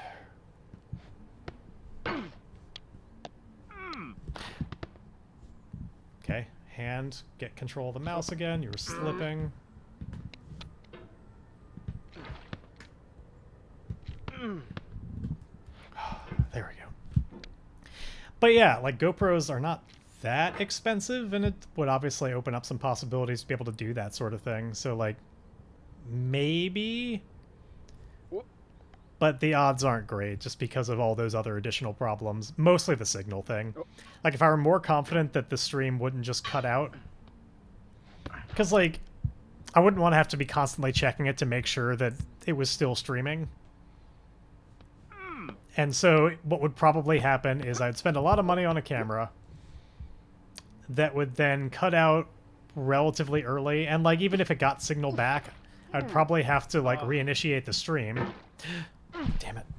I'd probably have to reinitiate it, which I would just never notice that I had to do, and it just would basically amount to me not streaming it anyway.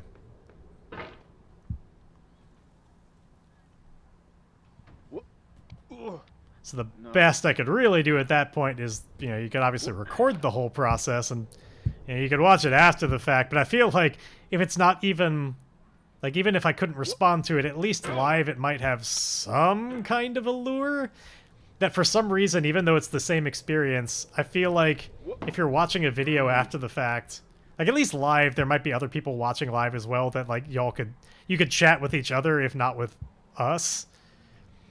Watching a video after the fact, it's just like, why am I sitting here for 4 hours just watching mostly the view of a person jogging and sometimes walking, or walking and sometimes jogging, and hiking through really steep hills, which is a lot of it. You know, there are fun obstacles and stuff, but most of it is empty miles. Because there's just only so many of the 10 miles you can fill with obstacles.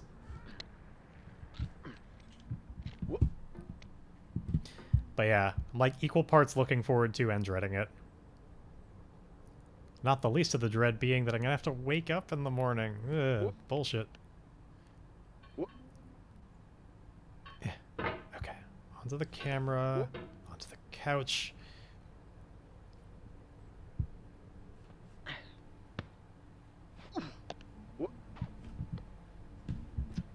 Slipping. Oh, fuck. Hands. Again. It's down to just like my very fingertips on the mouse. I just couldn't hold on to it anymore. I really thought if I could have just caught myself on any one part of it and had a chance to like re-get my grip, I might have been okay. But it just all happened too fast. I feel like I'm struggling more on that part of it than I used to. I might be starting to get a little bit fatigued on this. Because usually once I... Oh, shit. Like, once I get to that part of, like, we're up the stairs, we're just going up, like, the couch part, like, I feel like that's usually gone pretty smoothly. But now it's, really giving me trouble. So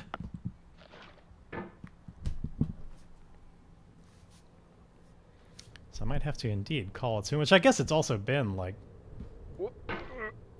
about 4 hours of this. Something like that. That one does exist. There's, I haven't done it. I've heard it's pretty well done.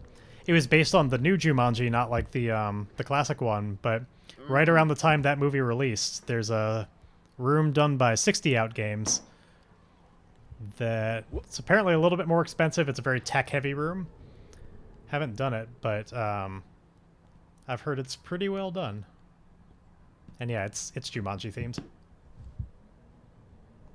I think you even, like, all kind of dress up a little bit and take, like, on specific roles to a degree.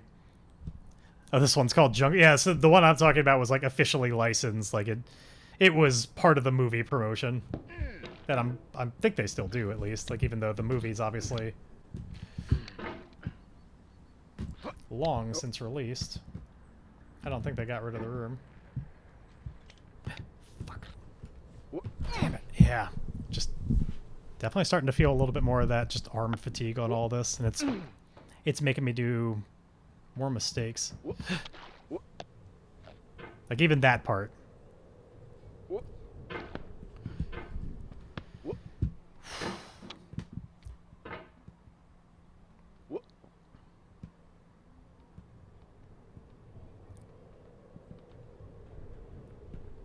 Oh, no, no, don't push yourself off that way. Come on.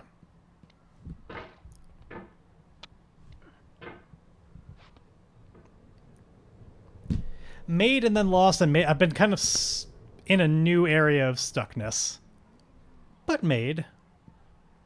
And thankfully been making that same progress kind of on the regular, but then losing. It's just been a regular process of just this general part of the map. But we're beyond where we were.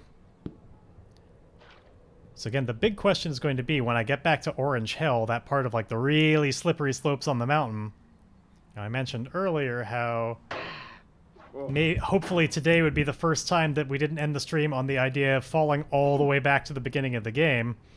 Maybe we would even end at like a point of most progress. Maybe. So the question will be when I get there, do I want to even try it? Or go out on a good note of like, okay, we made it back. Let's call it there. I need to... Oh, come on. Already messed that up.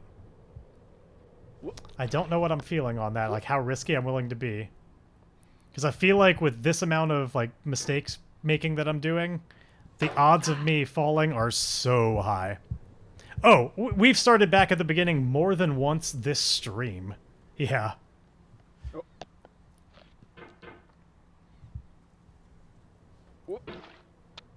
So, like, it's not like I'm afraid of it because No.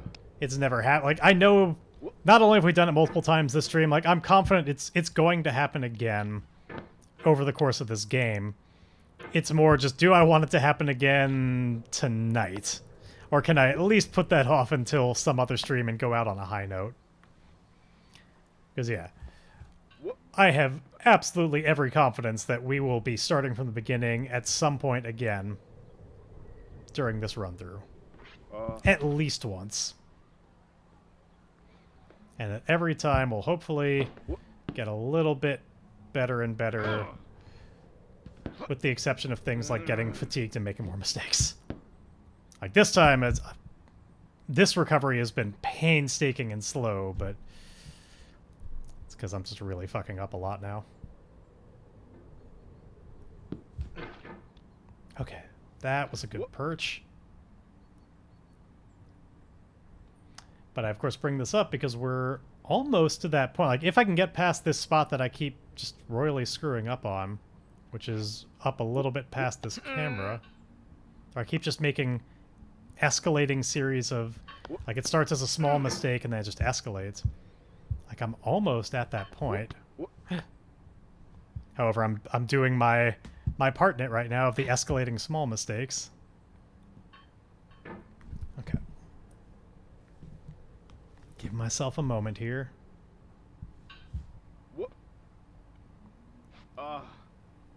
I feel you, man.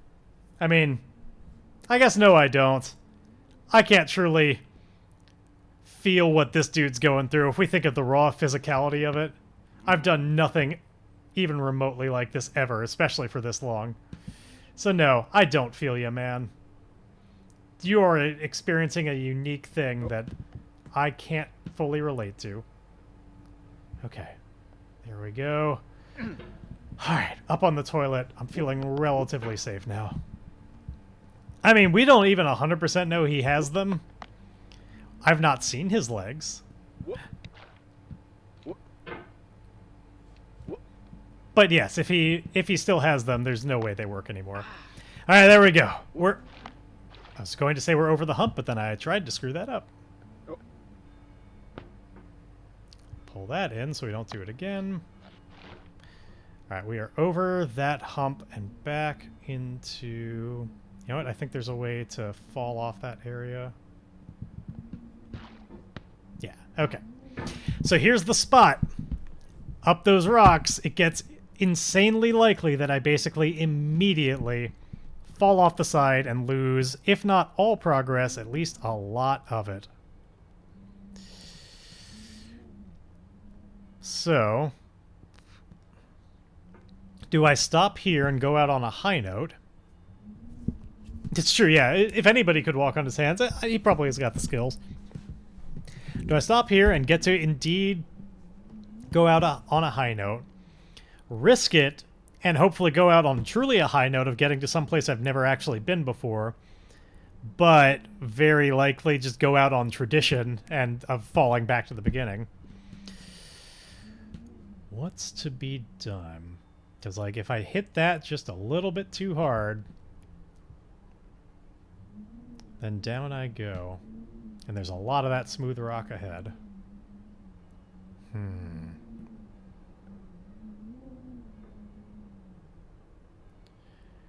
God, I feel like...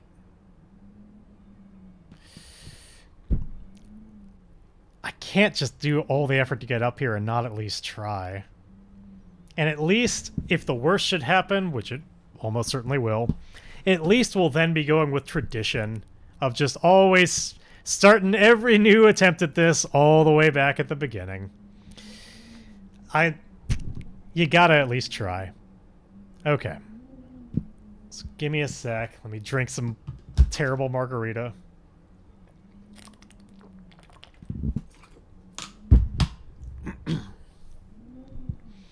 Think it through, really try. Make the right choices. I've at least been up on that rock before. And a little bit past it. So I gotta be a little bit out to the side. Exactly.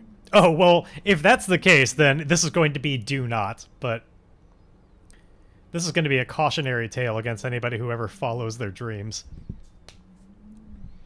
So push off, hopefully mostly straight up, then go around this way.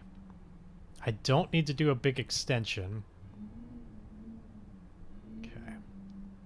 The problem is that I gotta, at some point, just kind of commit with a decent amount of velocity.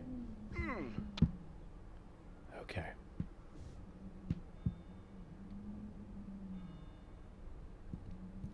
Alright, we're up on this rock, but that is something we've done before. We'll be able to get up on this one, but unfortunately soon it's going to get really slippery. And I'm not going to be able to do this really cautious, slow shit that I'm doing right now. It's just not going to work. So, we've been up to this point. If I try and do that same thing on this rock, it's just going to slip off. So I gotta do a... I need to... Like, where am I going to put my hammer? Because I need to pogo up and then grab onto something. Ideally... Oh wait, y'all can't see that. I don't have a good way to do this with my mouse to demonstrate, but ideally that little crevice there, like if you follow the line of the foliage, like I kind of want to put my hammer right in the crack of those rocks, I think. You know, to make it like a crack rock. Alright. At least it's not back at the beginning, it was just a light fall. But yeah, it's just, I'm not exactly sure how to get through that part without falling. But since we weren't all the way back at the beginning, I still have the vigor and energy to try it again. No. We're not that far removed from it. We can get back up. I'm feeling a resurgence of will to try. I did, yeah. I guess, yeah, if we're talking like the metaphor of crack rock, then I guess pushing myself off the rock is a happy ending, but... There we go. I indeed finally recognized my hand was starting to slip, but since I had the moment in character, I just took my hand off the mouse, re-got it so that I could not escalate the errors.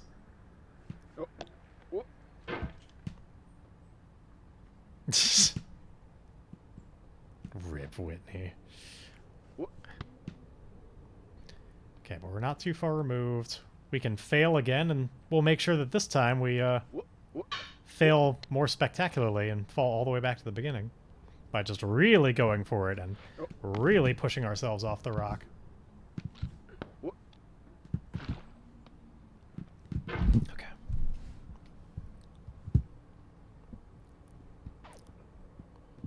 Get onto the little perch.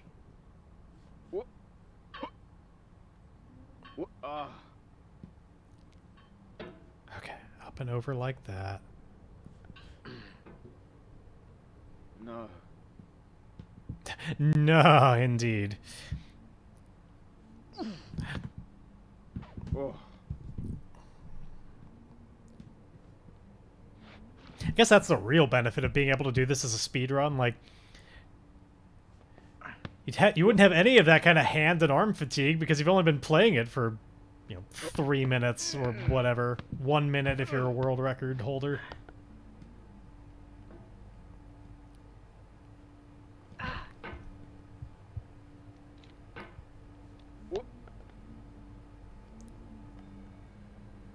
But there, okay.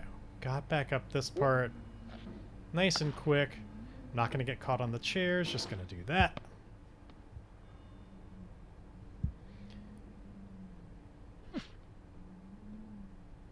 And then... Okay. Back to this spot where we can be careful, but bold and daring. Alright, again, shake it out a little bit, just get fresh. Get the hand off. Just get everything loose.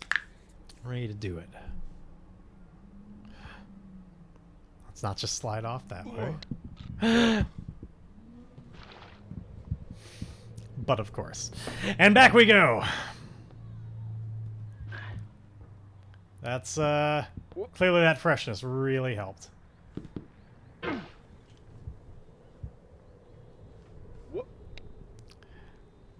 Lord in heaven, save me from this hell.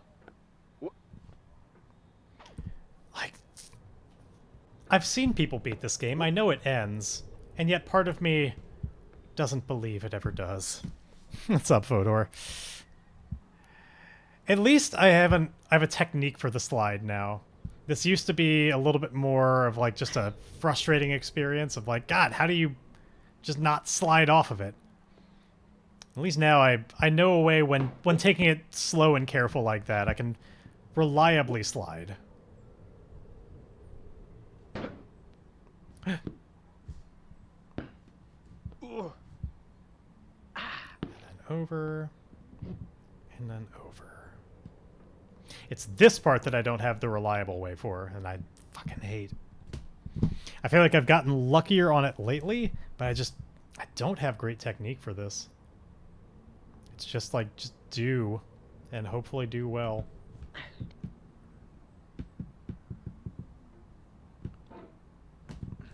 Like, if I get lucky enough to, like, balance on a stair or something, like that, then it's much better time. There we go. Like, I guess I must be getting better at it because it's just going more smoothly more often, but I'm sure that that'll go in and out, and I'll have plenty of struggles with it in the future. But at least this time, that didn't happen, so we can hopefully get back to the orange hell nice and quick.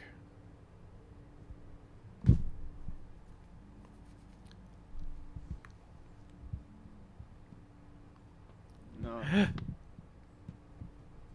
Yeah, like, so there's that consolation. It feels ever so slightly better. The problem is, there's still plenty of ability, no matter how fast you get. Okay, hold on, slow down, just sit there. Even if you get better at it, if you can still just as quickly take it all away. But I think the big difference has been I've gotten better at, like, slowly making sure to pull the mouse in the right direction on those stairs to make sure that...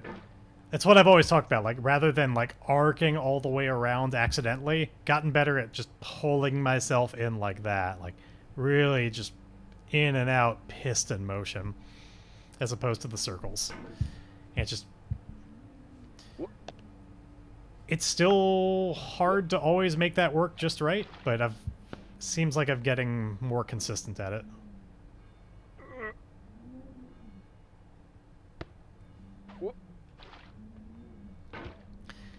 And back we are. All right. Y'all ready to fail? Who's ready for this? Can I get a hell yeah on failure? You didn't have time to give me a hell yeah. There's the failure. That part, it's just, it's so slippy. It's hard. It's really hard to get started on the, like, just those rocks. Just no angles to them. We're not good. Well, that one at least has it, but you gotta, like, get yourself enough out to the side, and it's just, you gotta, like, push yourself to the left, but not too far left. That's right, we get to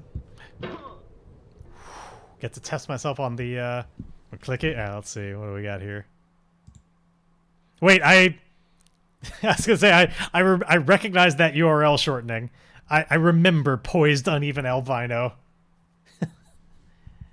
I assume that's that, is that the in and out motion, or is that the, just being hyped for failure?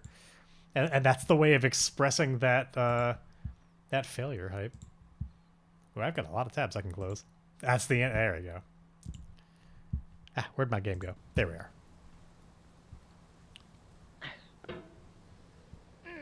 It's been so long, but like I couldn't remember exactly what the GIF would be, but I did at least recognize, like, I know poised uneven albino is it's one of my GIFs. Just couldn't remember which one. Or not, like, not my GIFs, like I didn't make that, but a GIF of a moment from stream. Slide? Slide, sliggity slide, or however that goes. Up and over. Up and over.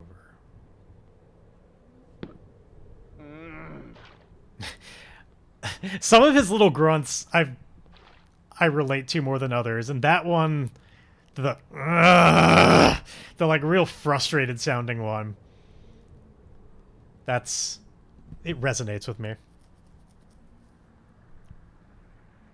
In the background of that GIF, hey, I mean, it's still, that chair is still in the background. It's just in a different spot of it. A lot harder to make it out as a chair because it's just with some other clutter and it's all folded up, but it's still there. I demonstrated earlier. I gave you the chair noise. It maybe picked up on the mic. And you'll just have to take it from there that it's definitely the chair. Well, one more time going through the stairs relatively smoothly is helping keep a smile on my face and keeping me feeling like it's possible to have success in the world. That's right, I'm not teasing you, I'm buying myself time to, you know, get a similar looking chair and be able to claim next time that that was the one all along.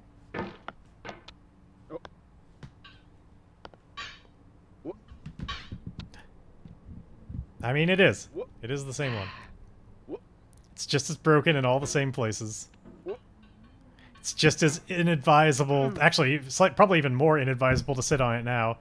I think if anything over the years, it's gotten just more and more broken. It's certainly not more fixed, so...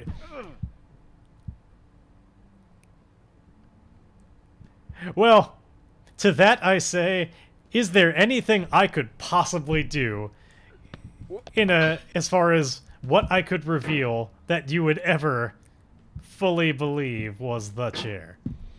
I'm locked in at this point. You'll, no matter what I do, there will be some doubt and suggestion that it's all a facade. Sit in it. I literally don't even know if that's physically all that possible anymore. It's become so degraded. Like it's not even, I don't even know if it follows with like the platonic ideal of a chair anymore. Like it may not have enough qualities to be sittable. I wonder at this point. Because, yeah, I know, like, there's some of the metalwork has gotten especially broken, and... Let's see. Hold on, let me get back to the... I'll tell you this. If I make it to new heights in this game, if I actually reach new areas that I've never been to before, then I'll sit in it. I'll celebrate with a sit in the old throne. Oh, my spare time. That's right. I forgot I have so much of that. That time that I'm not already spending on other things. Oh, yes. That's when I'll learn to fix chairs. I'll just use that convenient time.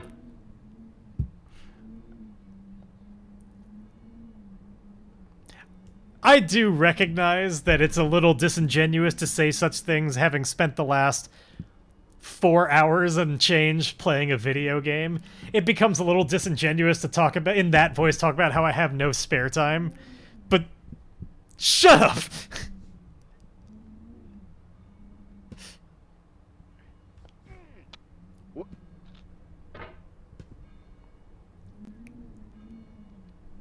This is my work time. Oh, okay.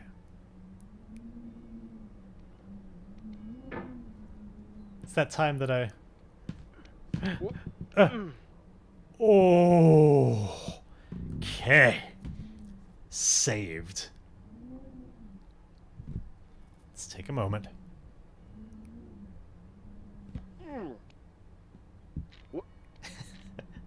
Follow my lies. Alright, we're up there. We're back at Crack Rock. Okay, so I think maybe the trick is if I push off at that kind of a diagonal, if I need to scoot back from the rock a little bit, but if I can hit that diagonal, I can maybe just launch myself over to land on the crack. Nope, nope, nope. And down the slide and down to there. Okay. But hey, at least I tried. I gotta test these theories of how to get past that part. And I still think that maybe that theory can work. I just didn't execute on it well.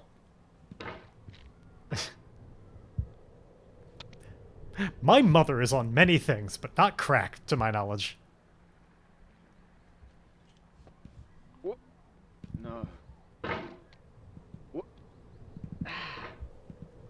She's probably mostly on alcohol, but... Though not right now. She's, my aunt has had some surgery, and my mom is currently in town with her to kind of help her through the recovery of all that. So right now she's actually probably pretty lucid and being a caretaker, which is certainly not her favorite thing to be. But she is kind enough to be doing it for her sister. Yeah, I expect she is pretty busy right now. I would not expect her to be showing up in chat right around now. Well, I will do. Oh boy. Yeah, I will certainly pass the message along. But yeah, for the next little while, I know she's going to be in caretaker mode. So I would not expect her here. Certainly not tonight, and probably not next week. Though speaking of, I guess I need to... I don't know what I'm going to be like next week. I'll probably still stream something, but it'll be the day after this Tough Mudder thing I keep mentioning. So I'm going to be fucking wiped and sore that day. So I guess the main thing I'm saying is, for all the questions about whether or not there'll ever be a cello stream a day, I can at least guarantee it won't be next week. That's not going to work out. No cello stream, no charade stream, nothing that involves, like, getting up and moving around.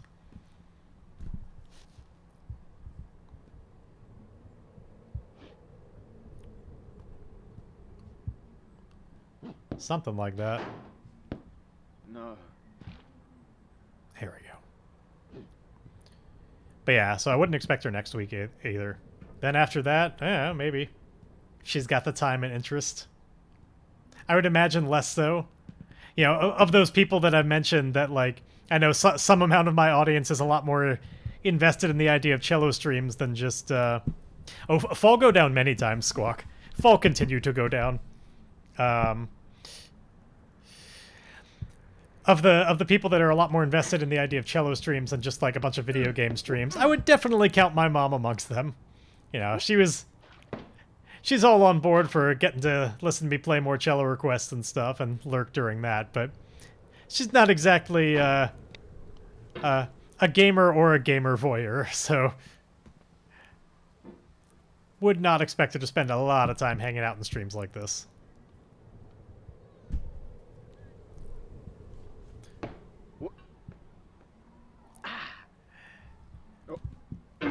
Oh, okay, I see. Your Squawk is at the thumbnail. I always forget that, like, you know, there's ads when you first load up, and so you can chat before you can necessarily hear the responses.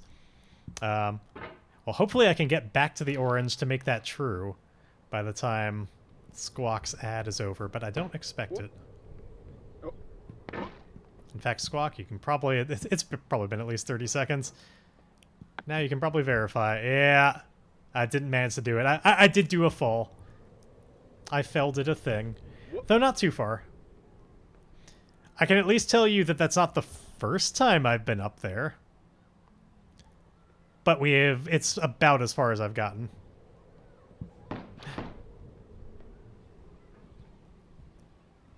So, given that you knew to call it, you know, the orange and all of that, I assume you're pretty familiar with the game. Is your familiarity from, like, you've played it through and everything, or have you just, like, watched it, or, you know, what's your relationship with getting, oh, god damn it, with getting over it? Mine is getting increasingly tired and mistakey, and screwing up things that I often don't. Alright, have a good night. Oh, gotcha. Well then, I'm confident there's one incoming. We've done... Oh, no. God, if you go back in the VOD, we've certainly had some falls from orange all the way back to the very literal beginning. That's happened twice this VOD? Somewhere? And I'm sure we can make it 3 for you. Yeah, exactly. You'll be very busy. Ah.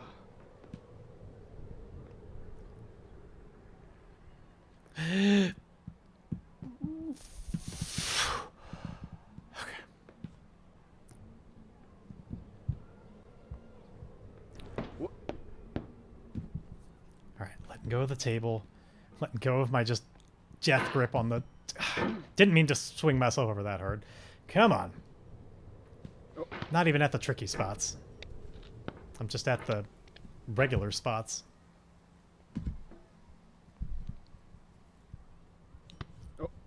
Okay, I should have just gone all the way down before trying to pogo that.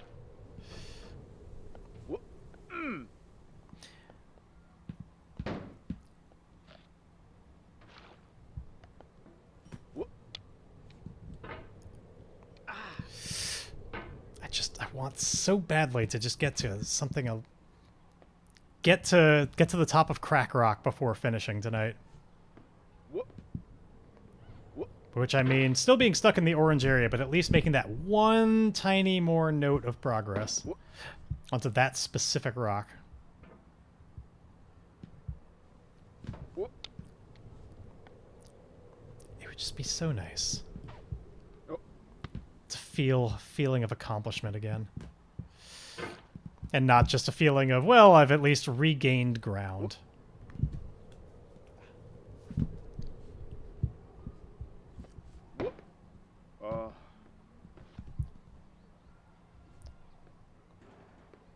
Nope, not that fast. Don't swing yourself. There we go.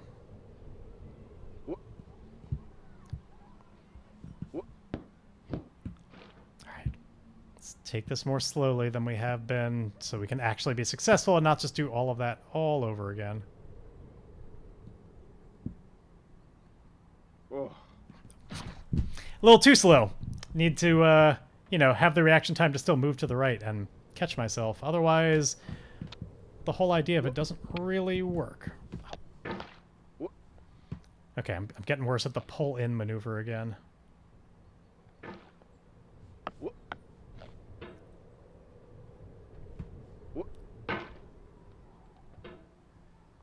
You know what I need for this game? There's like... I know there's this one particular video I'm thinking of. This one particular compilation of no's from various movies and all stuff like that. Just all the famous different line readings we've gotten on big epic no's. Clearly we're gonna need that queued and ready to go. 'Cause it's coming. The one that most immediately, like, for me, when I think of a big no, the one that always comes to mind is Woody from Toy Story 1. Just the no, no, no, no, no. Right after the fuse on the rocket goes out. There we are. Okay.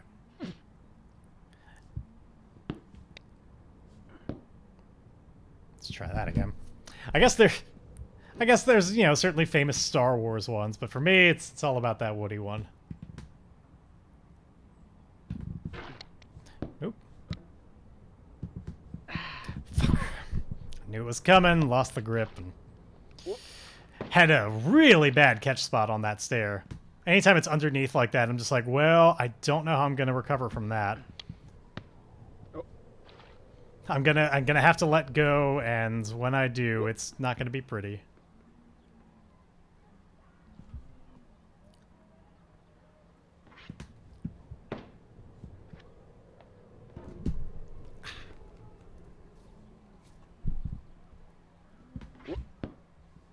Let's try that again.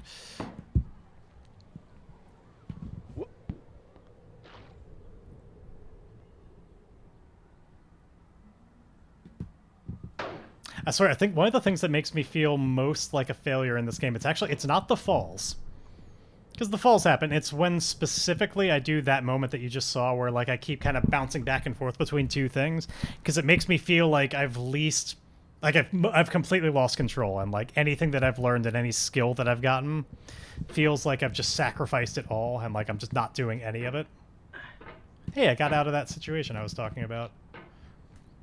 Where I'm always like, I don't know how I'm getting out of this bucket of syrup. Pull yourself in. Pull yourself in. But yeah, it's those bounce back and forth moments that make me feel most like, what are you doing?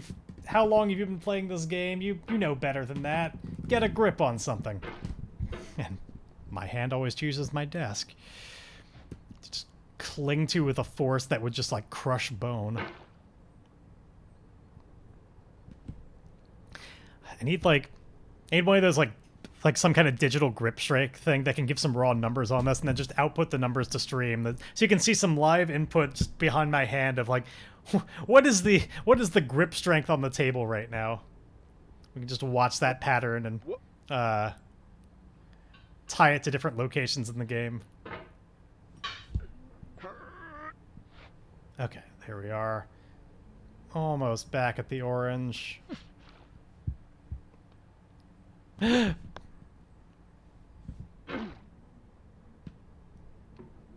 try that again.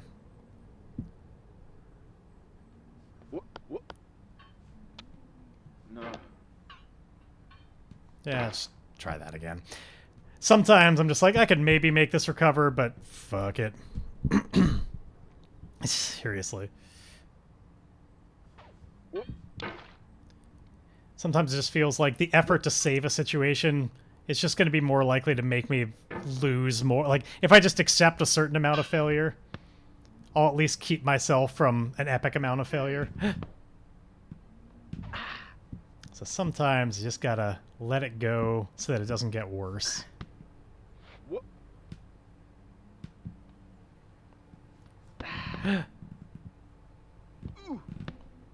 No. Alright.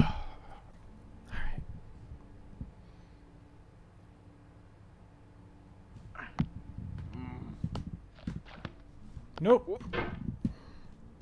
See, it's that moment that I'm talking about, like when I just bounce back and forth between the walls. I feel like I could have... There's so many places where I could have done a better thing and just really actually recovered, but I didn't. I just feel like the most ashamed of those moments, far more than falling.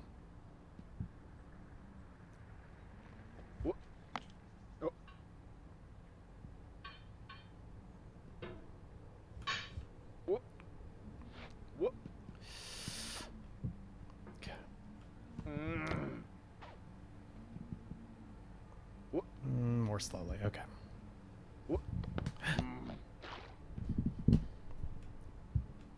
Oh, wait, really? GURP is a... Is that... Wait. Isn't that the rock climbing one? Where, like, there's, like, different handholds and stuff, and it's, you, like, play it with the letters on your keyboard. Am I thinking of the right thing?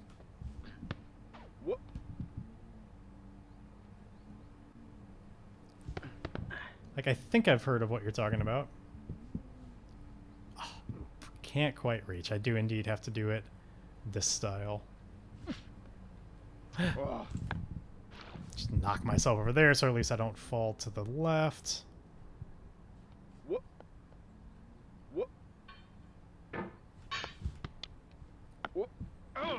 Yeah, okay. I haven't played that one, but I remember seeing about it. And, you know, I can't say it's going to be what I'll play next. I expect I'll maybe try it out someday. But, it's not been the top of my list. I feel like I'm filling that void right now. One frustration game at a time. I have a patience for these things, however... I would not have a patience for only playing these kinds of games. I would just die a very early death. Possibly at my own hands. Nope, other way. Other way. Slowly lower. And then cling. Alright.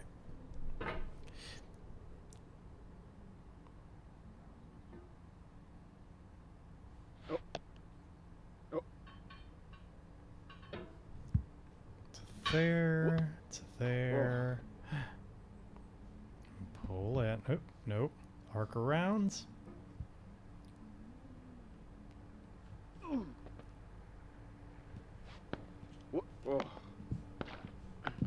It's okay. That time I actually was intending to bounce off, so that time didn't feel so bad. So I was like, if I knock myself to the side, I can just land on that sofa again.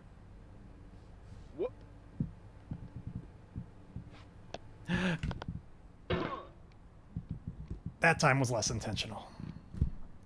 Stop gripping the table. This hand is doing nothing.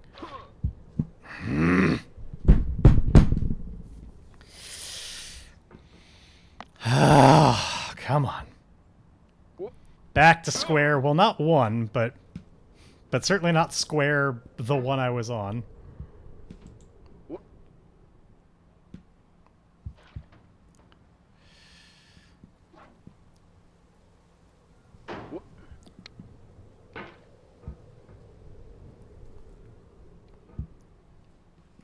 Why, oh, I could have stopped when we were up there. Yeah, right? Clearly, I need a different control scheme. One that is entirely dependent on how deeply am I clinging to life to the table in moments where I'm hoping to cling in-game. Like, if that determined whether or not you'd slip off the rocks, I'm pretty sure I'd be golden on this. But no, it has to be all about angle and friction and other stupid, more sensical things. In this game about climbing a mountain in utter nonsense. No, you will not slide down the slide.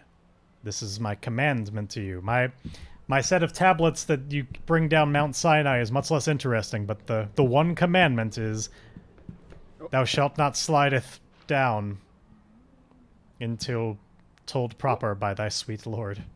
Oh, no.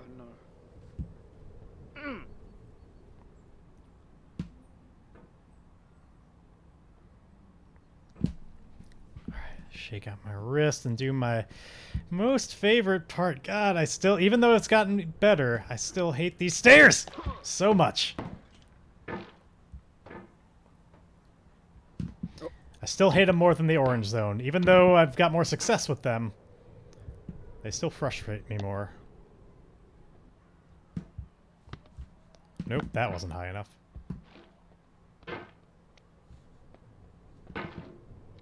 Alright, come on. Slow down. Just making just all sorts of dumb mistakes. Just making it take longer through lack of patience. And almost made it take really longer.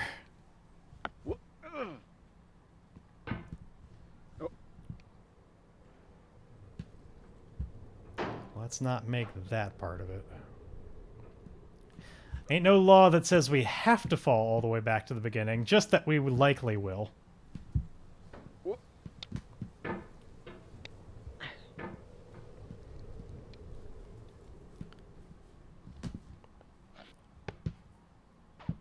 Okay, pull in. The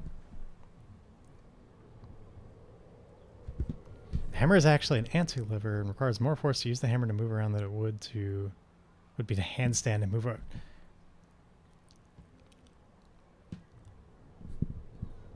I don't have the brain for the math right now. I can't properly judge if true statement and like fact or just like trolling or joke or like my brain is frazzled from all of this fucking just what this has done to me. I've got no judgment for whether or not I can take statements seriously. It's all gone. I've lost it all.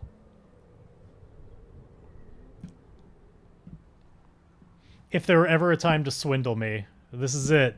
Get out all your credit card schemes. I'm as likely as ever to respond to your emails and give you all of my credit and social security numbers.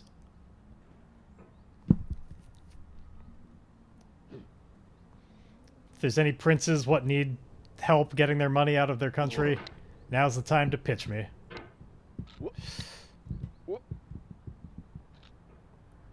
Oh, full table grip mode. Okay, so much as I try to stop myself from gripping the table, every time I do that, I screw up. Because the motion of trying to just alter what my body naturally wants to do, it throws everything off. So clearly, I just need to embrace the tight grip, much like I'm embracing the table, and just accept that I'm going to strain myself physically doing something that is entirely unnecessary.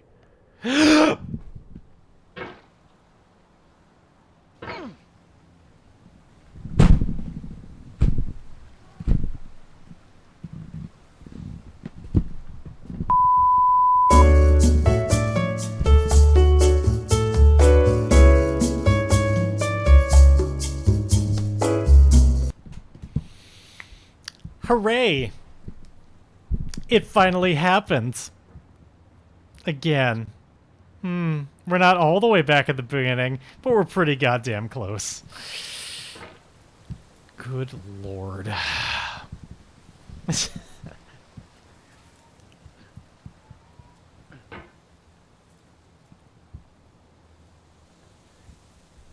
Your mother's maiden name, the high school I graduated from, my first dog's name. Wonder if I actually use any of those three things, just because they are indeed so terrible, and like all of those things are such, like, if you really wanted to, like, if you knew me well enough and put in the research, like, they're all things someone could find out. So I don't know if I've actually used any of those. But just in case, maybe I'll play it safe and not reveal that information. I don't feel like I got anything to gain by revealing it. Clearly, when I fell down the mountain, and smashed my head against the keyboard, it gave me a moment of clarity and judgment on, like, maybe something is a bad idea. Sometimes it takes hitting rock bottom to recognize what really matters.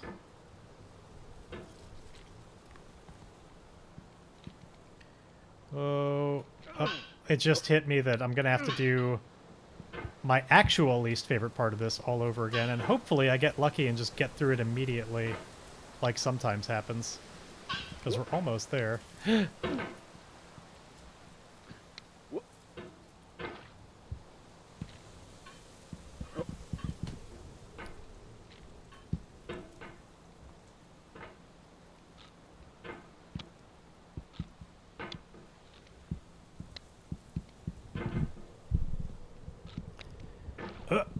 Other way. Of course, in order to get to my least favorite part, first I gotta get through this still not loved part, but better.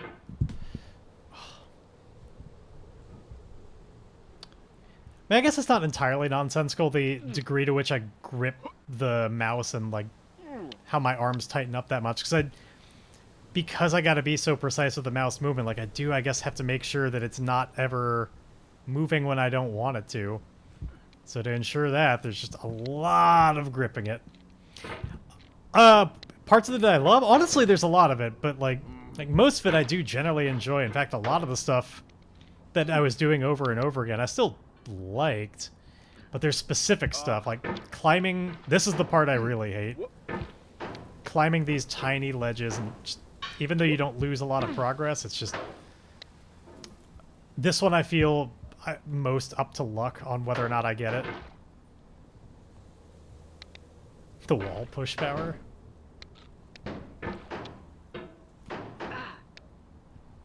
Was that like the power to just move the wall because I don't want it to be there? Because I'd love that right about now. Yeah, like this one is just frustrating because it feels least in my... I feel least controlled over being able to make this go the way I want it to. Like, I know obviously there are things to do that will inherently go better than others, but I'm just not precise enough to do this part well. And then the stairs is like a lesser version of that, but I don't mind it as much. And the rest of it, even with big falls and stuff, like, I like it. At least any individual component doesn't bother me. Even if it's difficult.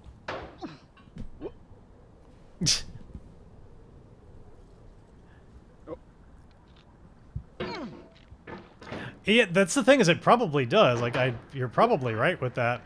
I just can't help it. Certain times when, like, just trying so desperately to keep it from moving.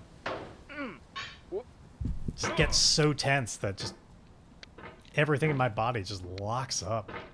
But you're right. If I were to not do that, it would probably go way better for me.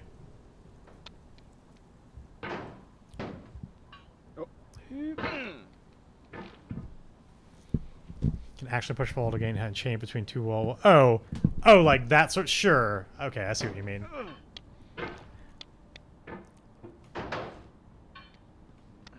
I wouldn't hold your breath on me getting to a point where that's a thing I can do. It just occurred to me after saying that as far as like not holding your breath on something, given the speed runs of this game, like if I were truly good at this and like getting speed run time, you literally could just hold your breath on it. They beat this game in an amount of time that it is not unreasonable that you could just hold your breath through the entire thing. That's insane. Okay, there we go. Got up that part. Now I just need to not screw it up. That's the thing. I feel like generally this is the sensitivity that's working for me, but agreed. Like obviously that adjustment could make it feel less like I'm losing control, but like there are other moments where I feel like it's going to screw up everything about how I've been training so much on this feeling of it takes this much motion to make it pop off at this speed and stuff that I just don't want to mess with anything.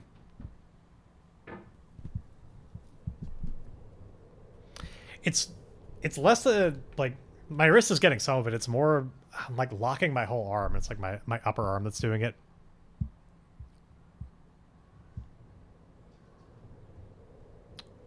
Oh, clips locked? Not intentionally anyway. Like if there's something you want to clip, as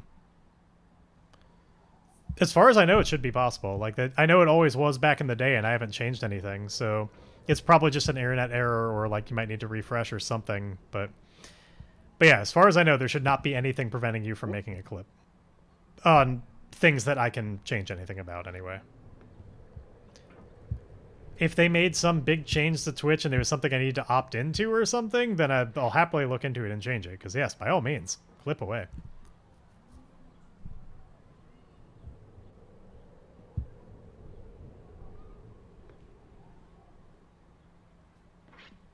Gotcha.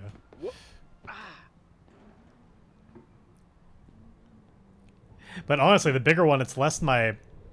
The grip thing is less my mouse and far more often this other hand that just has nothing to do and just starts gripping the table a lot. So no matter what I change, like, that's always going to be a factor. Yeah.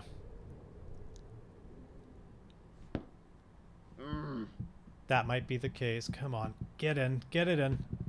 There we go. Well, if nothing else, there will be the VOD, and I forget, because I've spent so much more time on this side of things than on the chat side. I forget, if you're watching a VOD, is there an easy way to like, clip a section of that, or is it basically, is it just like the clip button on Lime?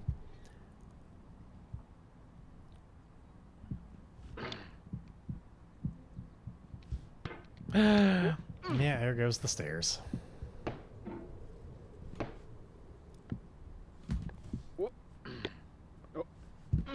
God, I did it the once. I just can't do it. Oh. Now I'm gonna do it my preferred way, just down here. No.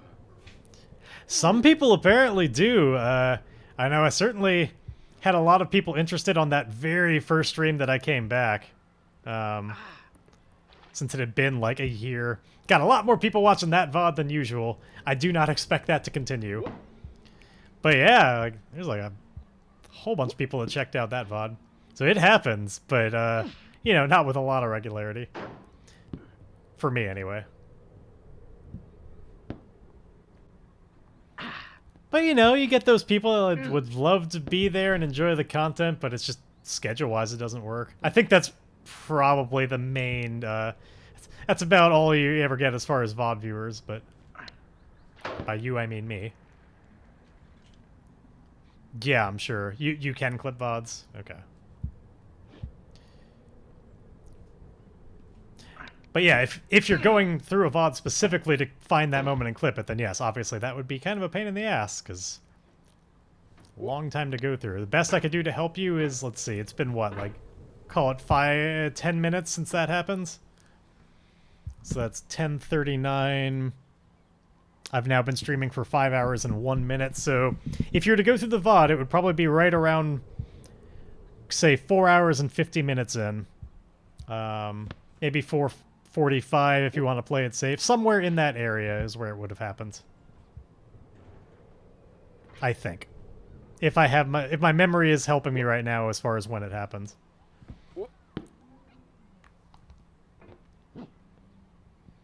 Somewhere between then and 5 hours. So you got like a 15-minute window, hopefully. No. Yeah. No, it does, which is why I'm planning on, like, taking these recordings and finally starting to upload them to YouTube. Because indeed, like, for one, the VODs go away because I'm not partnered, and so they go away pretty quickly. And it'd just be some of these things, like, it'd be nice to just have a record of the playthrough that it doesn't just sit on my computer.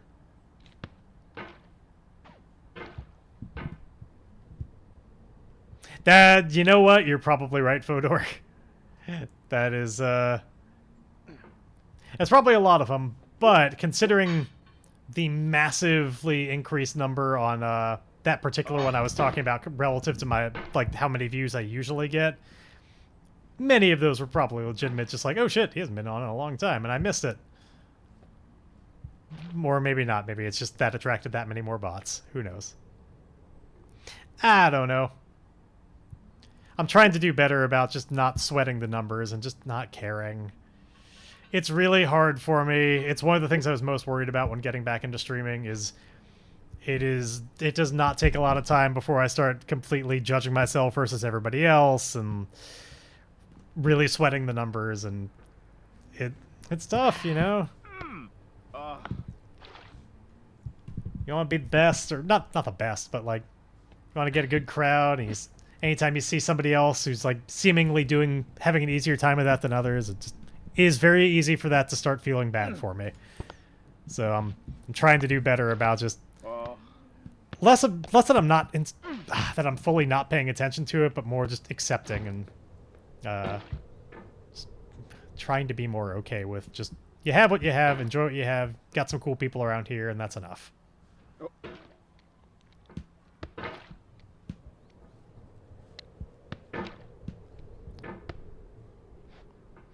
The biggest one for me though on that, which I've been spending a lot less time on as a result, is Twitter, honestly. So much of my Twitter feed is people that I've followed because there are other streamers on here, and like we've gotten to know each other a little bit, or to varying degrees, but a lot of my Twitter is streamer Twitter, and a lot of that is people self-promoting their stuff, and anytime I see that, you know, it becomes very comparative very fast of like, man, this person said this thing and there was so much engagement on it, and like they're doing this event, or this thing is gone, they're celebrating this milestone. Like, I'm not good at it as far as like dealing with that, and so I've spent a lot less time on Twitter to just stop doing a thing that is actively making my life more filled with negative emotions.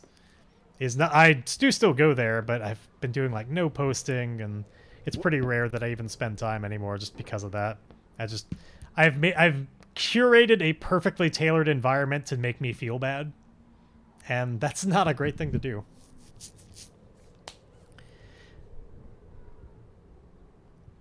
Oh, totally.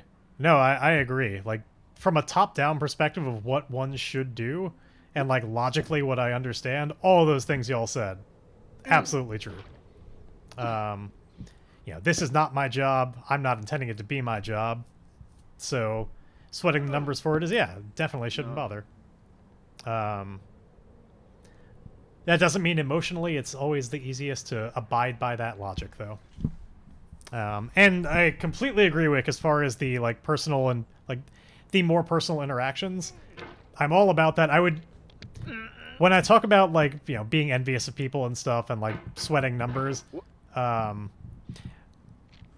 would never want a situation like, say, you know, the truly big people, like, you know, Ninja or something like that, where chat is just flying by. Or even people that are significantly smaller than that, but still just, like, chat is just this wall of text that happens. Like, I'd hate that. But that doesn't mean that I wouldn't love to have a little bit more growth, and, like, there's a middle ground that I would love to reach. Where, you know, enough people that are consistently here and consistently chatty to, like, basically always have, like, there's just certain types of things that require a certain amount of engagement from enough individual people before they really work. And, like, a lot of the ideas I have on, like, cool things that would be fun to do just are kind of a little bit more dependent on that. Or rather, they just don't work as well without it. Anyway. Don't want to get too much in that hole, but point being, I completely agree as far as, like, I'm all down for the more personal stream experience. And, like, I do this because I enjoy getting to hang out and just chat with people the whole time while playing video games and hopefully doing something just kind of wacky and entertaining or whatever. And any version of this that didn't allow that, whether it was too few people or too many people, like too many to pay attention to, like, that sucks. I want to always be able to, like, address individual comments and respond to them. Like, even if maybe there's enough, like, there may be too many to get to every single one of them, and might have some that slip by, but generally I want to be able to be aware of what people are saying and respond to them. Y'all are my digital friends. I want it to stay that way. The whole point is to get to have the social experience as far as I'm concerned.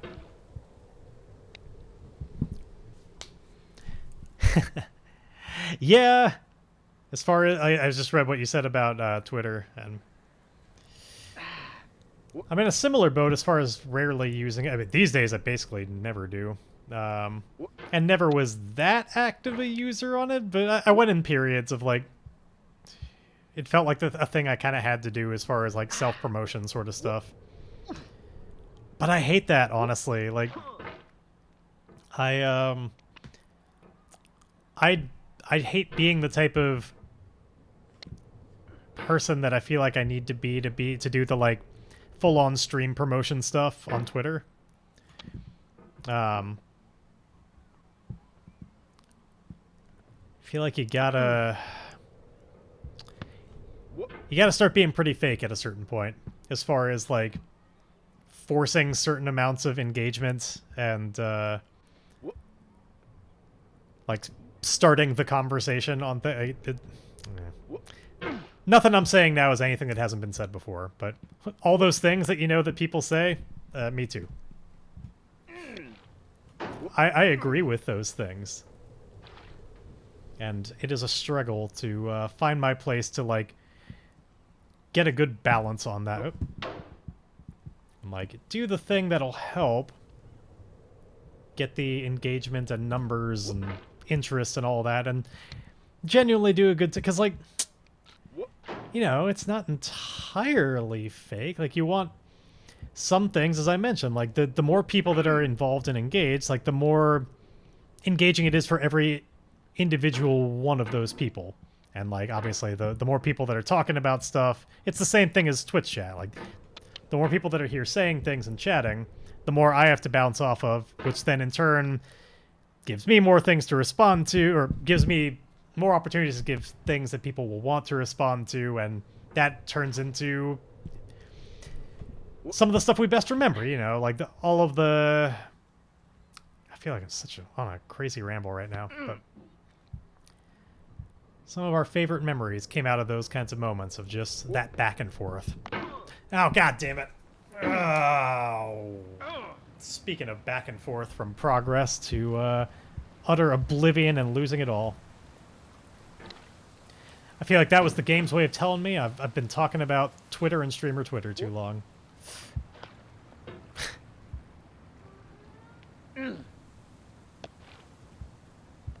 Okay, I definitely don't remember, like, I agree with that. I haven't smelled my hand in a while, so, like, I agree with that sentiment now. It could.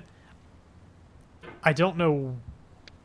I have no idea what context would have provoked that specific example, but I don't think we've made it to 300. Though I'm not sure if it's just a quote delay or if it's just that we haven't made it to 300. Or both. I'm pretty sure we haven't, though. That's a pretty high number. And if quote 217 was from 2018, I know the quote slowed down after its time. Welcome back, everybody, to the area where we kicked the orange down. Not literally the beginning, but damn close.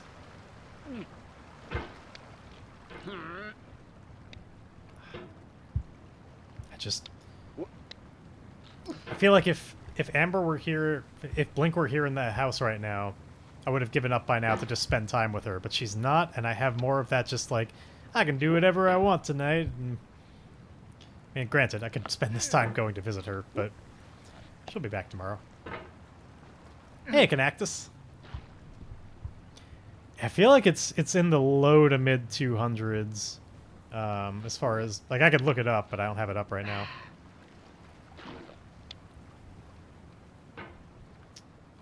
I remember, like, obviously we got past quote 200. But I want to say that 217 is probably pretty far along in the list. It's true. She could play it again at this point. That one experience of her, granted, she was not exactly sober. Okay, I guess there's a 240. That one experience may have ruined this for her. She has now fully embraced what it means to play this game. And that has probably made her decide that she doesn't need to ever have that be... In the same way that we're talking about, like, eliminating the toxic things of platforms and stuff that makes us feel negative emotions, she may well have decided that she doesn't need a thing that gives her this kind of struggle and rage. Well, not rage. She didn't rage out or anything, but frustration. Alright, well, we found somewhere between 240 and 250. Again, unless that's just a delay on when you can use the command, but that stands to reason to me. I don't think we made it to 250 either. It means we're going to have to do the stupid ledge thing again.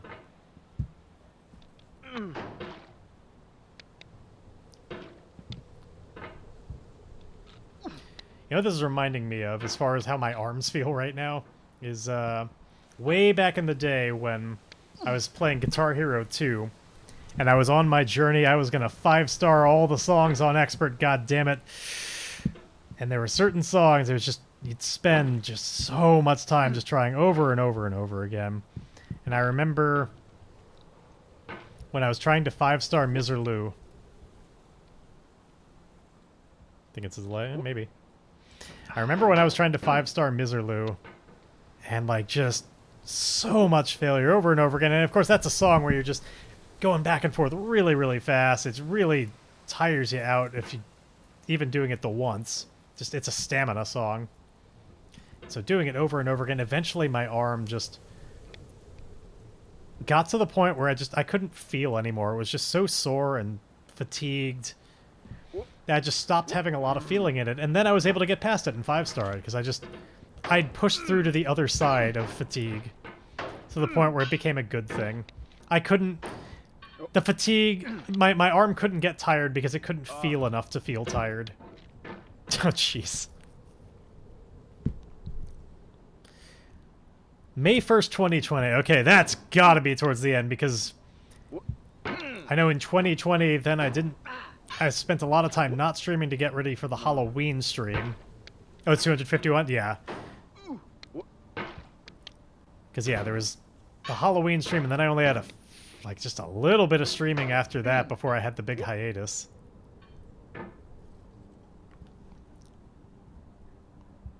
Okay.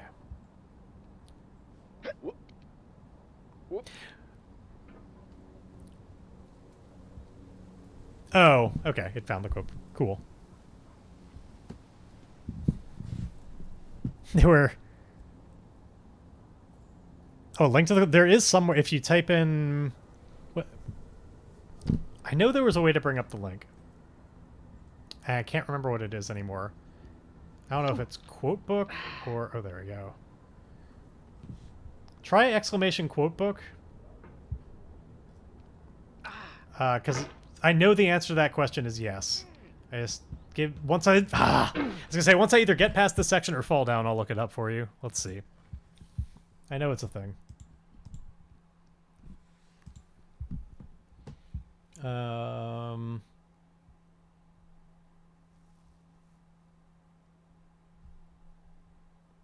Oh, yeah, I forgot about that one. There's some stupid commands in here. Let's see. Yes, exclamation quote book. That'll do it. Or click that link that Wick just provided. Either one will do.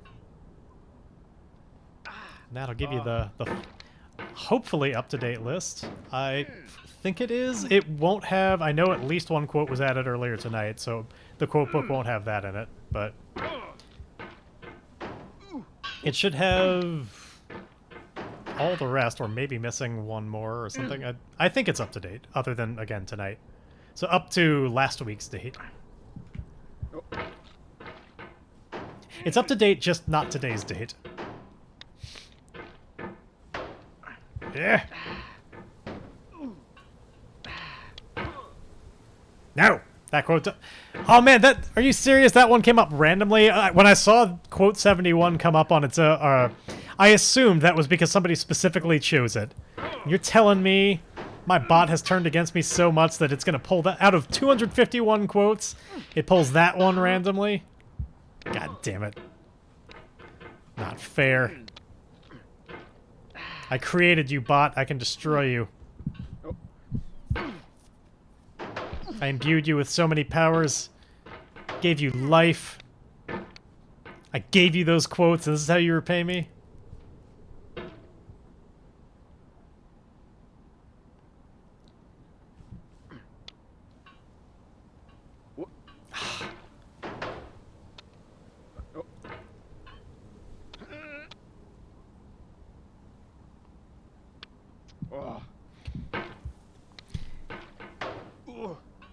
God, earlier today I was on a, oh, there we go. Earlier today I was on a video call with my niece, and, she's been doing at least some amount of, like, coding stuff, and, like, light coding kind of games and stuff, and I was playing some of her games that she made, and I was just taking a moment to reflect on the difference between difficulty of what I was doing then that we were having a good time with, and what I'm doing now. It's a little bit of a different experience, but two different times today of somebody who wanted to watch me play a video game. And we designed a quick Flappy Bird clone together. Sort of. Definitely an easier experience, but had a similarity to it. This was like, there's a website she goes to, I think it's like code.org or something like that. It's designed for like getting kids into coding, and like they have a lot of games where most of the work is already done for you, but there's like a lot of ways that you can change it up and like do some like drag and drop things to like assemble the way the game works specifically. But as far as like, you don't have to do it from scratch, I guess is what I'm saying. So it was a relatively quick experience, but we made a Flappy Bird game.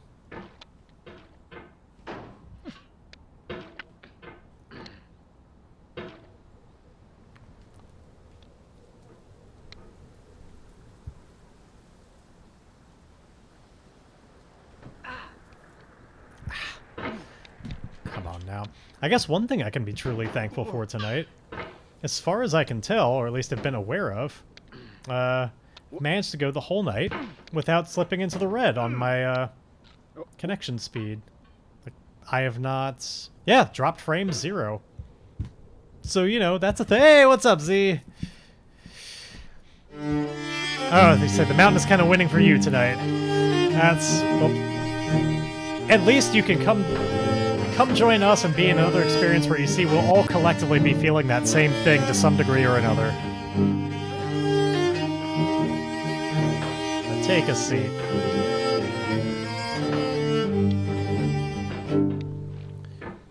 We got back up to the peak of where we'd ever been, and then took a big fall. We've fallen literally, like, not just to the area that we have often fallen to, but literally to the very beginning of the game multiple times tonight.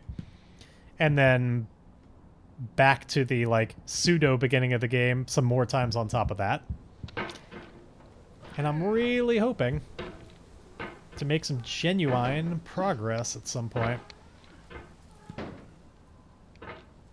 So I'm feeling a kind of vigor and stubbornness that just, much as I would have given up by now and just been like, fuck it, we're doing this again some other night. I'll see y'all next week. I can't let go right now.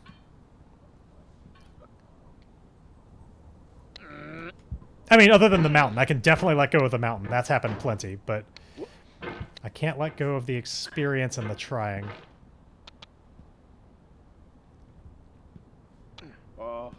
Did I say something to... I didn't. I'm trying to think of what I might have said that would have sounded like that. But I can't keep track well enough of what words I said. Slava, you need to stop making noise. And I don't mean that just now, I mean that in the permanent sense. Like, you have used up your allotment of meows in life, and you're done.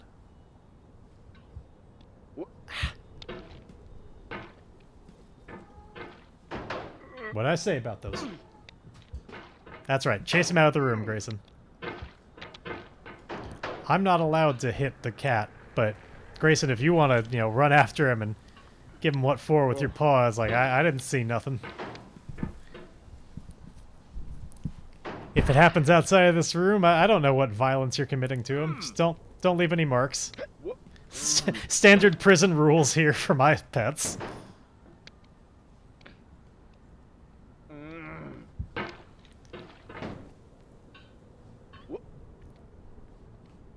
Oh, almost.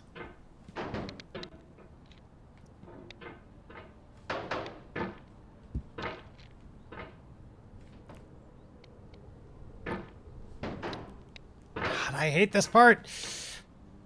Yeah, exactly.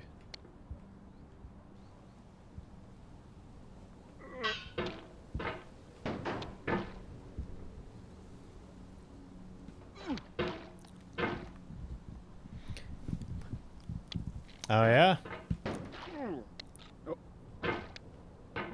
What kind of stuff have you been getting into lately?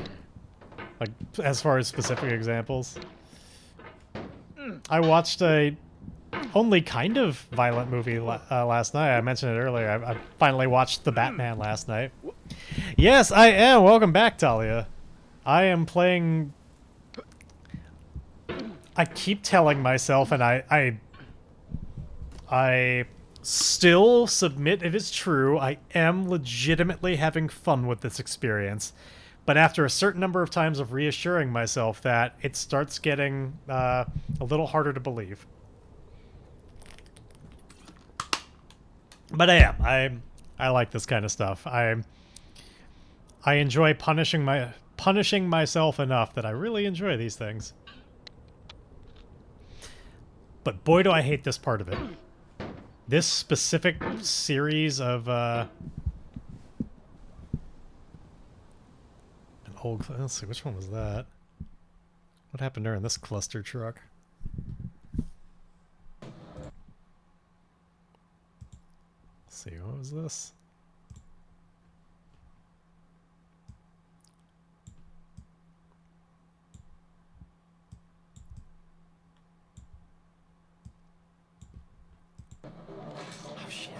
Oh. Indeed. Hey, welcome back, Z. I am absolutely loving this game. Yeah, this was a really fun one. FMP didn't get into it at all. He was not all that fond of Cluster Truck when he played, but I loved it. He said this had a quote in it. Every relationship I've had with a human being has been false. Clearly, my life is meant to just spend jumping from truck to truck. I'm guessing that was the one. They all pale in comparison to the fulfillment I get from this. You know, honestly, I kind of still stand by. That's not even remotely true. No, it was true. I stand by that statement. Indeed. Hey, welcome back, Z. I stand by the welcoming back Z, and I stand by that no human relationship has ever really stood up to the joy I felt by jumping from truck to truck. That's just, it had it all. I took a 4-hour nap earlier, plus your day was Fallout 76. Gotcha. I should climb better. No.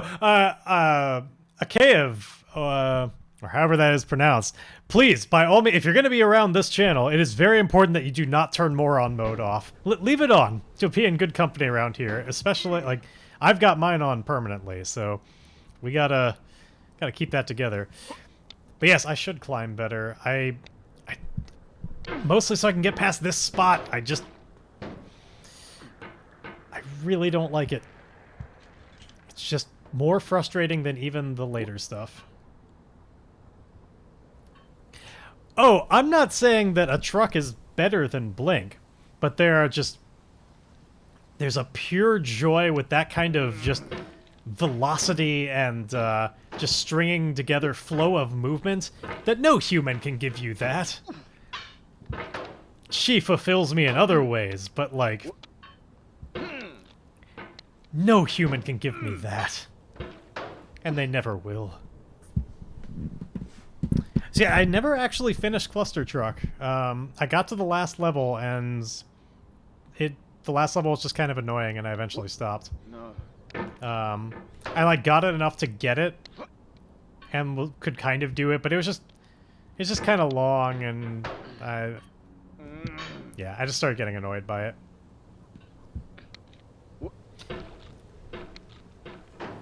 I can maybe do it at some point, though.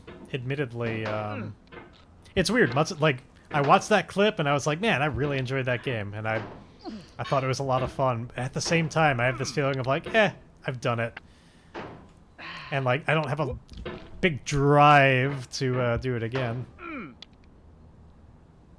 Even though it really was really good. It may just be some of that lingering feeling of like the last level kind of disappointed me, and like it just became tedious. So maybe it's that.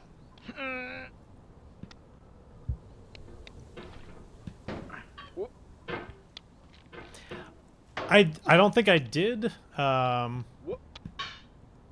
I played a lot of it offline just by myself, and then I got to the very end. But yeah, you're right. I don't think I streamed a lot of it.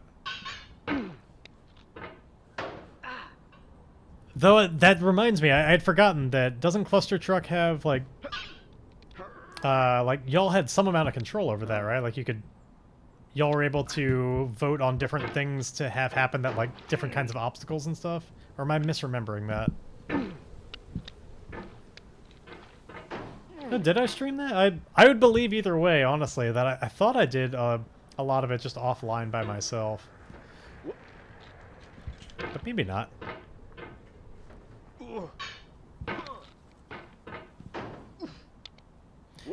But yeah, going back to what Wick said, it's less that a truck is better. It's less that a game about trucks is better than Blink. It's that it's better than all people.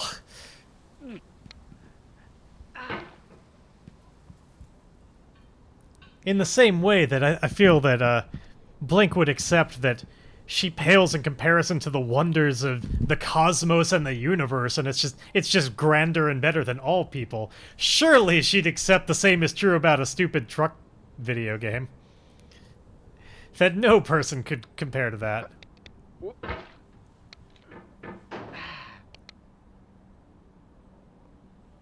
Probably. Because I don't remember the, maybe it was just that I turned off the powers for a lot of it. Because I remember going back to just, like, bog standard game for a lot of it. And not having to interact with, like, the fuckery. So maybe it was that it was streamed, but not, but offline, like you say.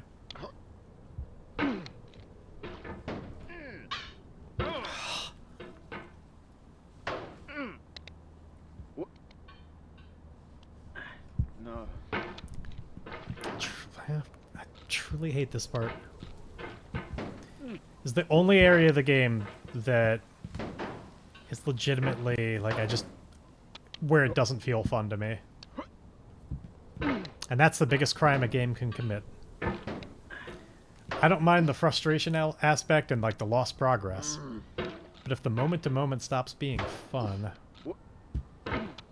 I always have to get carried through on the knowledge that there are later parts that I enjoy more. And, you know, that there's the challenge aspect of I gotta beat it, but I hate this part. Just, if I'd waited just a little bit longer to get a little bit higher before knocking that hammer around. I guess we need the, like, what would you guys call this tool? It's not a hammer, like, it doesn't really look like a pick. What is this tool? My knowledge is failing me. What do I call this thing? What am I whipping around? Be as specific as you can be. Oh, yeah, I mean... I know it's only going to get worse, but a log splitter? Is that what it is? I know it's only going to get worse, but like, just... For now, at least, I can't deal with this part, even though there's plenty beyond it that I've gotten. I mean, not in the grand scheme of how long the game is, but, like, a lot of stuff I can do that isn't this, and I feel like is... Oh, there we go. It's just, I find it really difficult to get the kind of angle I need to, like, go up enough and not cast myself out to the left and then catch myself without catching the wall. And so obviously I can't just go straight up there or I'd knock against the thing. At the point turn 90 degrees. Okay. It is a sledgehammer, but it has that, like... I guess it's just, maybe it's just a particular kind of sledgehammer, but... It's like no sledgehammer that I've got, which are usually the, you know, the both heads on the, both the heads are the same, but.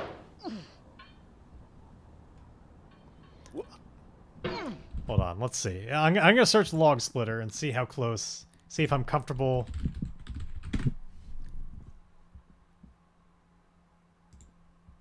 Log splitter, not tools, but tool.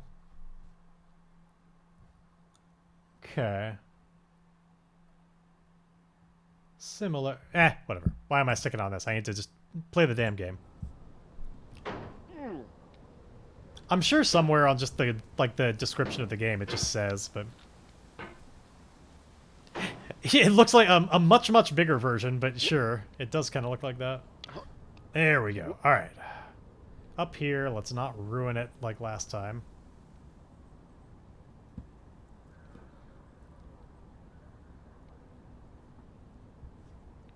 Finally get back to the parts that I actually enjoy.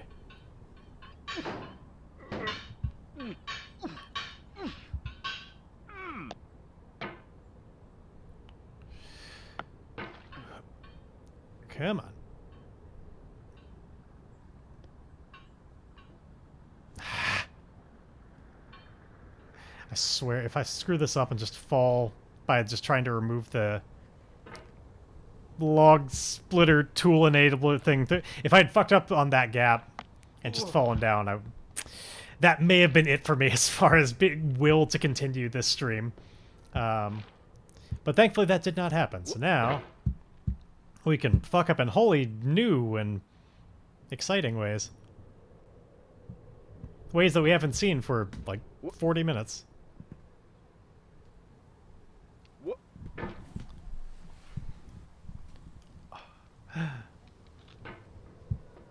Yeah, like this part, so much more on board. I mean, granted, this part is also just significantly easier, but so that's part of why I like it.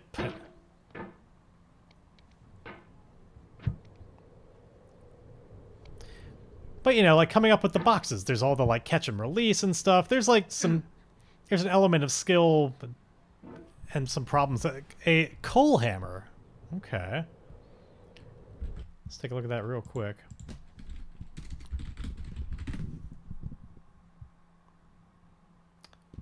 That's looking pretty similar. They seem to be generally smaller, but like that has a similarity. I will make sure before we end tonight. I'm gonna look into seeing if there's some official like what is this supposed to be? And we can find it. We can get a name that we're all happy with. By which I mean a name that I'm happy with. That I will continue calling it.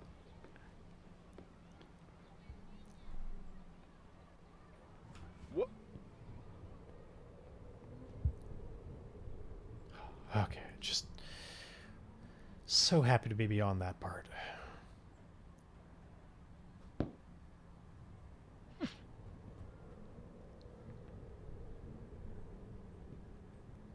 And now my second least favorite part.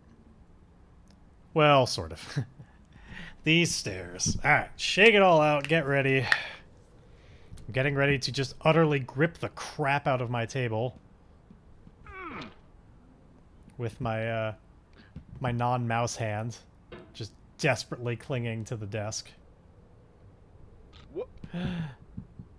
Pull it in. Nope, nope, nope. Okay. Up a little bit, and that... Okay, let's try that again. Get back to safety. Okay.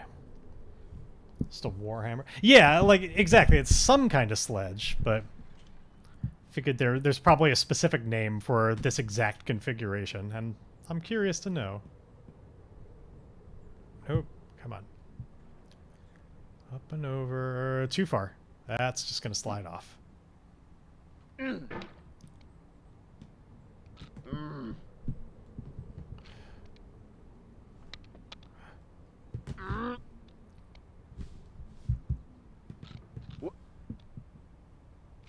There we go. Okay. Past those stairs. Unless I, fall back down. But for the moment, past that moment of, like, partial misery, admittedly, that one used to be so much worse. I've continued to, like, struggle a little bit less with that area. I used to mind it a lot more, but it's gone a little bit more smoothly. We're almost back to the orange fuckery. Okay. Are they okay? Some of the pictures I was seeing were, they may just not have been the best representations. Oh, they are the same. Okay. I mean, I would buy that this is a log splitter. Let's just wait for that. I just need to see just the right picture. Similar handles, no difference to splitter. Right, right.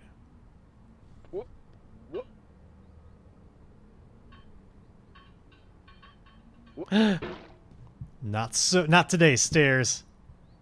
I'm not giving it to you that easy. You're gonna have to earn my misery and utter failure. As you're trying.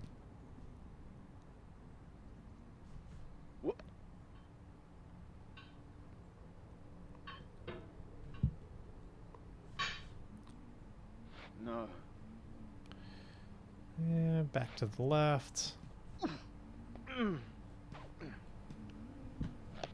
There we go. Once I get to around the toilet, I start feeling a little bit more safe. I've certainly fucked it up from here before, but...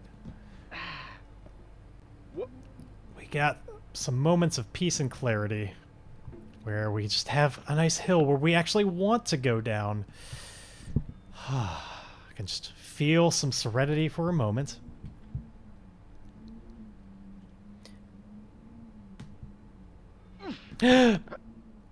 Oh!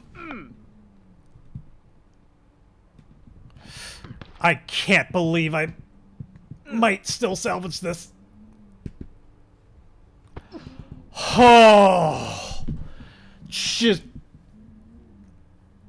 I could not do that again if I tried, but just barely managed to save myself from that moment.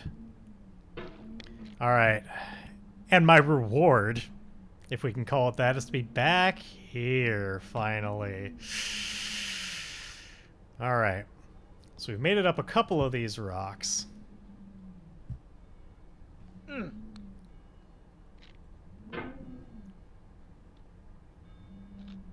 But have not yet made it... Oop, let's try that again. Up this way. What? Fuck. Okay, only to there. Good. Wasn't. I thought it was enough to the left that it was gonna take me past the slide. We've not yet made it to the third rock on there. It's just so slippery and fucky. What? Bottom one. Alright, let's see.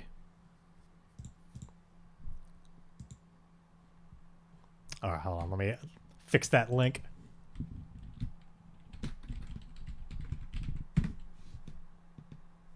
Okay, yeah, I see. Bottom was a sledge, top is a log splitter. That does indeed look pretty damn close. I feel like I can say with confidence, like that's the closest I've seen anyway. Hold on. Yeah. So we're saying that one's the log splitter. At least until shown something that fits even better, I'm gonna call this a log splitter. Thank you for your research. Alright, logs. So now, I just need to utilize this log splitter to get back to that part. At least, I didn't fall. The important thing is I didn't fall so much that I have to do the part that I really hate again. Not yet, anyway. No worries. It came in handy. Then I can see why you'd be familiar. Yeah. Had that life, huh?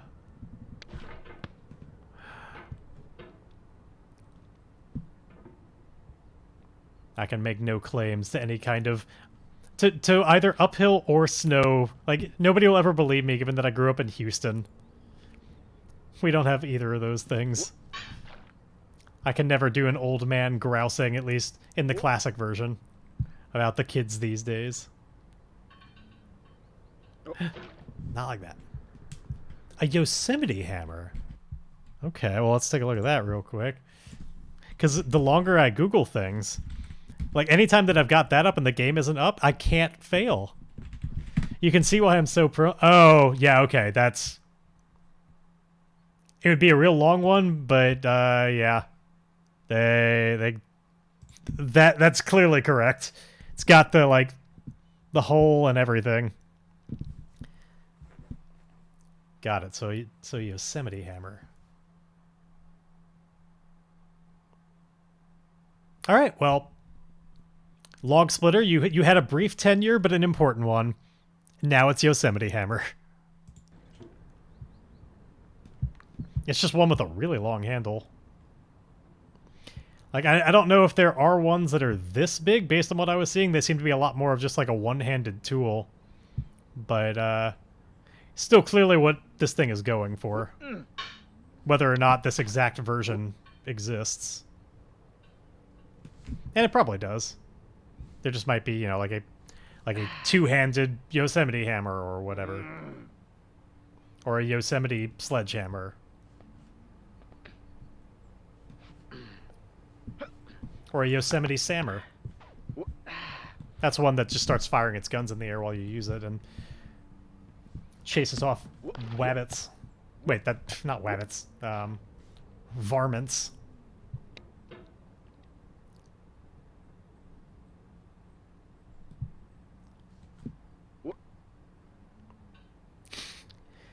Okay, somebody must have done like some fan art of that before. Like there must be. You're telling me DeviantArt has as many pictures as it does, and nobody's done Yosemite Samurai before? I don't believe it. It must exist. There's no way that nobody in all of DeviantArt has done that. There's like 60 billion pictures of like the most insane and like specific stuff on there.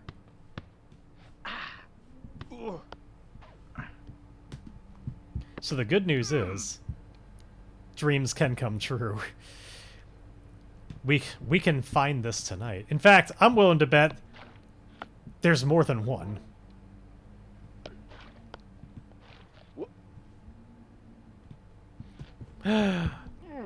Possibly. Ooh. Yeah. Oh. I knew I was right. No fraction of me doubted that this was true. Let's see here. It's everything I would have hoped for. Ladies and gentlemen, Yosemite Samurai. I'm glad it was that quick to find. Let's see. Who did I can't read that name, but as far as artist credit, since we're showing it on here, Crutch 13 maybe? I think. Look, Crutch seems to be at least the beginning part of it, but Crutch 13, thank you for making dreams come true, Yosemite Samurai. Oh.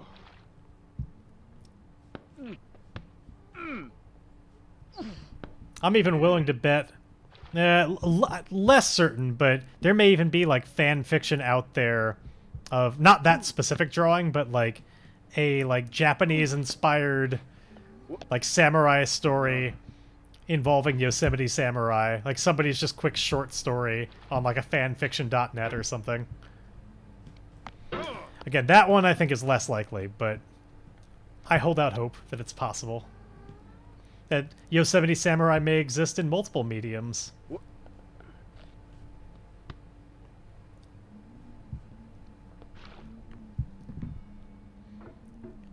And see, if you weren't here tonight / watching this VOD or however you're enjoying this, or, well, I won't put words in your mouth, I won't say enjoying this, but observing this, you wouldn't have necessarily known about Yosemite Samurai. Your life has been made better. Just not necessarily by the content of this stream. Yeah. So, one of the, I'll have to bring it up at, the RPG that my friends and I are playing these days is Legend of the Five Rings, which is a samurai game in kind of a fictionalized fake Japan, called Rokugan. It's pretty good overall, but I'll have to mention it next week of Yosemite Samurai. God damn it. Christ on a crutch. Hope there's nobody here who's particularly religious, because clearly when I feel my frustration in this game, a lot of it comes out in the form of blasphemies.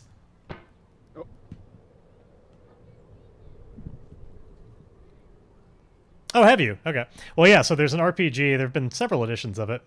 That, yes, I'm sure takes inspiration from, but Legend of the Five Rings. And it used to be a card game like Magic the Gathering. Like, that's apparently where it all came from, and then it became an RPG. But we've got at least one more kind of adventure in that. We just kind of finished up one recently.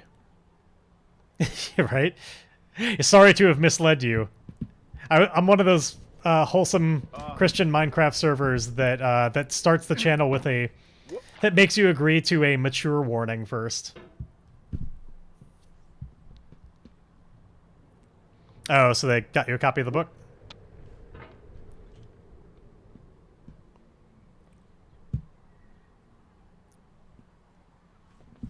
Oh, that was way too low.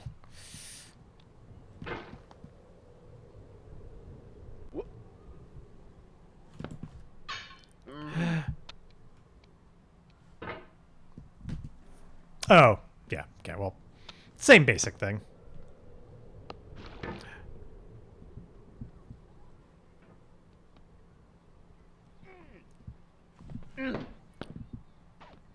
But yeah, it's a pretty neat system.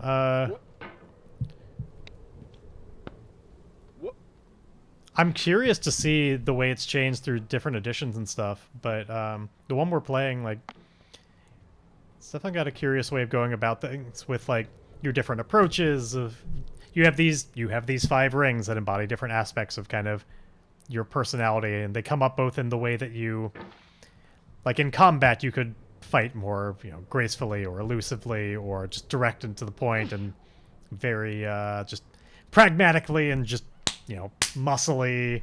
You could, and these same kind of approaches, based on the different element of ring you're using, can also influence how you, like, talk to people. And so it's a game a lot about that. And very heavily steeped in, like, the culture of, you know, what different classes of people in the Great Order, like how one talks to another person of a higher station or lower station, or a lot of that is very important to the game. Or at the very least to the setting. I admittedly am not wholly convinced of how much it always matters as far as the mechanics. It does have some mechanics where it matters, as we finally saw last session. A lot of the time I think it is more setting where it matters than the true game of it, but it is legitimately both. But it's pretty neat.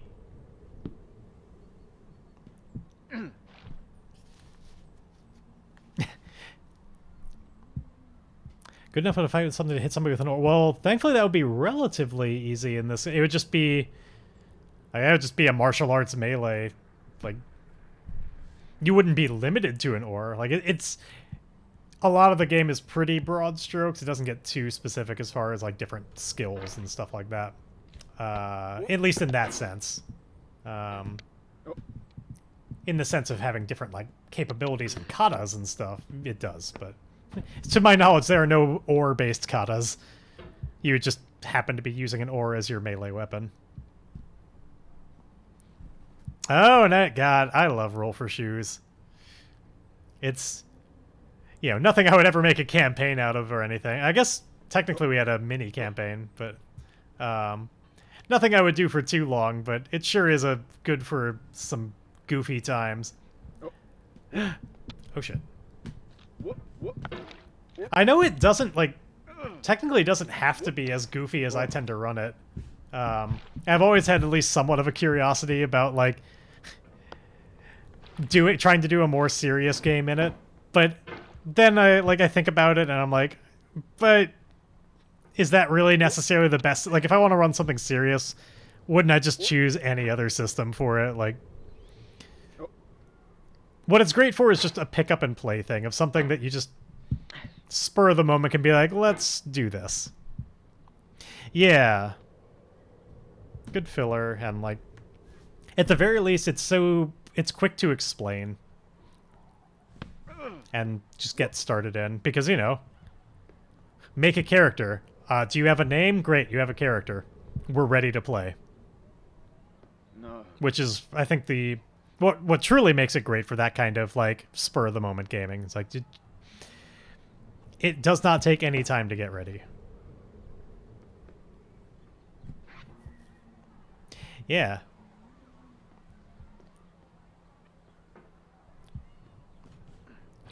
No, I'm real fond of it. Wouldn't call it my favorite game or anything, but it's, for what it does, I think it does it very well, and it just very elegantly and quickly. And, well, it certainly asks a lot of whoever's running it to, like, make that work and just kind of fill in some of the gaps. I don't think it's that bad. And, like, it's doable.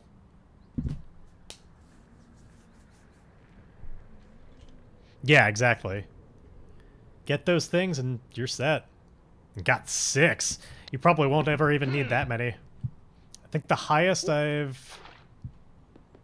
Nope, that's not...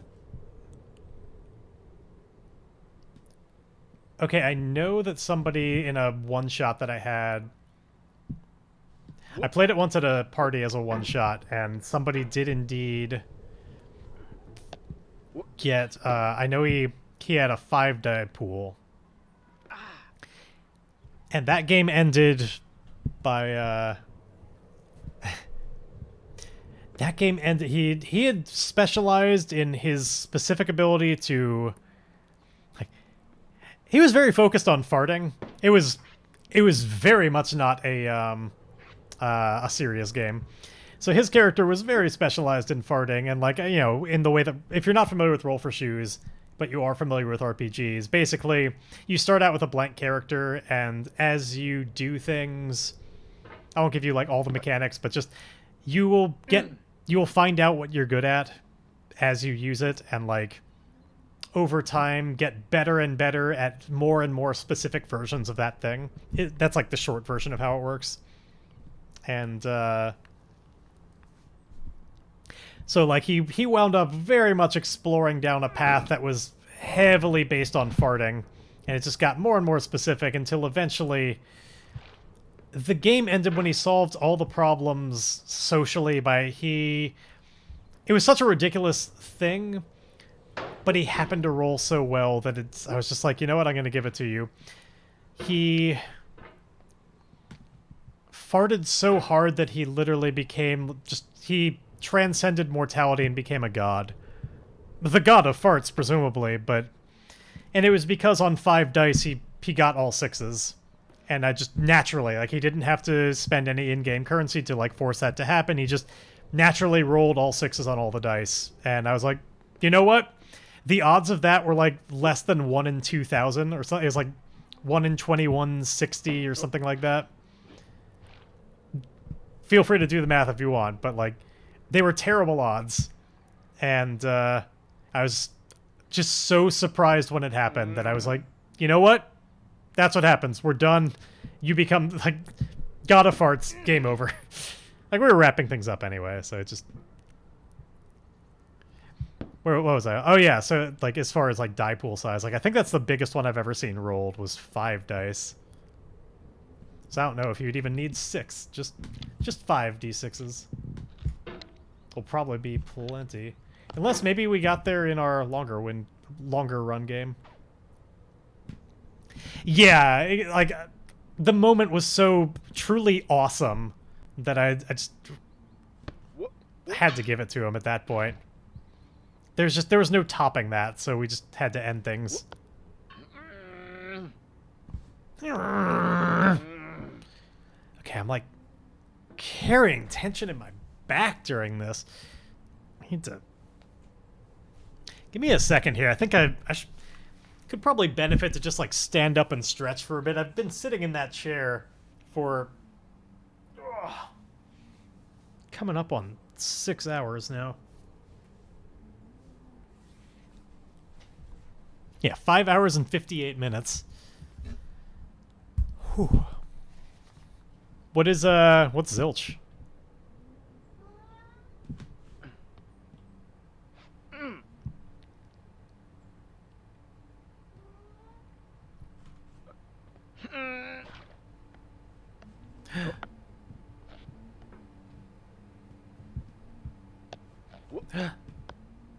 No.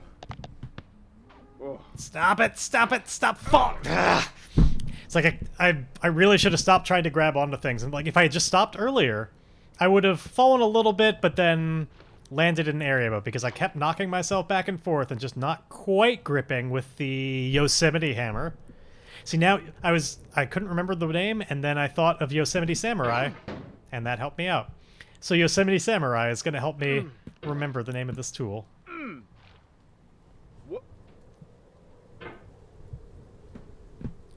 Nope, not like that.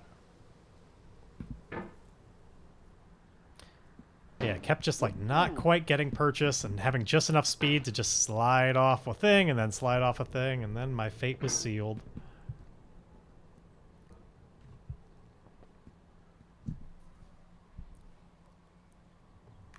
Okay, so it's kind of like, it sounds like it's either a similar game or perhaps just a different name for Yahtzee, which I've never played, but FMP used to... He has played too much Yahtzee. You calculate the odds. It was 1 in 7,776. That's the odds of getting all 6s on 5 six-sided dice. Well, thank you for doing that. Yeah, so a less than... It's like a 1 in 10,000 chance if we do some rounding. Crazy. Or, you know, a 1 in 7,000... Why did I do that? You literally told me what it was. And then I look at the percentage, and I was like, that percentage is like a 1 in this chance. That thing you just told... What am I doing? I blame this game. It's frazzling my mind. It's breaking my will to carry on.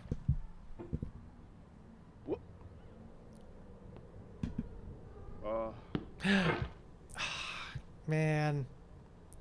What are you doing, Karish? You can do that. You can hit that mark. At least when you screw it up, there's just you only fall so far. I can find a way to fall more though. I have that power.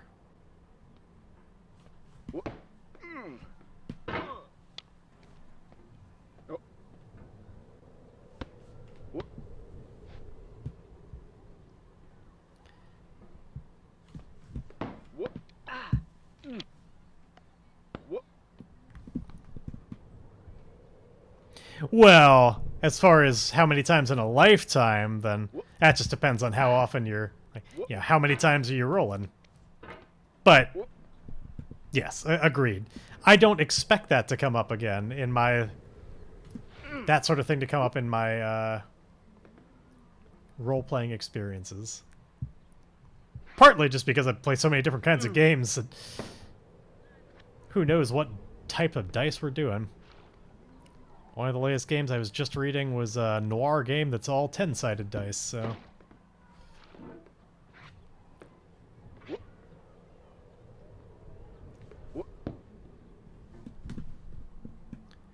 It's kind of interesting. It was based on a, what was it called? I think it's called A Dirty Place. And it's it's a noir game by a guy named, by Greg Stolze. So it's based on his, like, one roll engine, so a lot of the system is made in such a way that you hopefully roll just one set of dice and then determine everything from that. Like, it kind of works. It's some of it, in order to make it be resolved in one roll, can get a little awkward sometimes. Yeah.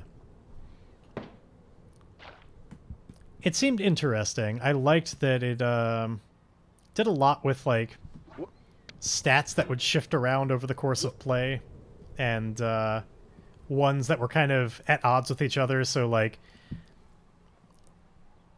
if any of you have ever played, like, Arkham Horror, for instance, you know how a lot of you have your sliders in that game. It's a board game, not an RPG, but you have your sliders where, you know, if you have this much of this, that means that you have...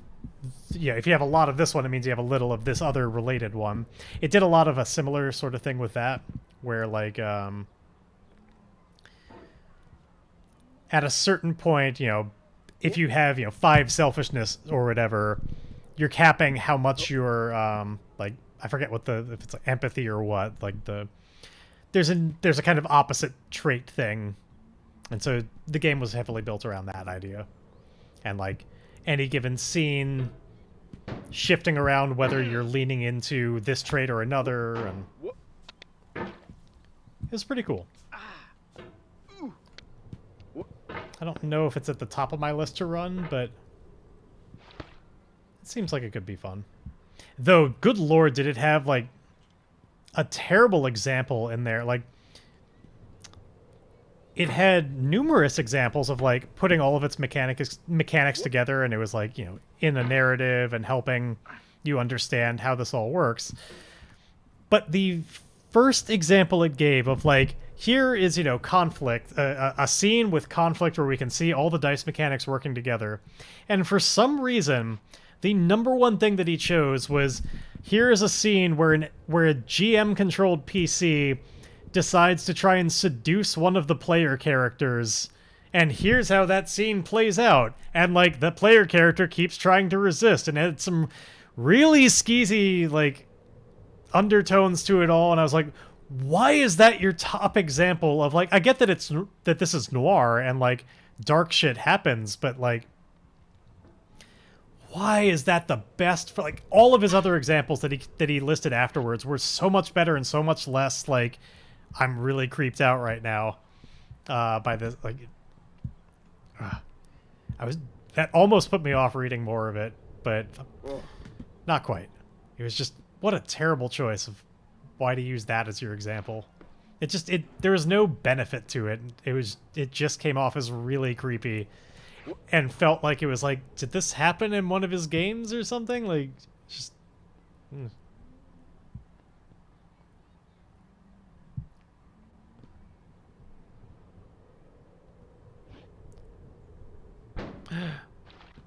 There we go.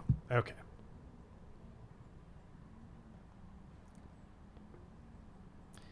I have been to the mountain, not top, but section over and over again tonight. And I just... Ugh. I just want happiness. Okay. What I really want is I think I want to try and... One of two things is going to happen, and we're going to go with whichever one happens first. Basically the same thing that I mentioned so much earlier and so many attempts ago. I'm either going to get to the orange fuckery section, where it's the smooth rocks and I always fall and lose a lot of progress. If I get to there again, I'm done. I don't have any more steam in me for it tonight. Similarly, if I take a big fall and like just go back to the beginning or something, that's it. So whichever of those happens first, that's going to be the signifier of I gotta put a stop to this and do something else today. I'm just getting too tired.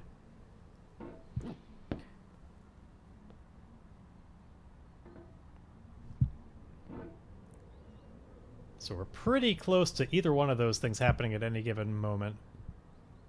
So, you know, start getting your goodbyes ready. We're almost there. Hopefully. Just developing so much tension. It can't be good for me. My neck is stiff, my back is stiff, my arms are stiff. Even my throat feels just like scratchy and off from this much talking and like, yeah. I might as well tempt a big fall. I mean, but it would be so nice to go out on a, like, at least generally good feeling. I get what you're saying, though. Here's the real reason I don't want to do that. Less that I don't want... Because I'm getting so fatigued and making so many more mistakes, I know there's no way I'm going to do that without falling. Whereas at least if I try it fresh... Somewhat, like if I stop there and give myself a chance with fresh arms, maybe, just maybe I can get through that. Probably not because I'll still need to warm up, but like, I just want that hope that I could not have to do it all over again. It's YOLO speed now. We're almost there. It would be so nice to not start from the very beginning next time I load this up, which has happened every single other time. But we're coming upon that moment. So, let's see. Do what Genius wants, or retire in... without glory, but without great pain either. Alright. Can I truly live with myself not going for the glory? And I guess the answer is no. I gotta at least try. It's the same thing that happened last time I got here, but this time I'm serious. If I do fall, or if I get to like kind of a new place, I'm coming to an end here. It's probably... We know which way it's going to be, but... Okay. At least I only fell to there. That's not the worst. This will give me time next time to, like, warm up a little bit before I get there. It's fine. I'm going to stop on the boxes. It wasn't a huge, huge fall. But I've still got... I have recovery time, and we'll start again next time. I just can't do it anymore. 6 straight hours and you made it to the end. You must really like listening to the sound of my voice for some reason. What if I told you that there's a way to not only hear the sound of my voice, but also, like, say things and ask questions and I would respond? You know what I'm talking about. I'm Midnight Jester 8 on Twitch, and this is just one of the games that I play every Sunday night starting at 6 p.m. Pacific time. So click the link down in the description and I hope to see you there. But there's still more mountain to climb and catch up on, so if you don't mind, I'm just gonna load up the next part of this utterly hellish journey.